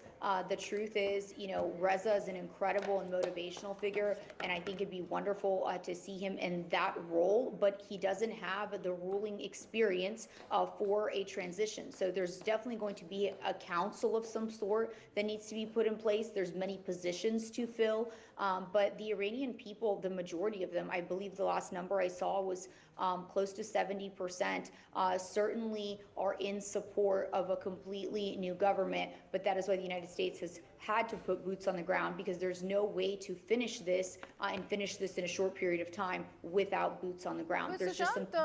More than United States, let's talk about Israel. We already know that Hezbollah, particularly Lebanon, and the kind of pounding that Lebanon is right now receiving on part of Israel is because it forms one line of defense for Iran, and vice versa. If Iran goes on to attack Israel, it gives that extra heft to Iran, and that's why Israelis are going after Beirut and the Hezbollah infra particularly. But where does it leave the people of Lebanon? Are they going to consolidate when it is about this moment, or we will see a squandering like the one we saw way back in 2006? Look, in Lebanon, Hezbollah has always been a problem, and it's become part of the system in some ways. We've heard the Lebanese authorities say that they are going to clamp down on the Hezbollah, but they haven't been able to do it. This is despite the fact that Hezbollah has been seriously degraded over the last 1-2 years. Secondly, let me just come, frankly, and I'm not trying to be facetious, but I think I have a better chance to rule Iran and I'll be more acceptable than Raza Pahlavi. I don't know where they have suddenly come up with Raza Pahlavi. He's a non-entity. He's a fly-by-night operator of the kind they had in Iraq, Ahmad Shalabi, who nobody knew, but he had somehow managed to convince the American administration that he is going to be the go-to guy as far as Iraq is concerned. And that entire venture completely collapsed. The point is that, to say that we will put boots on the ground, how many boots on the ground are you going to put in a country like Iran? How many? It's a huge country. It's far bigger than what Iraq was.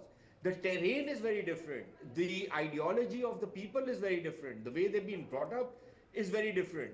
How many people are you going to put in? How long are you going to stay out there? Donald Trump has also said that he's not interested in endless wars. Who all are you going to take in? Are you going to take in the Arabs into Iranian country? And if you take Arabs out there, do you understand the history of that place? The conflict between the Arabs and the Iranians, or between the Shias and the Sunnis? Right, absolutely. An important point that Sushant Sareen is making. And after all, if we take a look at his predecessor, and we're talking about Reza Pahlavi, Shah of Iran did no good to Iran either. But we do have some piece of breaking news that we have to put out. Akanksha. Massive explosions, in fact, being reported in Doha yet again, as we were reporting earlier as well. We shared those details with you. The Qatari capital actually continues to bear the brunt as fresh explosions have been heard. Is this a result of a barrage of missiles? We are yet to ascertain that, but what we can tell you is Doha is back on the target. In fact, CNN gets you the latest on the ground situation from there. All right, we are coming to you, of course, from our Middle East programming headquarters here in the Gulf, in Abu Dhabi, in the UAE. I'm Becky Anderson, and I want to stay in the Gulf. I've just got a statement just released from Qatar confirming their air defense systems. They're intercepting a missile attack. This is day 6, of course, March the 5th. It is 12:30 in the afternoon there in Qatar. Let's bring in CNN senior producer Bijan Hosseini joining us live. Bish, what can you tell us at this point? Hey, Becky. Yeah, we've just changed locations. We're actually underneath in a safe place now, but we've been experiencing just maybe 2 minutes ago another wave, the 4th wave that we've experienced in quick succession. These sounding very loud. We've seen some of the smoke trails of these interceptions taking place right above us. We're in central West Bay right now. At least from our perspective, the team, we've been live in this location every day for 6 days. These are by far the loudest and longest series of interceptions we've experienced. That has been happening on and off every 2 minutes. As you said, the Ministry of Defense just came out with that statement 5 minutes ago saying that they are under a missile attack. We believe most of these have been intercepted. We can see the smoke trails from the interceptions that take place above us. But I wanted to, it's worth mentioning that last night we got an alert from the Ministry of Interior. They were asking and telling residents to evacuate near the U.S. Embassy. We had a CNN staff member that got a knock on their door at 3 o'clock in the morning from police asking them to evacuate their home. They are only 4 kilometers away from the U.S. Embassy. They were able to return to their home after about 2 hours. The police saying that they obviously were outside that perimeter that police have set up. And that was just as a safety precaution. As of last night, we didn't hear or see any interceptions taking place near that embassy, neither the people near the embassy. But clearly now an onslaught of attacks coming from Iran. It's important to point out that you are seeing an uptick there. I mean, that's really significant. And if these are missiles, that is really significant because, of course, we heard from the Pentagon yesterday that the throttling up in these US-Israel strikes are on Iranian missile systems, launchers, stockpiles. Those are being very much directed at this region of the Gulf. We have seen less ballistic missile or cruise missiles incoming here to Abu Dhabi, Bijan, but overnight helicopters and fighter jets taking out drone attacks. So we continue to see these swarming drones. The sense was that we were seeing less ballistic missiles, certainly, on this region. But if we are right to suggest, and it's certainly what this statement that I've just received from Doha suggests, that these are missile attacks, and that is, clearly worrying that the Iranians still have the capability to do that. Bijan is in Doha. All right, we continue to talk about these strikes, not just on Doha, but also Azerbaijan. These reports coming in, and we are tracking those as we go into a very short break.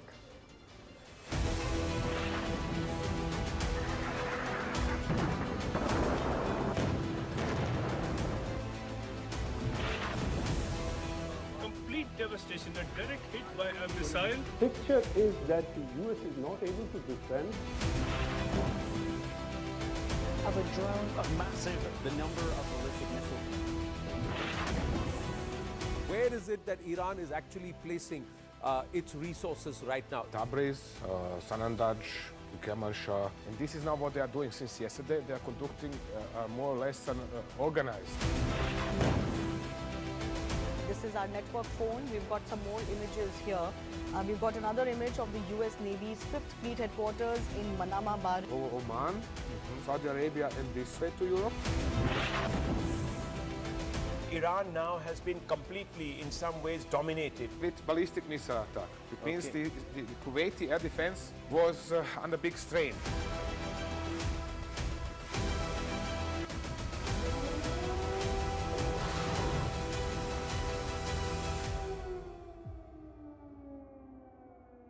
Man who, along with his co-authors, meticulously tracked every moment, every sortie, every signal in the skies. Tom Cooper uncovers the truth behind the Rafale bogey, what happened in that first initial hour and who owned it, the mysterious Kirana Hills, the nuclear bluff, and from being spooked, smoked and smashed, the entire battle behind the headlines is finally revealed. What actually happened with Pakistan in Operation Sindoor. In his revelatory new book, aviation analyst and also military historian Tom Cooper lays bare the untold events within Operation Sindoor. And it's called the 88 Hours War, the India-Pakistan War of May 2025. I've got the book here. We've got a copy. It's out in Bharat also. It was released in the UK internationally about 2 months ago. We've got the book. Let's first ask Tom Cooper. This must feel very, very good. Yes, absolutely. It was a piece of very tough work, weeks-long research and digging to the social media in particular, with help of not only 3 fantastic researchers who are professionals and doing this for years already, but also 2 additional gentlemen from India who have helped with their own research. So there's Ravi Rikhe, Sanjay Badri Maharaj, and also Mangesh Sawant, so credit to them too. But Tom Cooper, you led this conversation. Let me first ask you this. Yes. Who won this war? Well, this is India, this is clear. This is beyond any kind of doubt that it was India. As I said already back then in May, June last year, a clear-cut victory for India, and one of very few wars of the last 30, 40, 50 years where there is such a clear outcome like in this one. Okay, let's recreate the first few hours, viewers. I'm just going to quickly take you through what happened, and it's chronicled in this book. This is all from the book excerpt. So first up, the India strike on Pakistan, as the idea, the information that was already given. We'll ask Tom to express it and explain to us in detail. The IAF strike window was between 1:04 to 1:24 a.m. This was the strike window, and these were the areas that had been struck, the terror hubs, the terror notion. The weapons were fired over Pakistani airspace. The PAF's response was delayed by minutes, and the first reaction was at 00:36 Pakistan Standard Time. So this was the first reaction at 00:36 Pakistan Standard Time. And also Rawalpindi, one SAM site, there was that was fired. Missiles were fired. 2 missiles, yes. Yeah, and missiles were fired from the Nur Khan Air Base also, and also there was the HQ-9 missiles that turned towards Akhrur axis and targets were hit in Muridke area. No IAF aircraft was hit by the surface-to-air missile. It is Sam, one of the that's what most you're saying. amazing. It Yeah. is one of the most amazing thing about this. The one goes through the reports by Pakistani people, civilians, like us, reporting what is going on in all these areas. They report no movement by Pakistani aircraft. They report no movement by Pakistani aircraft, even at air bases where it is known that Pakistan Air Force is holding its fighters on quick reaction alert. Nothing.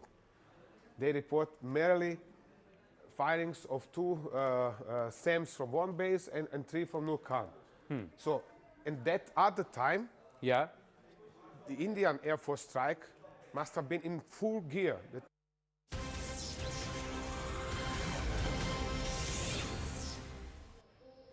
Welcome back.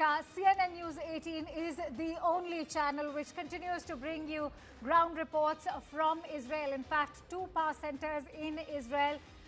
We have Tel Aviv and Jerusalem. Ground reports awaiting your attention.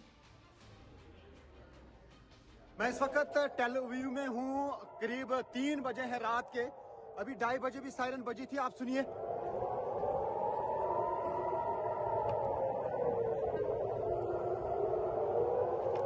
तो आप सुन सकते हैं लोग जो हैं shelter की तरफ भाग रहे हैं।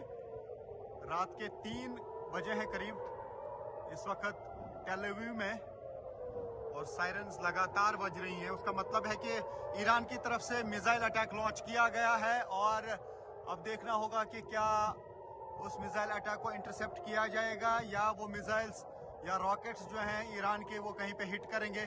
अभी थोड़ी देर पहले जो है यहाँ पे एक मिसाइल अटैक लॉन्च किया गया था। ये जो आप देख रहे हैं चांद के साथ में थोड़ा सा स्मोक देख रहे हैं और ये लाइट जैसी देख रहे हैं स्काई में। ये उसी इंटरसेप्शन के बाद यहाँ पे देखने को मिल रहा है, यानी इसी आसमान में जो है अभी थोड़ी देर पहले मिसाइल्स को इंटरसेप्ट किया गया।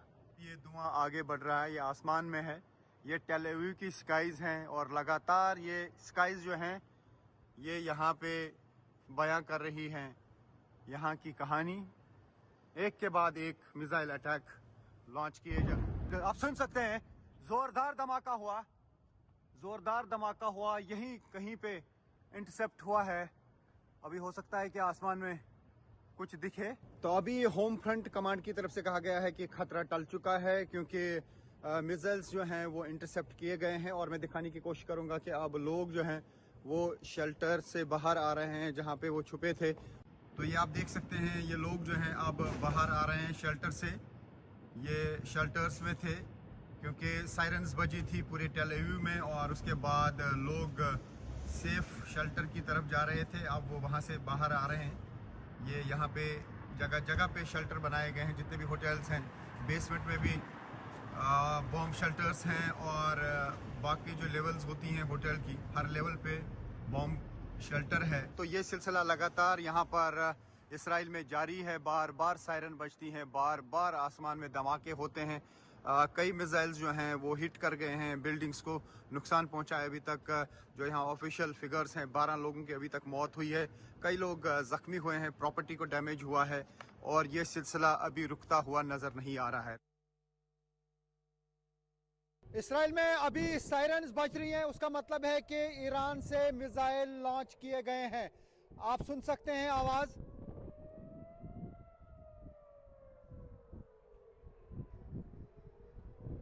तो मैं इस वक्त टेल अवीव में हूं और हर साइड से सायरन्स बज रही हैं और लोग अंदर शेल्टर की तरफ जा रहे हैं और मैं भी अब शेल्टर की तरफ जाने की कोशिश करूंगा क्योंकि ऐसा लगता है कि अभी भी यहाँ पे जो है ये सिलसिला नहीं रुक रहा है। लगातार कोशिश की जा रही है ईरान की तरफ से इसराइल को टारगेट करने की। एक के बाद एक जो है मिसाइल्स और रॉकेट्स फेंके जा रहे हैं। जेरूसलम में भी कई आज हमले किए गए, हालांकि काफ़ी सारे मिसाइल जो हैं वो इंटरसेप्ट किए जाते हैं एयर डिफेंस सिस्टम के ज़रिए जो हवा में ही नाकारा हो जाते हैं, लेकिन काफ़ी सारे जो हैं वो हिट कर रहे हैं टारगेट को। और सुन सकते हैं आप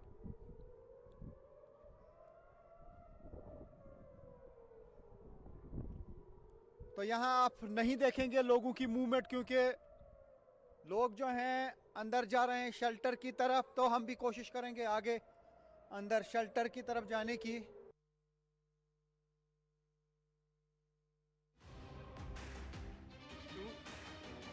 All right, we are outside the newsroom. With me is my colleague Ayushman. He has got some more updates. We're constantly bringing you those updates from two of our reporters in fact, the war zone that is in Israel. That report was by Rifat from Tel Aviv. Ayushman has more. Ayushman, what are you? We're getting more updates about how we've been talking about the ambit of this entire conflict is only expanding. Now we saw those Iranian drones target the UK base in Cyprus, and now that alarm has spread across Europe, where now Italy is sending naval assets to Cyprus. One of the key strategic bases for the European powers is Cyprus. And now the fact that Iran's drones, the Shahid drones that we've been seeing bombard the energy infrastructure as well as the bases across the entire theater of war, and now hitting countries like Azerbaijan, they already hit Cyprus, and now this has spread alarm across Europe as well, which is scrambling its own defense assets to protect those bases as well as the crucial energy infrastructure.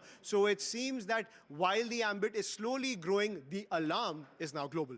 Since you mentioned Cyprus, and it has been the talk of the town that will this bring UK into the war? And we already saw that UK warship pretty much in the Mediterranean waters since yesterday. Now Italy's given a nod. Are we seeing this expand into something beyond just West Asia? Absolutely. It's because of the fact that Iran, even though its jets are being depleted, even though its missiles are being depleted, as I was pointing out, the reports suggest Iran can produce these mini drones, the Shahid drones. 10,000 drones can be produced in a single month.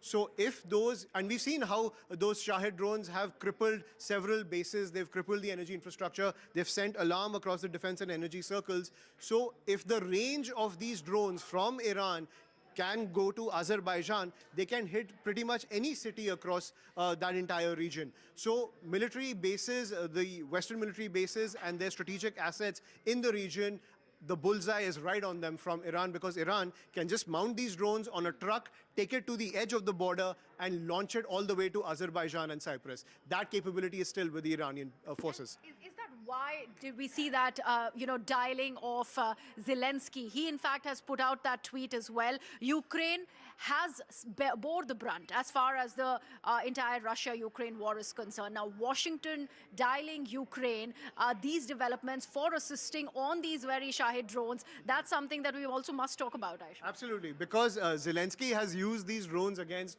the Russian forces, and this is something that has been effective in Kiev's war effort against Russia. But now I think Ukraine's expertise is required when it comes to countering these drones coming in from Iran. But what more can Zelensky do? I mean, he himself knows how these drones operate. The United States, of course, knows how these drones operate. The fact is that these aren't that technologically advanced. These are easy to make. It's similar to how Hezbollah uses those homemade rockets that it launches into Israel on a daily basis. It's very easy to make these, and every home in pretty much in Lebanon has the facilities to make those rockets. How do you tackle this defense threat coming in from Iran, where something so effective can be so easily produced across that country? Right, and Ayushman, we were just talking about how this is further expanding into something beyond West Asia. Right now, reports coming in that France is now going to be allowing US to use its bases. How big do you think this development is going to be? I think while the European allies are trying to hold out from the entire conflict before getting in, because we heard Pedro Sanchez as well from Spain saying that they will not be dragged into a new war, it seems that slowly and steadily, as Iran is raising the cost of this conflict, attacking the energy markets, and remember there is a cost of living crisis in all these European countries, they are facing the pinch of these rising energy prices and this unpredictability in the commodities market, which is why slowly and steadily I feel all the European allies are going to be dragged into this entire conflict. While Iran aims that the continuous attacks that are coming in from its drone strikes will push these allies to put pressure on the United States, the opposite might happen, where these allies will now back the United States into putting more pressure on Iran. Right, Ayushmann, thank you so much. So this West Asian conflict is only expanding, and that is what would be a cause of concern for many of the nations who are watching. Ayushmann was just mentioning about how the energy infra seems to have been badly impacted, and because of which we see more and more countries really stepping in. We are constantly giving you every update that is there as far as this escalation really is concerned. But right now, we also are getting some breaking news. This is a mega exclusive that we are putting out for our viewers as we are learning that alleged ISIS commanders met with Pakistan President Mr.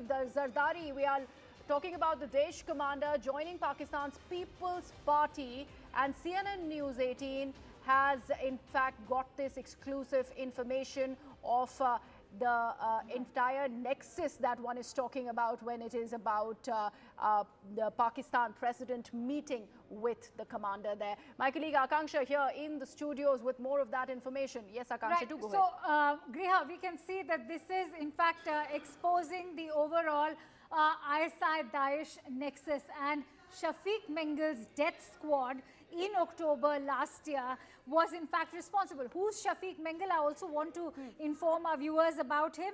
He's collaborating with LET. You're also looking at his collaboration with JEM, other terror groups, with full supervision of Pakistan, ISI and their own intelligence agencies. Shafiq Mengel has reportedly been tasked with overseeing a covert operational framework that is going to consolidate the overall extremist activities of the Jaish, the ISIS, the LET, and all of them then will be brought together under a single umbrella. What will they be tasked with in Balochistan? For suppressing Baloch Liberation Army's activities, the nationalists as well. According to sources, Shafiq Mengel now has been awarded with a political cover in the province. That is something we all know is not new to the polity of Pakistan. He has also joined Pakistan People's Party, which, as we all know, is the leading party that has a government in the Balochistan province. He's in fact known as a tribal leader. He's responsible for arranging safe houses and training camps across the province. He's also recruiting operatives through religious seminaries and underground cells. So, Griha, these are the latest inputs that we are bringing to you, brought to us by investigations editor Manoj Gupta. Right, absolutely a big development there that's coming in from the subcontinent as well. And on that note, we have to get into a very quick break. So we're going into that. News and updates continue on CNN News 18.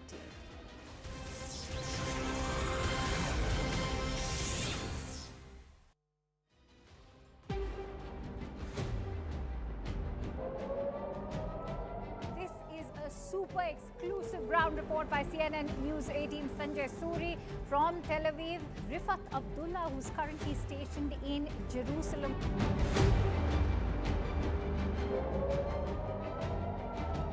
Well, here goes the siren again. A ballistic missile detected on its way here. Probably a good time to step into a shelter. अभी जो यहाँ पे siren बजी है उसके बाद धमाके जोरदार हुए, या तो इंटरसेप्ट किया गया मिसाइल्स को जो लगातार ईरान की तरफ से अटैक किया जा रहा। Man who, along with his co-authors, meticulously tracked every moment, every sortie, every signal in the skies. Tom Cooper uncovers the truth behind the Rafale bogey, what happened in that first initial hour and who owned it, the mysterious Kirana Hills, the nuclear bluff, and from being spooked, smoked and smashed, the entire battle behind the headlines is finally revealed. What actually happened with Pakistan in Operation Sindoor. In his revelatory new book, aviation analyst and also military historian Tom Cooper lays bare the untold events within Operation Sindoor. And it's called the 88 Hours War, the India-Pakistan War of May 2025. I've got the book here. We've got a copy. It's out in Bharat also. It was released in the UK internationally about 2 months ago. We've got the book. Let's first ask Tom Cooper. This must feel very, very good. Yes, absolutely. It was a piece of very tough work, weeks-long research and digging to the social media in particular, with help of not only 3 fantastic researchers who are professionals and doing this for years already, but also 2 additional gentlemen from India who have helped with their own research. So there's Ravi Rikhe, Sanjay Badri Maharaj, and also Mangesh Sawant, so credit to them too. But Tom Cooper, you led this conversation. Let me first ask you this. Yes. Who won this war? Well, this is India, this is clear. This is beyond any kind of doubt that it was India. As I said already back then in May, June last year, a clear-cut victory for India, and one of very few wars of the last 30, 40, 50 years where there is such a clear outcome like in this one. Okay, let's recreate the first few hours, viewers. I'm just going to quickly take you through what happened, and it's chronicled in this book. This is all from the book excerpt. So first up, the India strike on Pakistan, as the idea, the information that was already given. We'll ask Tom to express it and explain to us in detail. The IAF strike window was between 1:04 to 1:24 a.m. This was the strike window, and these were the areas that had been struck, the terror hubs, the terror notion. The weapons were fired over Pakistani airspace. The PAF's response was delayed by minutes, and the first reaction was at 00:36 Pakistan Standard Time. So this was the first reaction at 00:36 Pakistan Standard Time. And also Rawalpindi, one SAM site, there was that was fired. Missiles were fired. Missiles, yes. Yeah, and missiles were fired from the Nur Khan Air Base also, and also there was the HQ-9 missiles that turned towards Akhrur axis, and targets were hit in Muridke area. No IAF aircraft was hit by the surface-to-air missile. It is Sam, one of the that's most what you're amazing. saying. It is one of the most amazing thing about this. The one goes through the reports by Pakistani people, civilians, like us, reporting what is going on in all these areas. They report no movement by Pakistani aircraft. They report no movement by Pakistani aircraft, even at air bases where it is known that Pakistan Air Force is holding its fighters on quick reaction alert. Nothing. They report merely firings of 2 SAMs from one base and 3 from Nur Khan.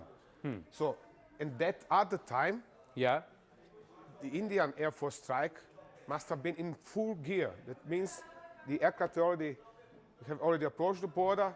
They're climbing and releasing their weaponry before turning down to hide in the lower over the ground. That means Pakistani Air Force, by all of its claims.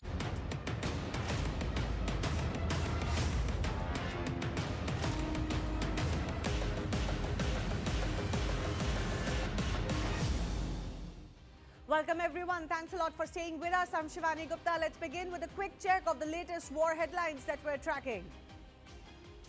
Iran strikes Azerbaijan's Nakhchivan with drones. Baku says attacks launched from Iranian territory hits airport area and injures 2. Iranian ballistic missiles target Doha as drone swarms hit civilian areas across Qatar. The nation's air defenses scramble to bring down the barrage. Reports suggest a second Iranian vessel is now stranded near Sri Lanka's Panadura coast. Iran's embassy seeks emergency docking for food and water. Unverified reports say children on board. 37 Indian ships, 1,100 crew stuck near the Strait of Hormuz. 3 Indian seafarers already killed as West Asia conflict disrupts shipping in the Persian Gulf and Gulf of Oman. Vladimir Putin warns Russia could halt gas supplies to European Union markets, shift energy exports to more profitable buyers amidst the global energy shock. China sends special envoy to Middle East to mediate as Iran-Israel-US conflict escalates, urging protection of civilians, dialogue and stability.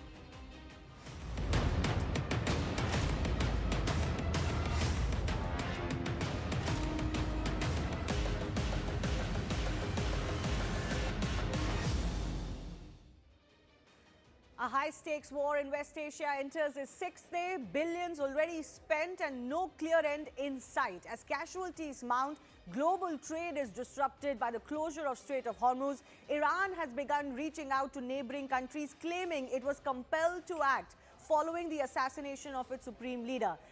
The US has escalated its own campaign, deploying advanced weaponry, including F-35C fighter jets and waves of Tomahawk missiles in strikes that have severely weakened Iran's naval capabilities. Meanwhile, surging oil prices are stoking global economic anxiety, with India urgently exploring alternative energy routes to shield its economy.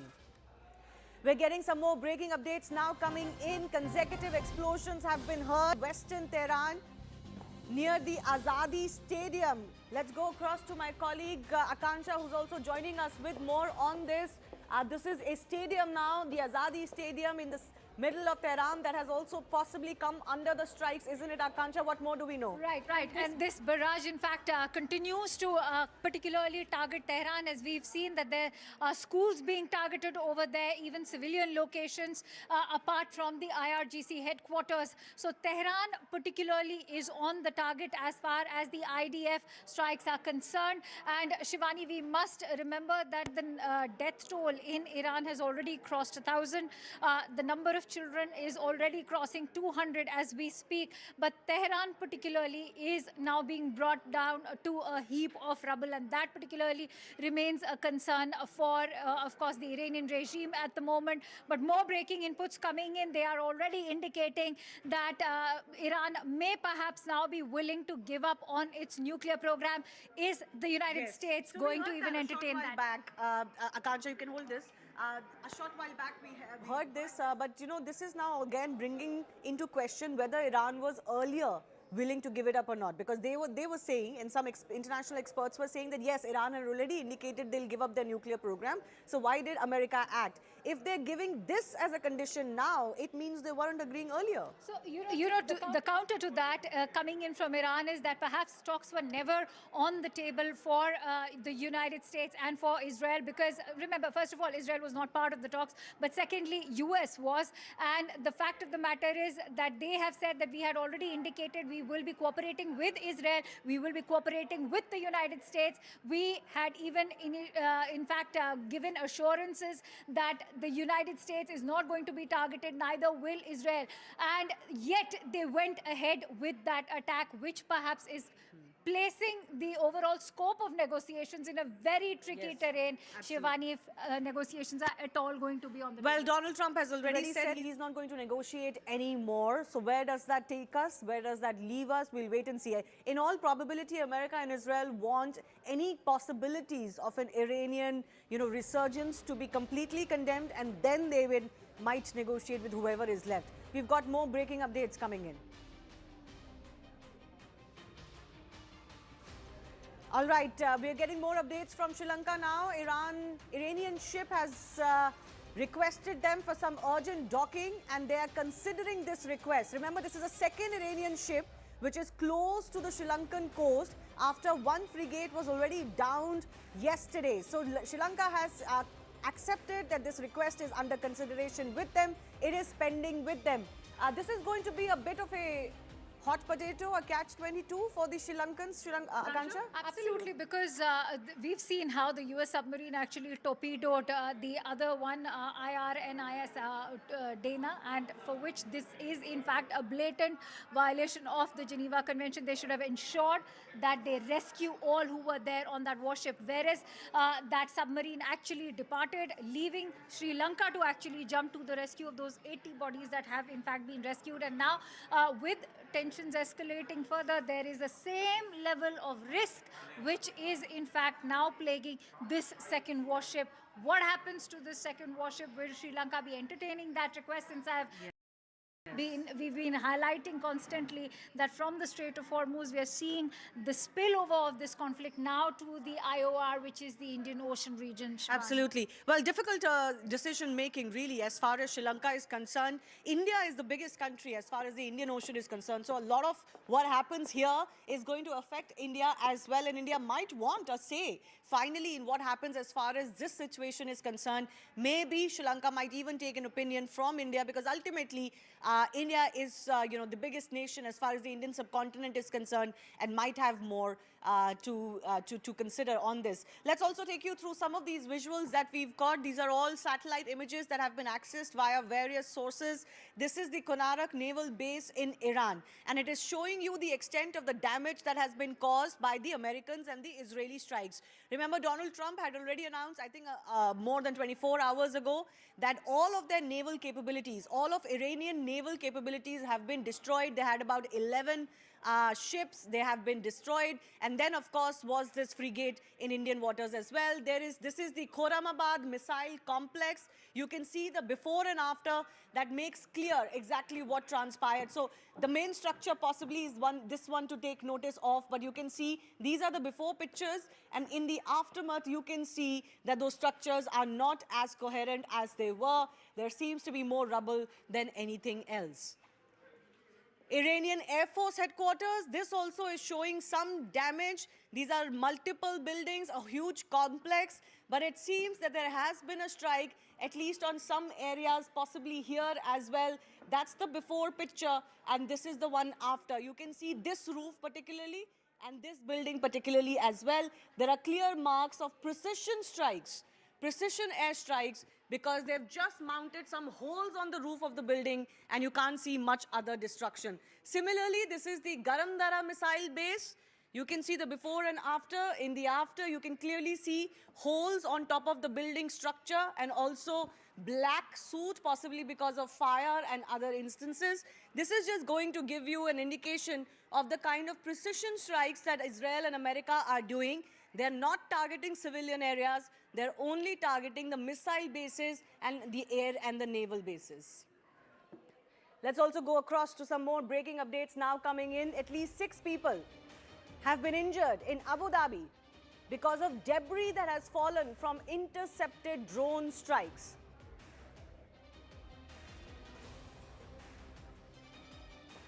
All right, we're getting more breaking updates that have come in. 6 people have been injured because of the interceptions itself. So remember, these are very dangerous times for the public.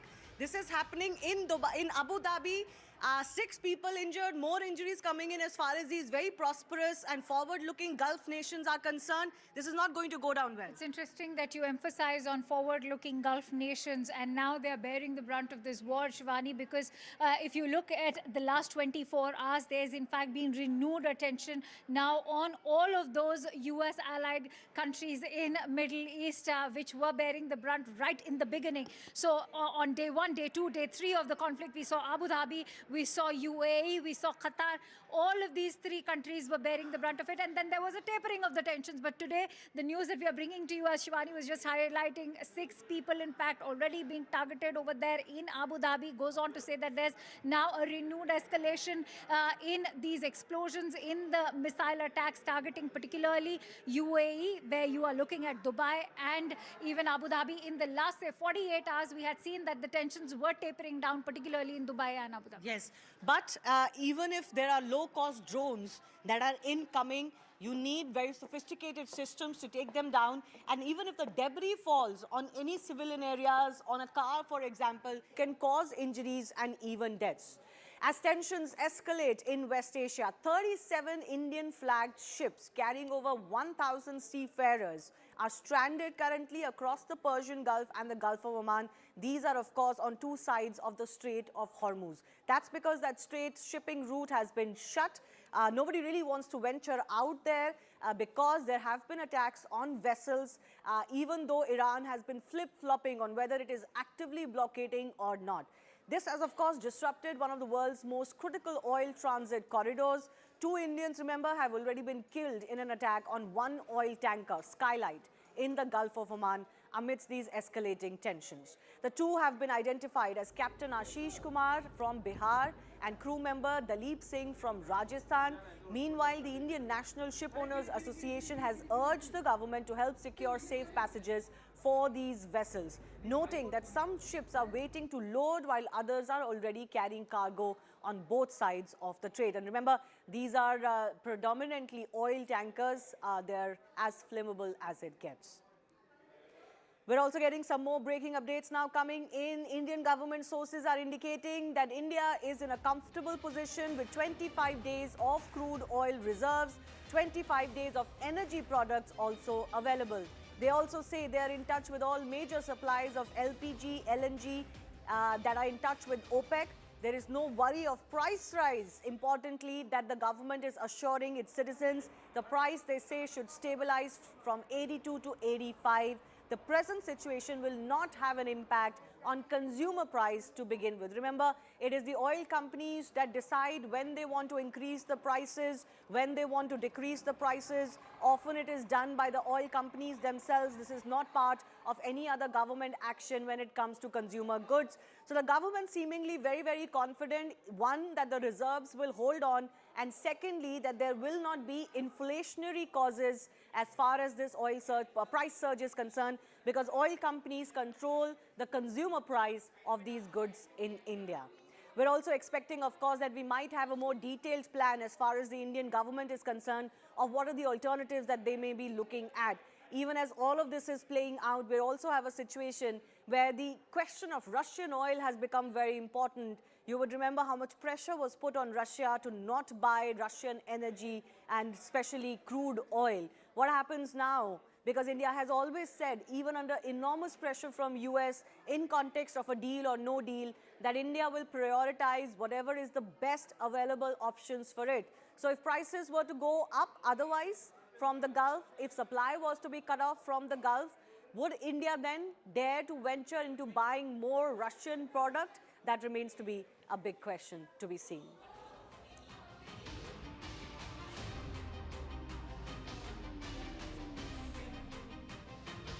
All right, Indian Foreign Secretary has signed a condolence book at the Iranian embassy.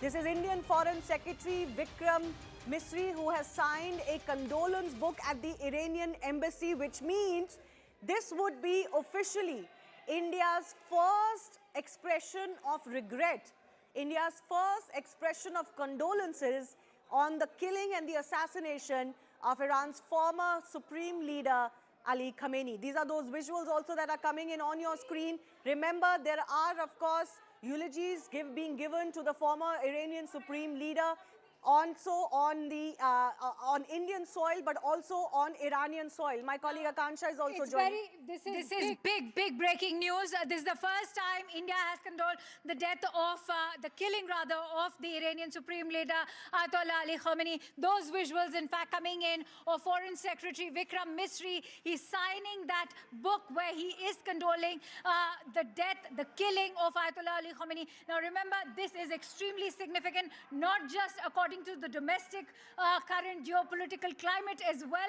There were a lot of attacks coming in from the opposition in terms of why India, which has been a time-tested ally to Iran, we have civilizational ties with Tehran. We've in fact stood by Iran, and yet why was India maintaining a quiet stance? But now that should be in fact putting an end to all of those wagging tongues as you see those visuals. No, but I want to understand from you, signing a condolence book at the Iranian embassy versus an official statement from the government. How is this to be seen? Is this seen as an official government statement as well? My colleague Siddhant is also joining us with more on this. Siddhant, what more can you tell us? This is the official signing of the condolence book at the Iranian embassy. Indian Foreign Secretary Vikram Misri there. Well, yes, that's right, Shivani. So, very, very significant gesture being shown by the Indian side. In fact, just a short while back, Foreign Secretary Vikram Misri was at the Iranian embassy in New Delhi to sign the condolence book. Now, this today, in fact, the Deputy Foreign Minister of Iran is also in India. In fact, he will also be holding session tomorrow at the Raisina dialogue. Foreign Secretary also met Iranian envoy, expressed condolence on the behalf of the Indian government. This is what we have been told. So this is the second official communication between the two governments after the conflict. The first one was the conversation between EM S. Jaishankar and Foreign Minister Arakshi. And this is the second time when before the media cameras, Foreign Secretary Vikram Misri is meeting Iranian envoy. in New Delhi, perhaps on the occasion of signing of the condolence book. So all eyes were on at Iran embassy since morning, whether somebody from the Indian government will be signing the book or not, given. If you are to look at this, this is India walking that tightrope, isn't it? As far as standing with Iran is concerned as well, doing the diplomatic niceties, but also there was no statement from the Indian government to particularly condole or condemn Ali Khamenei's assassination. So how do you read into this before I go back to my colleague Akansha as well? Well, many say that India has chosen its side, but also the fact is that that India has expressed concerns over the strikes being conducted in Iran. In fact, India has also spoken about sovereignty, violation of sovereignty. So if this line is being used in India's official statement, perhaps this line is for Iran. So to say this, that India has chosen sides, perhaps is not right. Also, a very last point, Shivani, before I toss back to you. Now, more than 1 crore Indians live in the Gulf countries.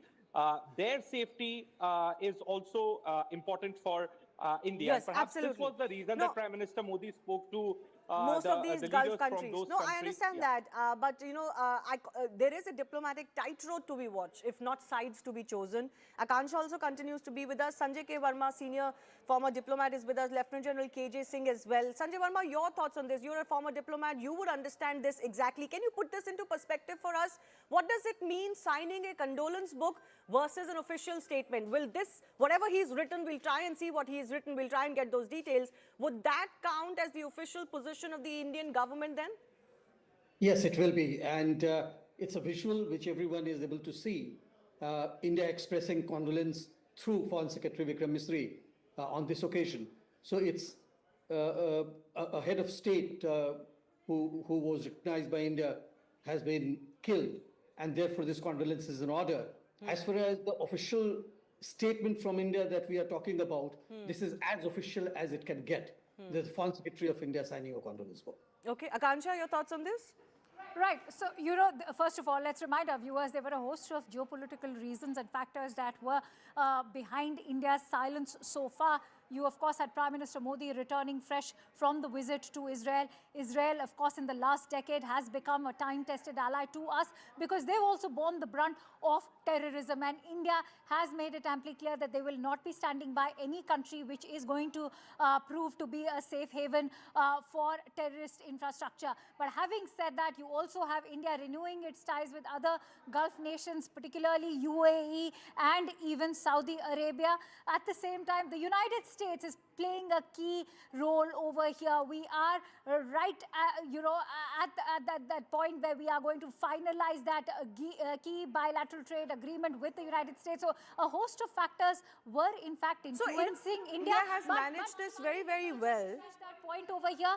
Now that Vikram Misri, the Foreign Secretary, has signed that condolence book, will this be seen as India's strategic silence? I don't think it should be. Perhaps India was also weighing in on this on its options. That's what I want to understand from Sanjay Verma. This is the right way of doing things, or India utilizing the right avenues to do and say the right things. There was an opportunity available to sign the condolence book.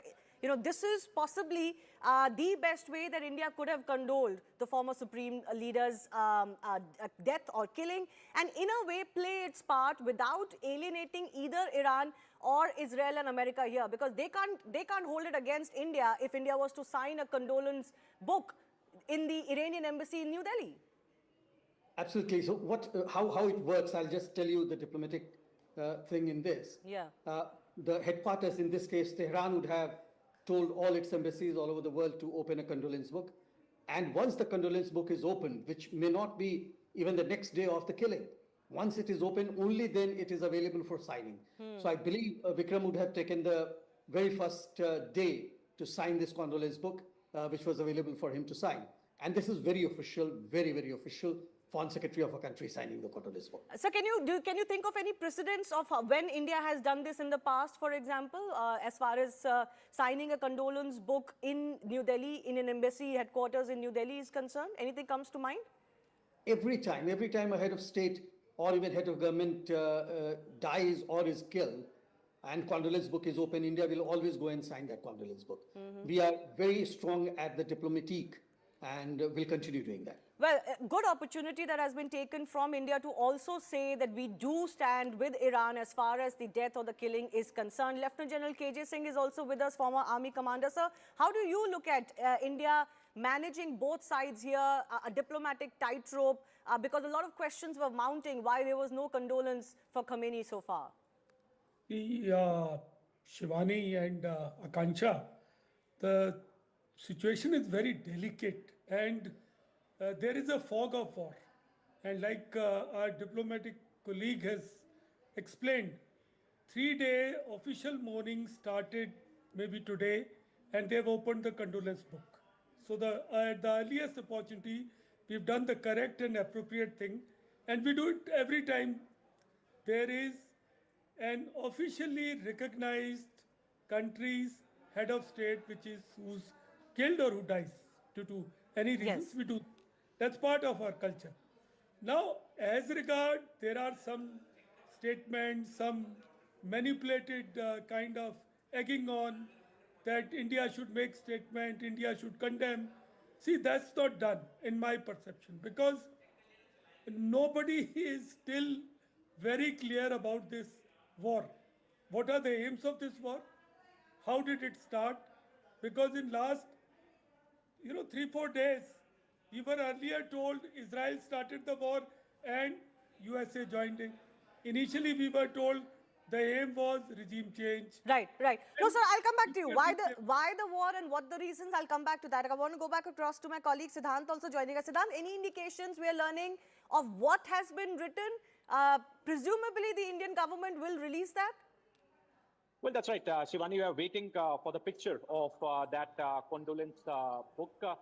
In fact, we could expect the Iran embassy to be officially releasing the message of India's foreign secretary. But the point, Shivani, which I was making last time was that it was said that Prime Minister Modi has chosen sides, India has chosen sides after Prime Minister Modi's visit to Israel. Now, Prime Minister's visit to Israel was being planned from a very long time. And after 2 days, Israel and American forces is striking Iran. Perhaps people are linking it with his visit that this was not a right time. But you tell me, Shivani, what had been the right time? Israel is in war from last 2 years. Yes. So saying that India has chosen sides is not fair. Point number one. Point number two, as far as condemnation of Iranian strikes on the Gulf countries is concerned, Prime Minister Modi condemned, Foreign Minister condemned. The reason is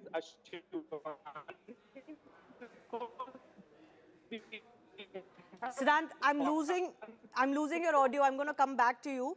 Sanjay Verma, can I ask you exactly what is the kind of message that is usually written in such situations? Could you give us a sense of what is the diplomatic language used? So basically, he will express his condolences on behalf of the government and people of India, and wherein he will also mention the contribution of the leader for whom he is writing the condolence and the relationship between the two countries. This is the usual format. The words could differ, the sentiments could differ, but this is the general format in which such condolence messages are issued. Well, because we're showing you these pictures and there is so much interest in what the Indian government could have written, it becomes very important. I think each word is going to be weighed in, isn't it, Akansha? Every word that the Indian Foreign Secretary would have written in his condolence would be read into threadbare. Absolutely, and perhaps Lieutenant General KJ Dhillon could also weigh in on whether no statement will suffice, and in fact, how is this going to be viewed? It's interesting. All right. Sorry, Akansha, I have to interrupt you there. Iran envoy Mohammad Fatali has spoken to Network 18. Let's listen in. What is your appeal to global community in the middle of this war? Yes, you know that we are mourning because we have lost a great figure and great personality. And you know that His Eminence was our leader and our marja. And I want to say that's our father. And we believe that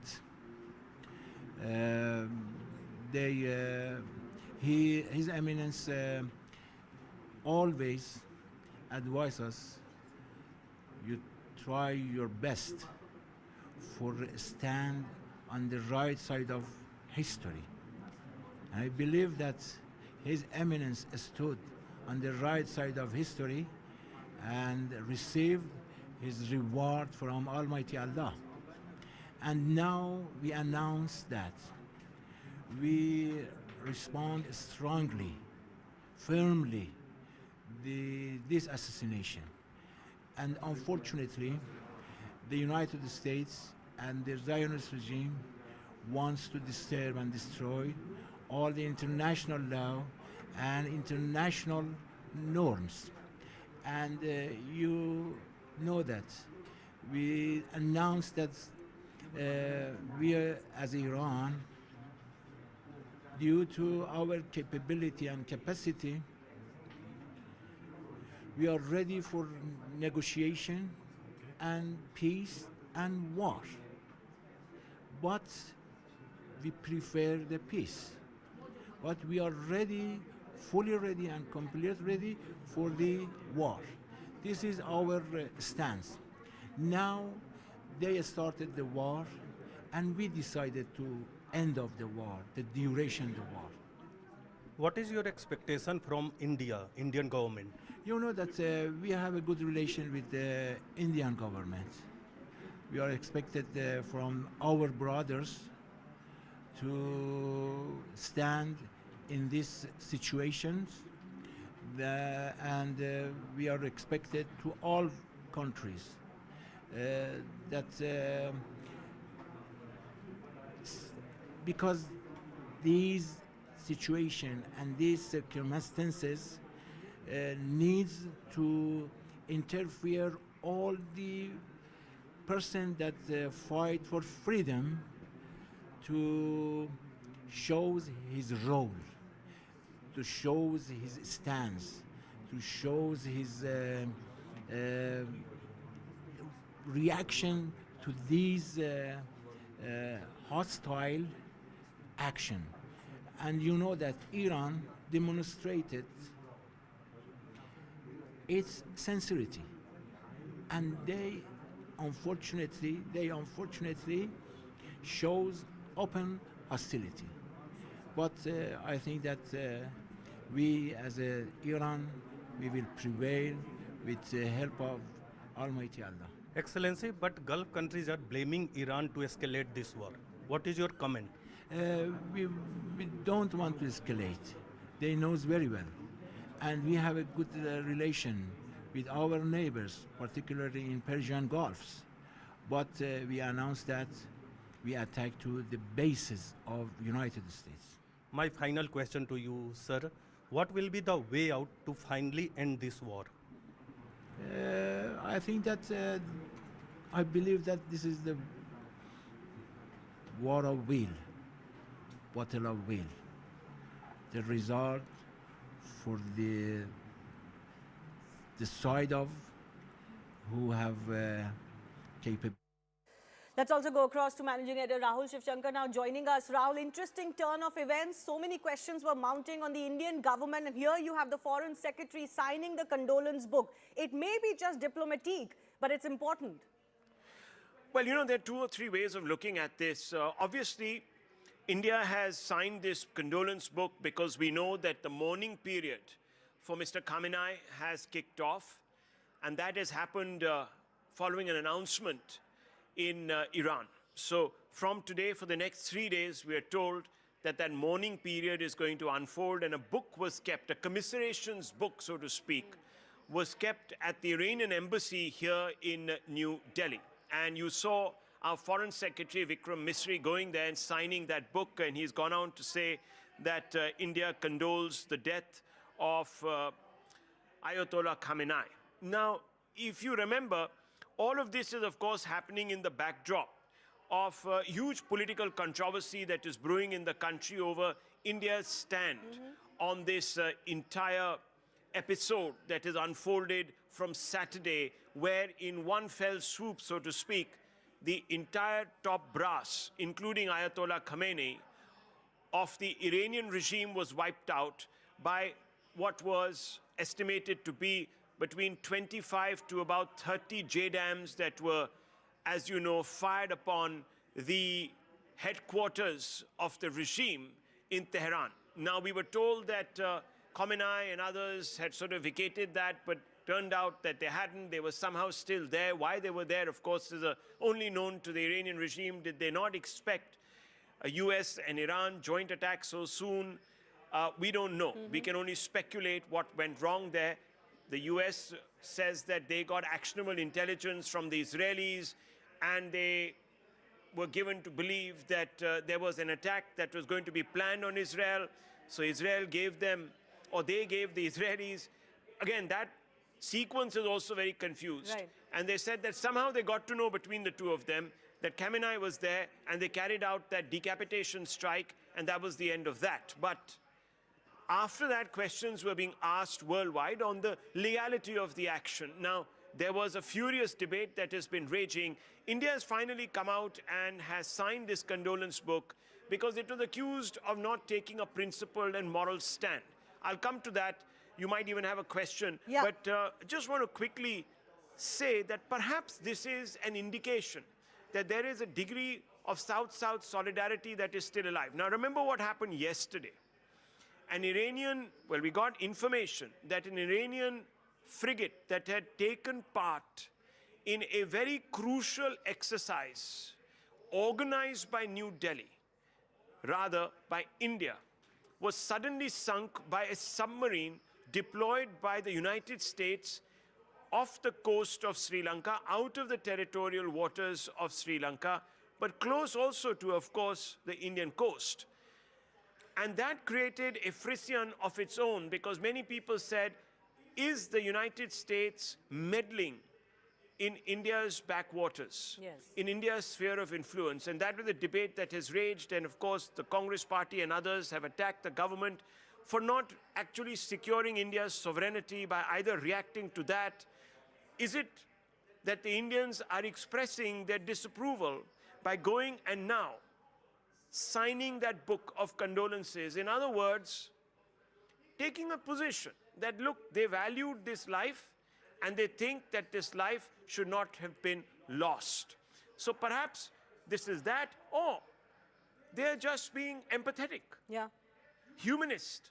Someone has died, he's the leader of a state, and the least you could do as a state with ties, both civilizational and diplomatic, with Iran, come out there and sign that book. So we don't know the motivations, but suddenly it has come as a shot pretty much from the blue. Yeah, but the politics of it, Rahul, you've been tracking this. The government has to do what is the right thing. Maybe they followed procedures, whatever is the diplomatic courtesies here. But the BJP has been going hammer and tongs, kind of, hailing Indian government's position of not condoling Khamenei's death. I'm reading Dr. Nishikant Dubey's BJP MP's tweet, where he has said he is reminding the world that Iran had given money, aircraft, weapons to Pakistan in 65 and 71.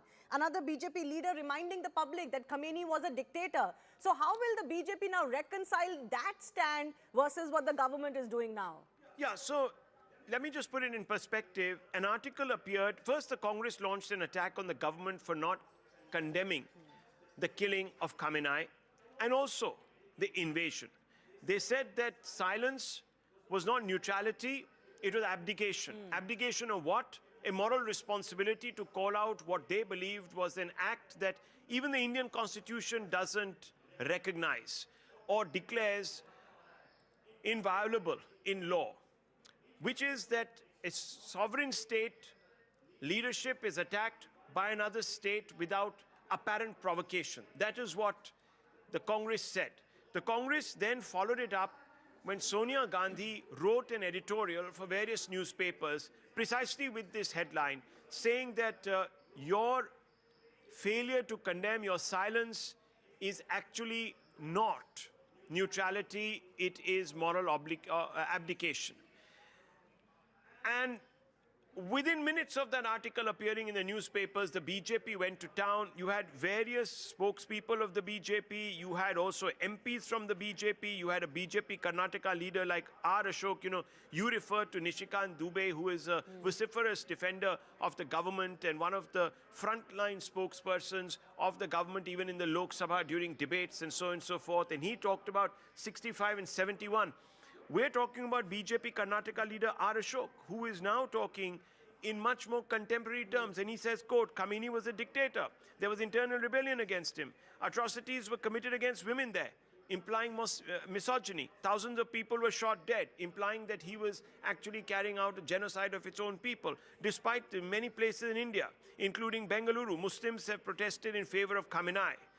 Ashoka said at a press conference in Bengaluru on Monday. So as I said, on the day of that article, all of this came out. He urged that action should be taken against those who took the law into their hands, adding that India maintains cordial ties with Israel by pursuing a balanced foreign policy. India is not against any country. My opinion is that there should be no war. The central government has never supported war, which is also the Indian government stand that we want, of course, at some level or the other, peace to return, and we are willing to play our part in ensuring that the two sides come back to the dialogue table.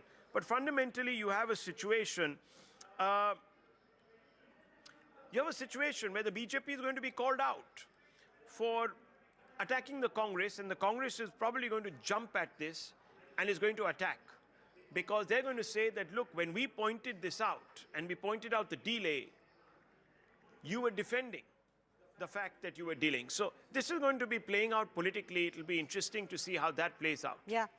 You know, we also have to wait and watch, as my colleague Pallavi is pointing out, for all of their bluster, is the Congress, as the leading opposition or other members of the opposition, sending anybody to the Iran embassy so that they can also register their sources is that this demonstrates a graded response.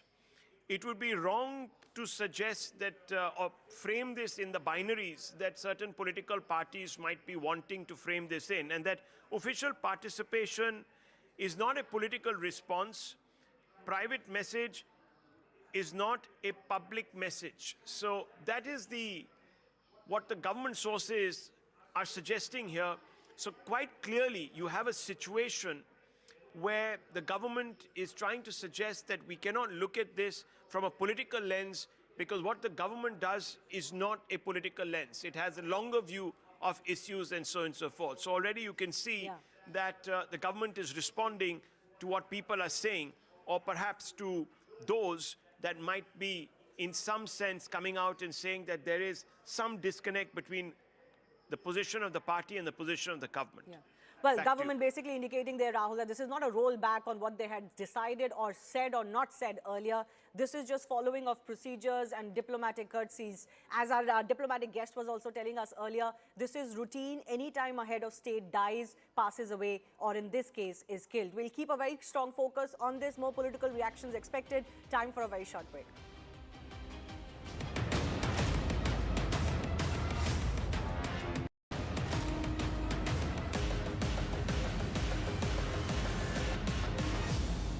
Man who, along with his co-authors, meticulously tracked every moment, every sortie, every signal in the skies. Tom Cooper uncovers the truth behind the Rafale bogey, what happened in that first initial hour and who owned it, the mysterious Kirana Hills, the nuclear bluff, and from being spooked, smoked and smashed, the entire battle behind the headlines is finally revealed. What actually happened with Pakistan in Operation Sindoor. In his revelatory new book, aviation analyst and also military historian Tom Cooper lays bare the untold events within Operation Sindoor.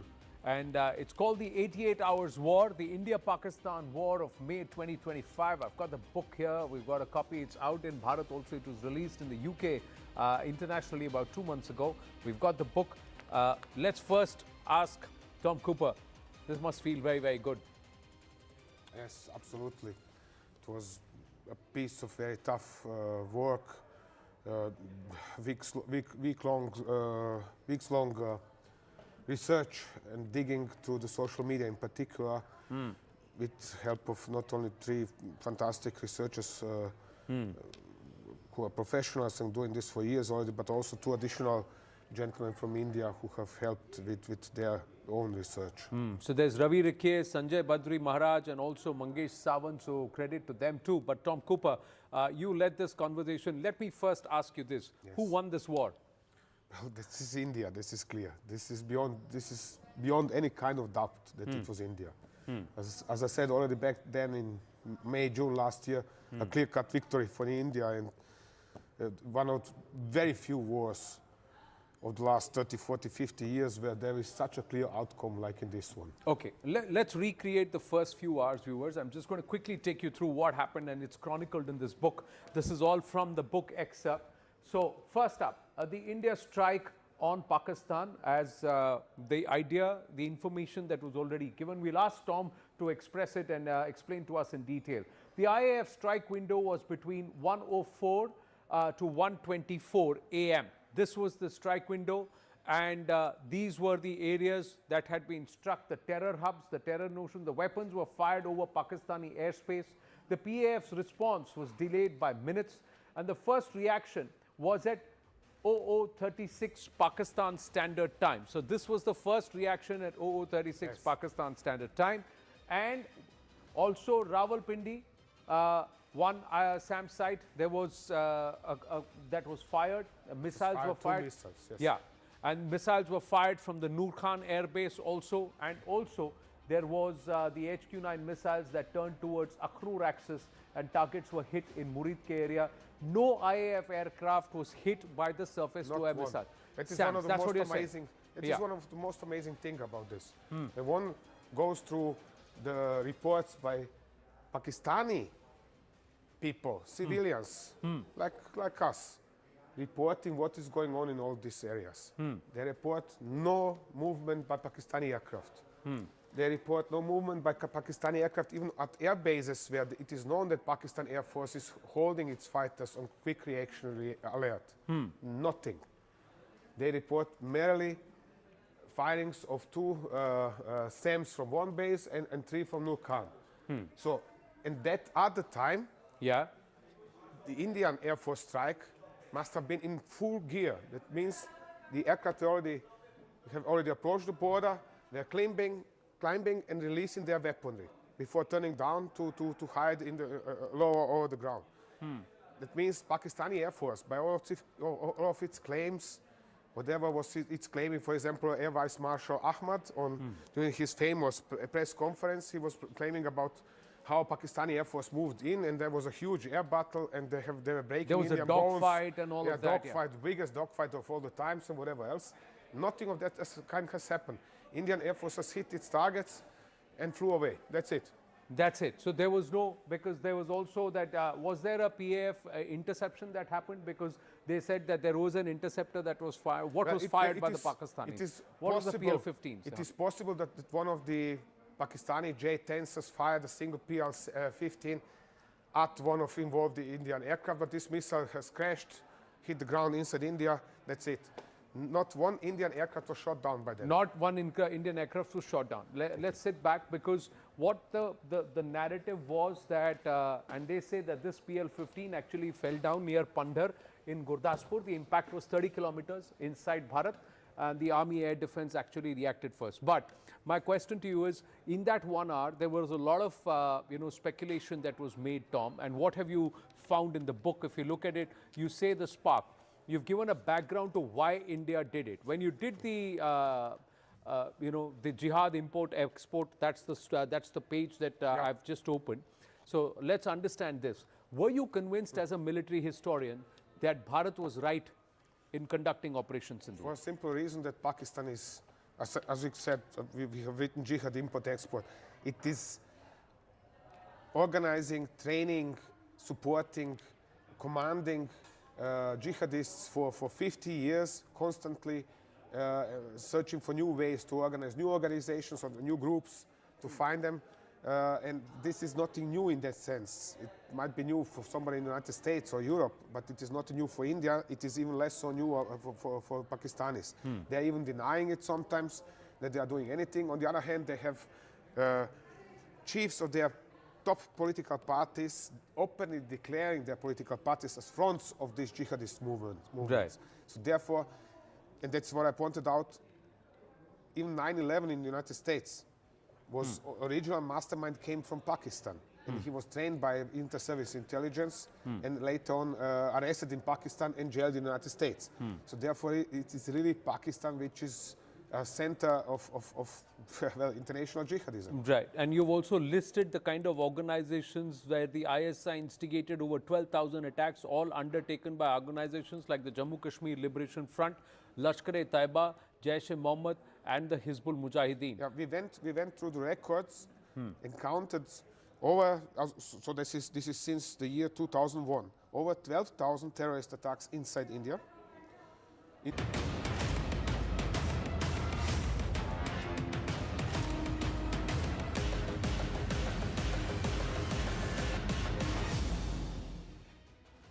Welcome back. Let's get you some more updates coming in. UAE has now announced an early spring break for schools and universities from March 9. Remember, UAE, one of those countries that has received the largest barrage of Iranian drones and missiles, along with Saudi Arabia, but certainly UAE has received hundreds more than any other country. In fact, there's a comparison between how many UAE has had to fend off versus even Israel, and UAE has had more. So they've had to announce an early spring break now. Absolutely, and we all know that this is a very critical time given the examinations of the schools have been going on even in colleges, and so for them to have announced this kind of a shutdown from 9th of March is almost unprecedented, but that is, you know, when the going gets tough get going, and that is exactly what UAE also has to do right now. As we said, that in the last 48 hours we had seen that there was a calming of tensions, but from today, in fact from last night, we've seen again there is a revival of tensions as far as Abu Dhabi and Dubai both are concerned. We also broke the news earlier of how there were several people, in fact 6 individuals who had been severely, gravely injured in Abu Dhabi. We'll have to see how these tensions are now in fact de-escalated. That should be the priority for the US allies. Yes, we've got more breaking updates coming in. Iran is certainly not sitting quietly. Now the Iranians are telling us that they have attacked the Ben Gurion airport in Israel. That's of course one of the key airports in Israel. That is airport has now been attacked, Israel's Ben Gurion airport. This is the one that the Prime Minister used just a few days ago. And we'll have to see, we are waiting more visuals to come in terms of to be able to assess the impact of that damage. But it's an international airport. It's one of the leading ones, Ben Gurion Airport. This is where all the dignitaries, as Shivani was highlighting, including Prime Minister Narendra Modi, also was given a red carpet welcome, where Prime Minister Netanyahu, accompanied by his wife Sarah Netanyahu, were there just days ago receiving the Prime Minister. And you have the Iranians now attacking this very airport. Let's quickly bring back the attention on to how airports are particularly being targeted, whether it is not just now in Iran. You've seen the case in Azerbaijan, even in Dubai, other locations as well. There's a conscious effort to in fact disrupt global world travel at the moment. Yes, including flights certainly. We've got a CNN report coming in from Iran. Let's take a look. We just crossed the border and are now inside of Iran. The Iranian government has granted us a visa to come here and to report from the Islamic Republic of Iran.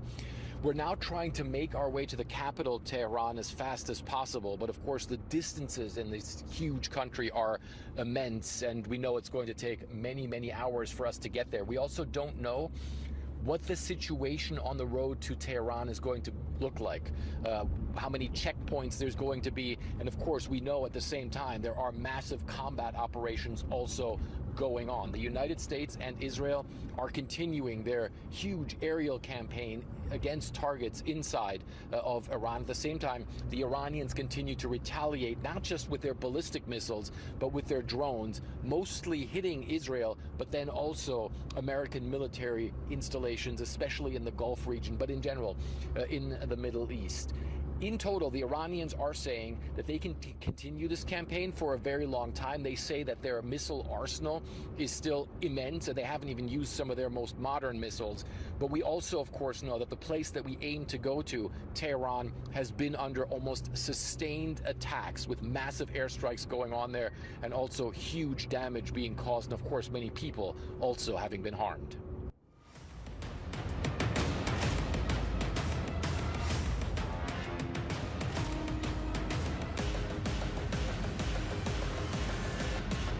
Man who, along with his co-authors, meticulously tracked every moment, every sortie, every signal in the skies. Tom Cooper uncovers the truth behind the Rafale bogey, what happened in that first initial hour and who owned it, the mysterious Kirana Hills, the nuclear bluff, and from being spooked, smoked and smashed, the entire battle behind the headlines is finally revealed. What actually happened with Pakistan in Operation Sindoor. In his revelatory new book, aviation analyst and also military historian Tom Cooper lays bare the untold events within Operation Sindoor.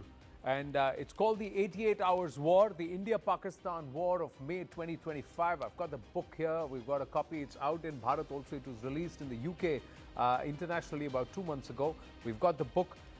Let's first ask Tom Cooper. This must feel very, very good. Yes, absolutely. It was a piece of very tough work, weeks long research and digging to the social media in particular, with help of not only 3 fantastic researchers who are professionals and doing this for years already, but also 2 additional gentlemen from India who have helped with their own research.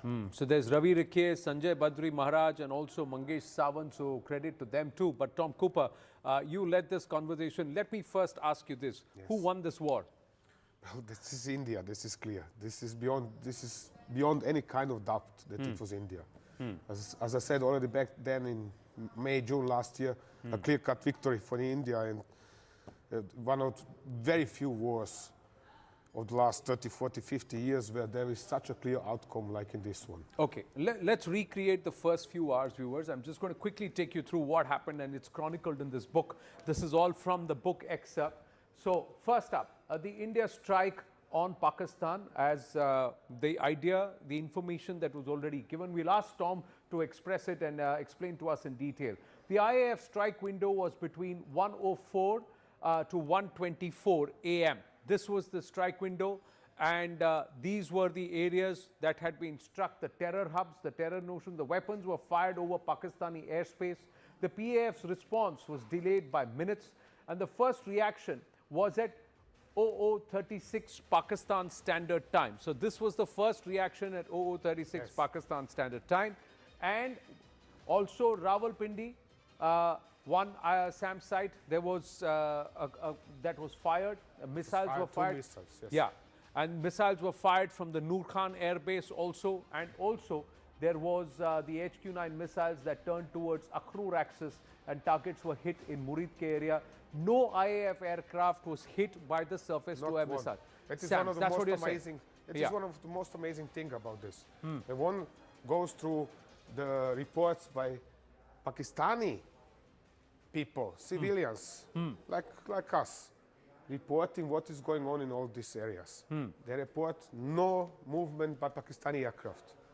They report no movement by Pakistani aircraft, even at air bases where it is known that Pakistan Air Force is holding its fighters on quick reaction alert. Nothing. They report merely firings of 2 SAMs from one base and 3 from Nur Khan.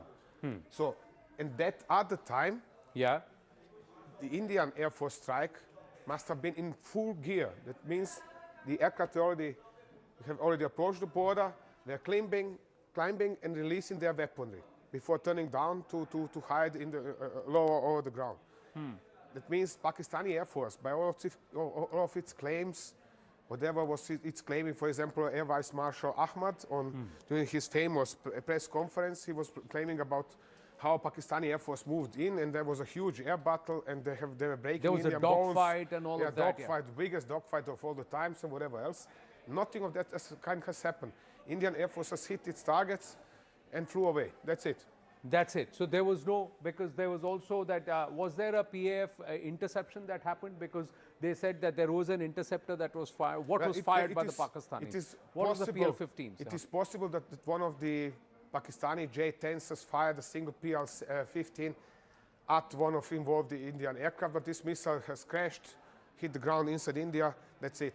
Not one Indian aircraft was shot down by them. Not one Indian aircraft was shot down. Let's sit back, because what the narrative was that, and they say that this PL-15 actually fell down near Pandhar in Gurdaspur. The impact was 30 kilometers inside Bharat, and the Army Air Defense actually reacted first. But my question to you is, in that 1 hour, there was a lot of speculation that was made, Tom. And what have you found in the book? If you look at it, you say the spark. You've given a background to why India did it. When you did the, the jihad import-export, that's the page that I've just opened. So let's understand this. Were you convinced as a military historian that Bharat was right in conducting operations in For a simple reason that Pakistan is, as we said, we have written jihad import-export. It is organizing, training, supporting, commanding jihadists for 50 years, constantly searching for new ways to organize new organizations or new groups to find them. And this is nothing new in that sense. It might be new for somebody in the United States or Europe, but it is not new for India. It is even less so new for Pakistanis. They're even denying it sometimes, that they are doing anything. On the other hand, they have chiefs of their top political parties openly declaring their political parties as fronts of this jihadist movements. Right. So therefore, and that's what I pointed out, even 9/11 in the United States was original mastermind came from Pakistan. And he was trained by inter-service intelligence and later on arrested in Pakistan and jailed in the United States. So therefore, it is really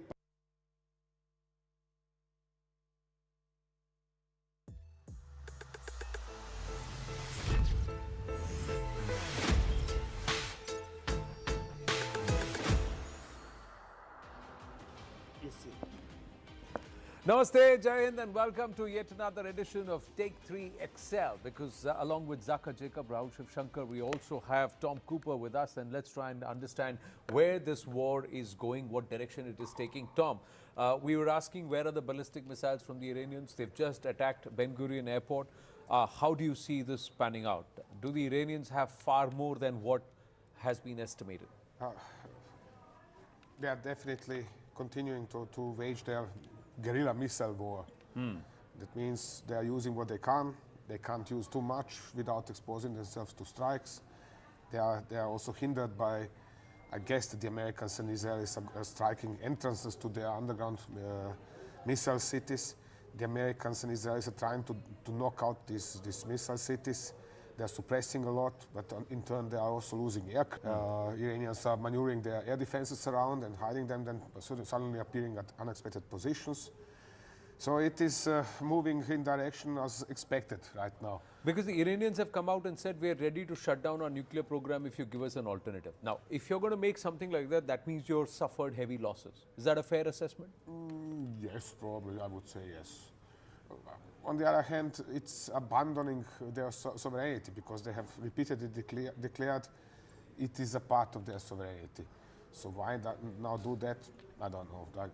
Does that not show that the Americans are really making inroads now? Or would you say that we're still too far away from calling this? Well, it's not getting over. No. Certainly not in the next few weeks. But I think we can now sort of safely predict the direction in which this war is going. As Tom said, this is a war of attrition, right? There's a limited number of missiles and even drones, frankly, that Iran has. And they're going to expand, not all of it, but most of it, because it's a battle for survival. Their game plan was very clear. Draw in the entire region, attack Qatar and UAE and Saudi Arabia, because, you know, if it's just Iran versus America and Israel, Iran will be a goner. Yeah. The only way they can make sure that this entire thing works out in their favor is by unleveling the playing field. Right now, if it's just America, Israel, and Iran, the playing field is skewed entirely against Iran. The only way they can, hope to have some kind of an upper hand is, as Tom has been saying, go guerrilla, which is what they've done, and two, drag the entire region down. I suspect at some point this will also get into a ground sort of combat, not with American boots. I'm very clear. I don't think Trump will risk that ever, especially after what happened in Iraq with George Bush. I don't think any American president will risk American boots on the ground. I think what Trump is trying to do is instigate the Kurds, the Iraqi Kurds, the Iranian Kurds, and we know that there is this whole unfinished project of Kurdistan. It had a role in Iraq. What did they do in Iraq? I mean, they basically got the Ba'athis, they got Saddam Hussein, and they put whoever they could find in power, and then left that country to a bloody insurgency for the next 20 years. I think Iran is moving in that direction in the long term. Yeah, somewhere there are also experts who believe they'll carve out an Azerbaijan and get the Azerbaijanis and the Bazeris to come there. They will try and make Iran smaller. So they carves out a Kurdistan, and then there is always flux, while there is perhaps a more, but that's going to take time, Rahul, and that means it's going to hurt us. Well, and let's come back to the India story here. We are saying strategic autonomy, but hey, no LNG, no energy. Our rates are going to go. It's going to create a huge domestic issue here for us very soon. Yeah, so just to take it in a couple of steps, just to go back to the original question that you posed, what's Iran's game plan? Because it already depends on how quickly Iran folds, if it does at all. Now, I have my view on this, and I've sort of put out a tweet which has got some traction on it. Looking at all this footage that was coming out overnight of these constant missile launches that Iran TV and Tehran Times keep putting out footage of. And I'm like wondering what is going on. How is it that if the Israelis and the US claim that they have total domination and they can, even the moment a missile approaches on the radar, it's taken out, even if a launcher sort of manages to get out of its silo or whatever it is, bunker, shankar, whatever they call it, and it comes out, we knock it out. So how is it that the Iranian, then you just pointed out to this Ben Gurion conversation that is happening. I mean, we're still awaiting actually details, so I'm not going to jump on that. But I think you have to understand that the entire defense program of the Iranian regime, in the absence of a credible nuclear deterrent, was based on survival, on how to ensure that it could actually last. So all its capacities, it's called these missile underground cities. Yeah. Apparently, that's what they've built. These massive silos which go underground, a Warren labyrinth of tunnels where all these drones are stocked, and you sometimes see visuals that they put out, to sort of jimmy up their own morale from time to time. So all of it is there. All they need to do from time to time is to take one out and hope that it goes across and creates enough of a buzz. It sounds like a mosquito in any case, so it carries a bit of dread. If you've heard those kamikaze drones, it just does that, and everyone sort of freezes until they have a chokehold. And I said this yesterday, over the Strait of Hormuz, or they can ensure that nothing moves. They have leverage. I feel that this will be decided really in that strait. The moment Iran doesn't have the ability to threaten cargo, trade, money, in one sense, from moving, I think they lose leverage. How will they bring the Chinese? How will they agitate them enough if the Chinese suddenly get? And you're talking about India. I think we should go back to getting Russian oil. I don't see why we should be sitting on formalities now. I mean, everything goes out. Force majeure is in. And we should. What happens is every nation today, Vladimir Putin was on record, he was saying it in jest or no, but he says there are other markets that are opening up for LNG. So should I stop supply to the Europeans and said supply to these countries? See, every nation has a stockpile and also reserves for all. And it's 30 to 60 days. In our case, I think we're somewhere between 30 to 45 days. This is just the 6th or 7th day of this entire war. Do you think in the first 10 days or 12 days, if things don't settle down, we will have to look at our options? The other thing, and I want both of you gents to also weigh in on this, is China's role. China was highly active on social media during Op Sindoor. It's silent now. China is not, rather outside of condemning it, has actually come out to say, I'm going to mediate with the Middle East nations. Yes. It's not coming out and saying, I'm going to come out and help Iran. Yeah. What's the game here? Tom? It's a good question. What is the game? What is the Chinese game? For my taste, they are almost too quiet. I don't know what to expect from that, really. I'm not sure So what is to that answer more you. ominous? Is that more dangerous because they're too quiet? Too quiet, but because theoretically they are now in perfect position to say, okay, let's exploit the opportunity and invade Taiwan, and the Americans couldn't do anything at all because they do not have the weaponry to do that. But they are not doing that. And this is, in turn, weeks ago there was this unrest within higher ranks in Beijing. And plenty of my colleagues came over and said, oh, look, Xi wants to invade Taiwan, but somebody is against this, so he's purging them. I said, no, I think it is opposite. It is the other way around. He's purging those who want to invade. So I see so you're saying Xi Jinping doesn't want to invade He Taiwan does not want any kind of a war. He knows that the Communist Party of China rules on premise that they have to secure this social situation of their society to improve the economy and improve the quality of living in all of China. And as long as they are granting this, everything is fine. If not, there might be an uprising, unrest, or whatever. And therefore, I think he's very curious to have a stable situation, to open new markets for the economy to continue developing, and so on and so on. So he's not curious to increase tensions, cause additional crisis, wars, and such things. So is that the reason why the Chinese social media machinery has also been quiet in this case? Yes. They're okay to try and mess with the to India and in the India-Pak game and play their have their fun here. I think both China and India are playing the get into best the card Iran game in this situation in order, while remaining kind of not quiet totally, not ignorant of the situation, but simply taking it kind of easy. But in this case, Iran is an old friend of the Chinese, and they've had tech transfers and all. Your call here? I think the Chinese are scared. I think Xi Jinping is looking at this with a great degree of trepidation. It's not just Khamenei. Khamenei was a 40-year reign, and somebody who's been a friend of China, right? Half of Iran's oil exports used to go to China. And in one morning, the Israelis and the Americans have come, swooped in and wiped them out. They did this with Maduro. Maduro was no friend of America. Maduro was a friend of China. So in the space of 2 months, they've taken out Maduro and they've taken out Khamenei, both of which are big oil exporters to China. So Xi Jinping is very, very worried, looking at the speed and scale with which the Americans have done this, to two of China's very best friends, one in Latin America, the other in West Asia. Two, on the point of Taiwan, I slightly disagree with Tom. I think Xi Jinping's legacy is built on what he does with Taiwan. He's going to be in his 4th term. I think he'll get a 4th term next year, 2027. That would be the longest serving ruler of China since Mao.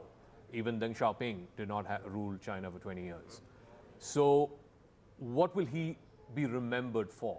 The only thing he can be remembered for is Taiwan, because China's economic miracle precedes Xi Jinping. If anything, in the last 10 years, China has slowed down compared to, let's say, the but annexing Taiwan doesn't help him. Not annexing Taiwan. I think attacking Taiwan doesn't help Xi Jinping. Again, it doesn't necessarily have to be through military means.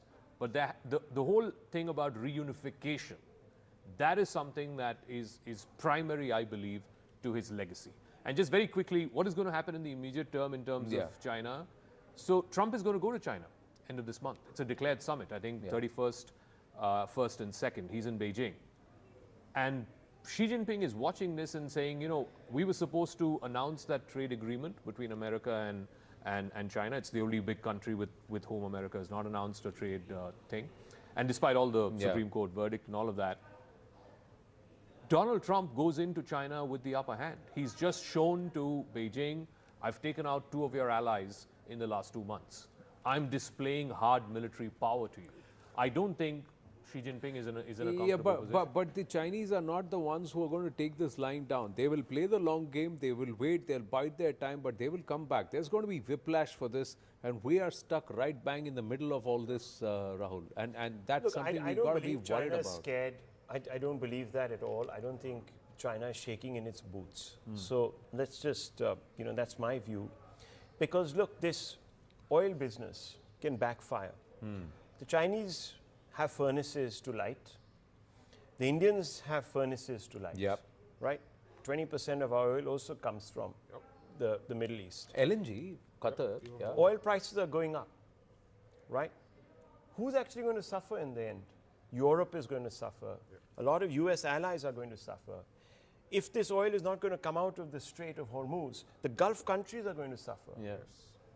It's not just oil. If there is instability in the Gulf, the miracle on which these various countries stand, those are at stake. Where do you think Israel is getting its oil from? You have a lot of problems with regards to playing this loaded game with oil because someone has to supplement. Yeah. Right?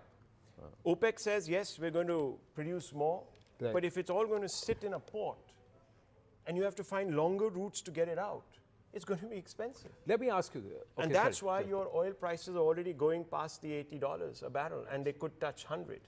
And once that begins to happen, you've got an economic, the basis of the circumstances for economic chaos across large geographies, Anand. So you have to look at this as a two-edged blade. So Donald Trump is really walking a very, very tight rope here. And the longer this war goes, more these straits and this stuff is jammed and locked down.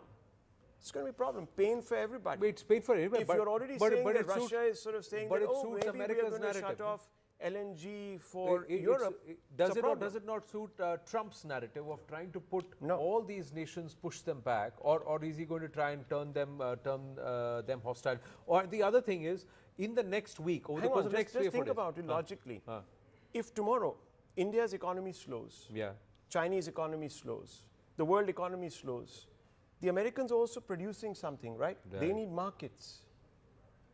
And it's eventually going to come back and import it's only stuff. eventually going to So come back and someone has got to, at the end of the day, okay, let me ask you, in the next 4 days, in the next 4 to 5 days, let's say by next Wednesday or Thursday, let's say a week, 6, 7 days, if Trump is able to open up, or the American army is able to open up the Strait of Hormuz, does that then change this entire game? Does that then change? You take the Strait of Hormuz and control of Strait of Hormuz from Iran.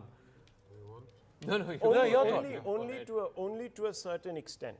Only to a certain extent. It's not some magical cure that's going to sort of change things. Yes, what it does is the leverage that Iran has right now decreases. Yeah. Then it comes right back to Iran's door. What is the next step? China doesn't have to really take a position then. They're getting their oil. Yeah. They're happy. See. Oh, sorry. Yeah. Sorry. Go ahead. No, sorry. Well, you're saying this. Why I'm saying it is, if Iran is pushed out of here, that means they're going to be hammered so badly that they cannot do anything to attack the Strait of Hormuz. That means they're very, very weak. What happens then internally is one part. But the moment this strait is open, Trump has a story to say, tell the world, listen, I've secured the strait. I've won this for you guys. I've done it for you guys. All these economies are